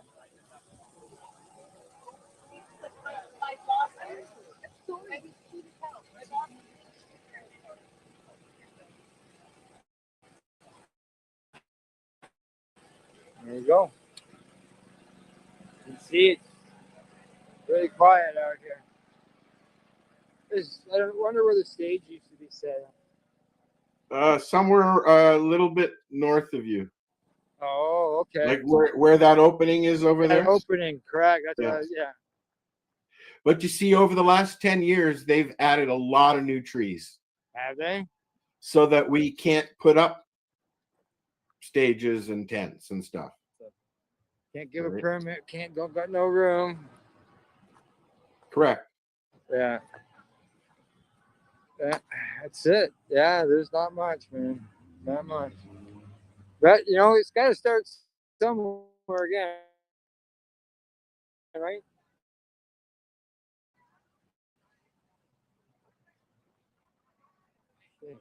Oh, almost lost my battery. Uh-oh. Yeah, exactly. Cords tend to, rip. Okay. Oh, I Making know. my way again. But I think I can only do so many laps around the tents. I was going to say, do we really want to wait until 420? No. No, I don't think so. No. Alrighty, guy. I'll take another booth through here. We got to talk to all the vendors. We talked to a lot of people during the march. Probably all the people. before the march. We got a global perspective from Janine on what's going on over in Europe. Legalization. So. Alrighty, what do you say? Shall we wrap her up? I think we should, buddy. All right, well, there we go. This is the Hi Guys. We're signing off from the Toronto Global Marijuana March in Toronto. Just because you've got legal cannabis in your country, there's no reason not to have a march, because there's lots of places that don't. Remember, some people are still being killed for cannabis. Correct. Okay? So there you go. Other than that, we'll see you all next year's March, and who knows, sometime between now and then. Thanks for watching. I should have turned my camera around there, Al, so you can see me when I'm saying goodbye. It's okay. I know what you look like. You know what I look like, do you? Take right, care. guys. Drive safe on the way home, Al. I shall. Talk to you later. Bye-bye. Thanks for watching, guys. Yeah, thanks for watching, guys. You're watching the 420 Pace, found at 420pace.ca. Stay tuned. We'll be right back after this toke.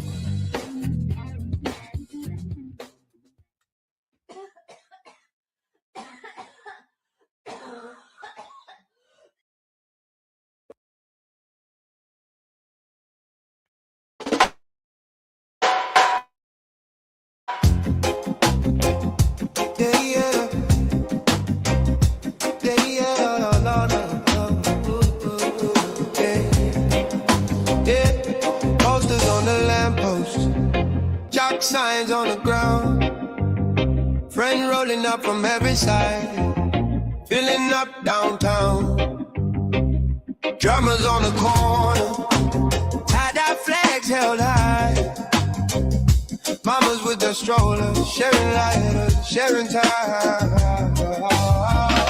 We get high on the streets, high on the streets. Steps in rhythm, hearts on beat. From the vendors to the bands, we raise our leafy hands. We get high on the streets, high on the streets. Hey, at the marijuana march, we all agree we're not hiding anymore. We're the cloud outside door. We're the cloud outside your door. Glass pipes on a blanket, brownies in a pan. Clipboards, pens, petition, change starts hand to hand. Saxophone is wailing, kids dance on the curb. Cops watch from a distance as we chant each burning word. We get high on the streets, high on the streets. Steps in rhythm, hearts on beat. From the vendor to the bands, we raise our leafy hands. We get high on the streets, high on the streets. Oh, at the marijuana march, we all agree we're not hiding anymore.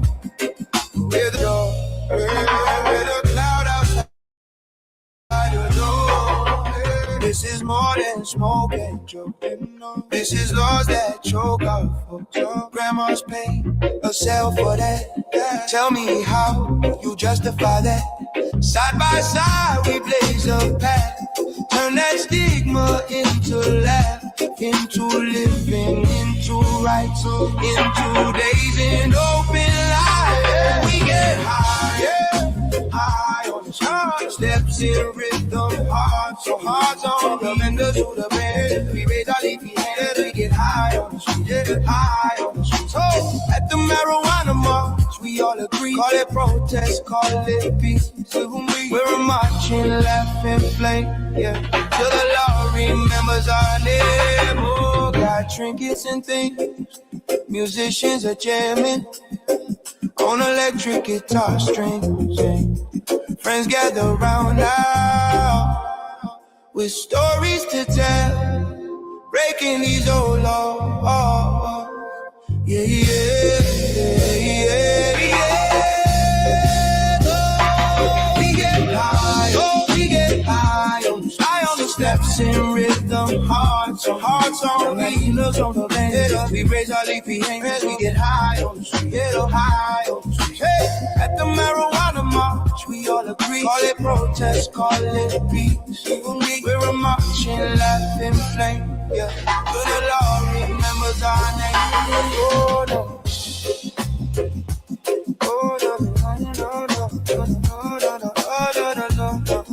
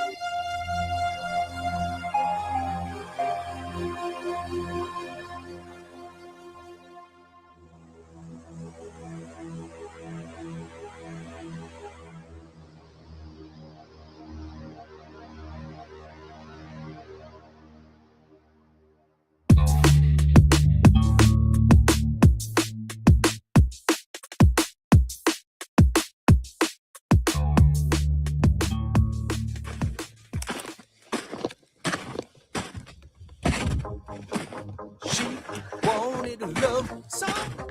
Gave her a few words, and we were kissing all night long.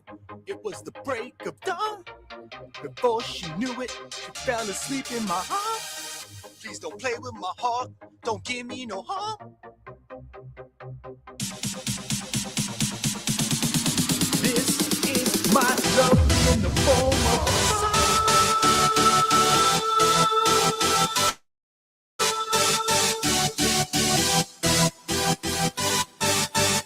This is my love.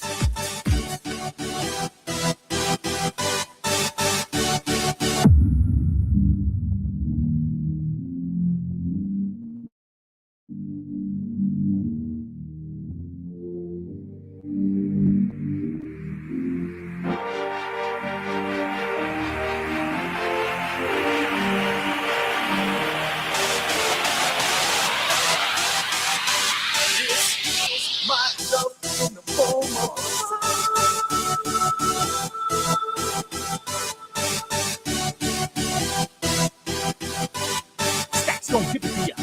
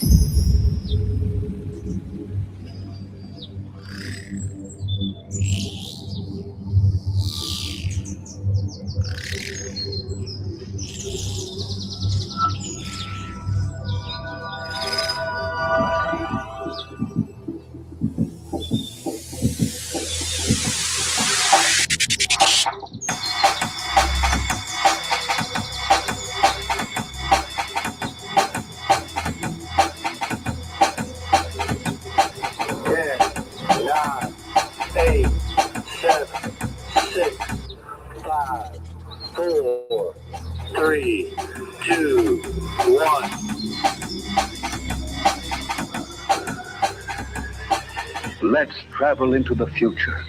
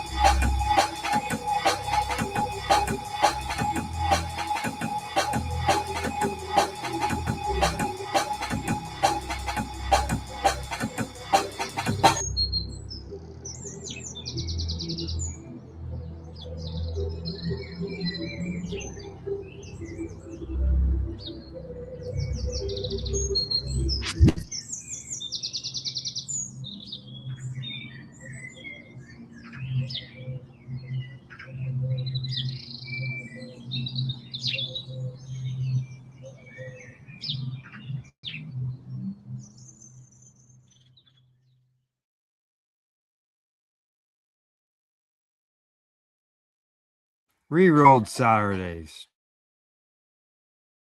Check it out. Nothing but non-stop cannabis. Find it at 420pace.ca.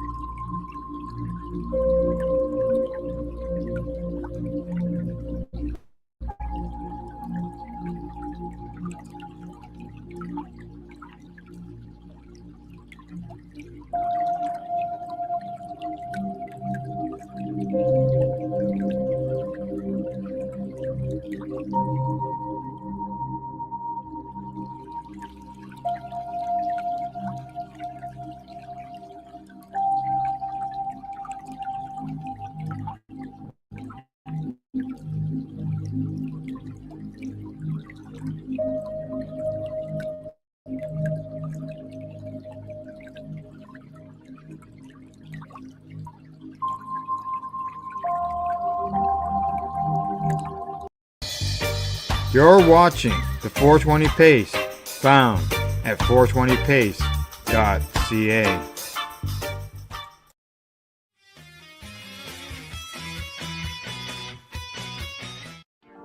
You've been watching Rerolled Saturdays. Thank you to our guests, our hosts, and our viewers. Up next, Rerolled Saturday Nighttime Edition. It gets started at 4 p.m. See you then.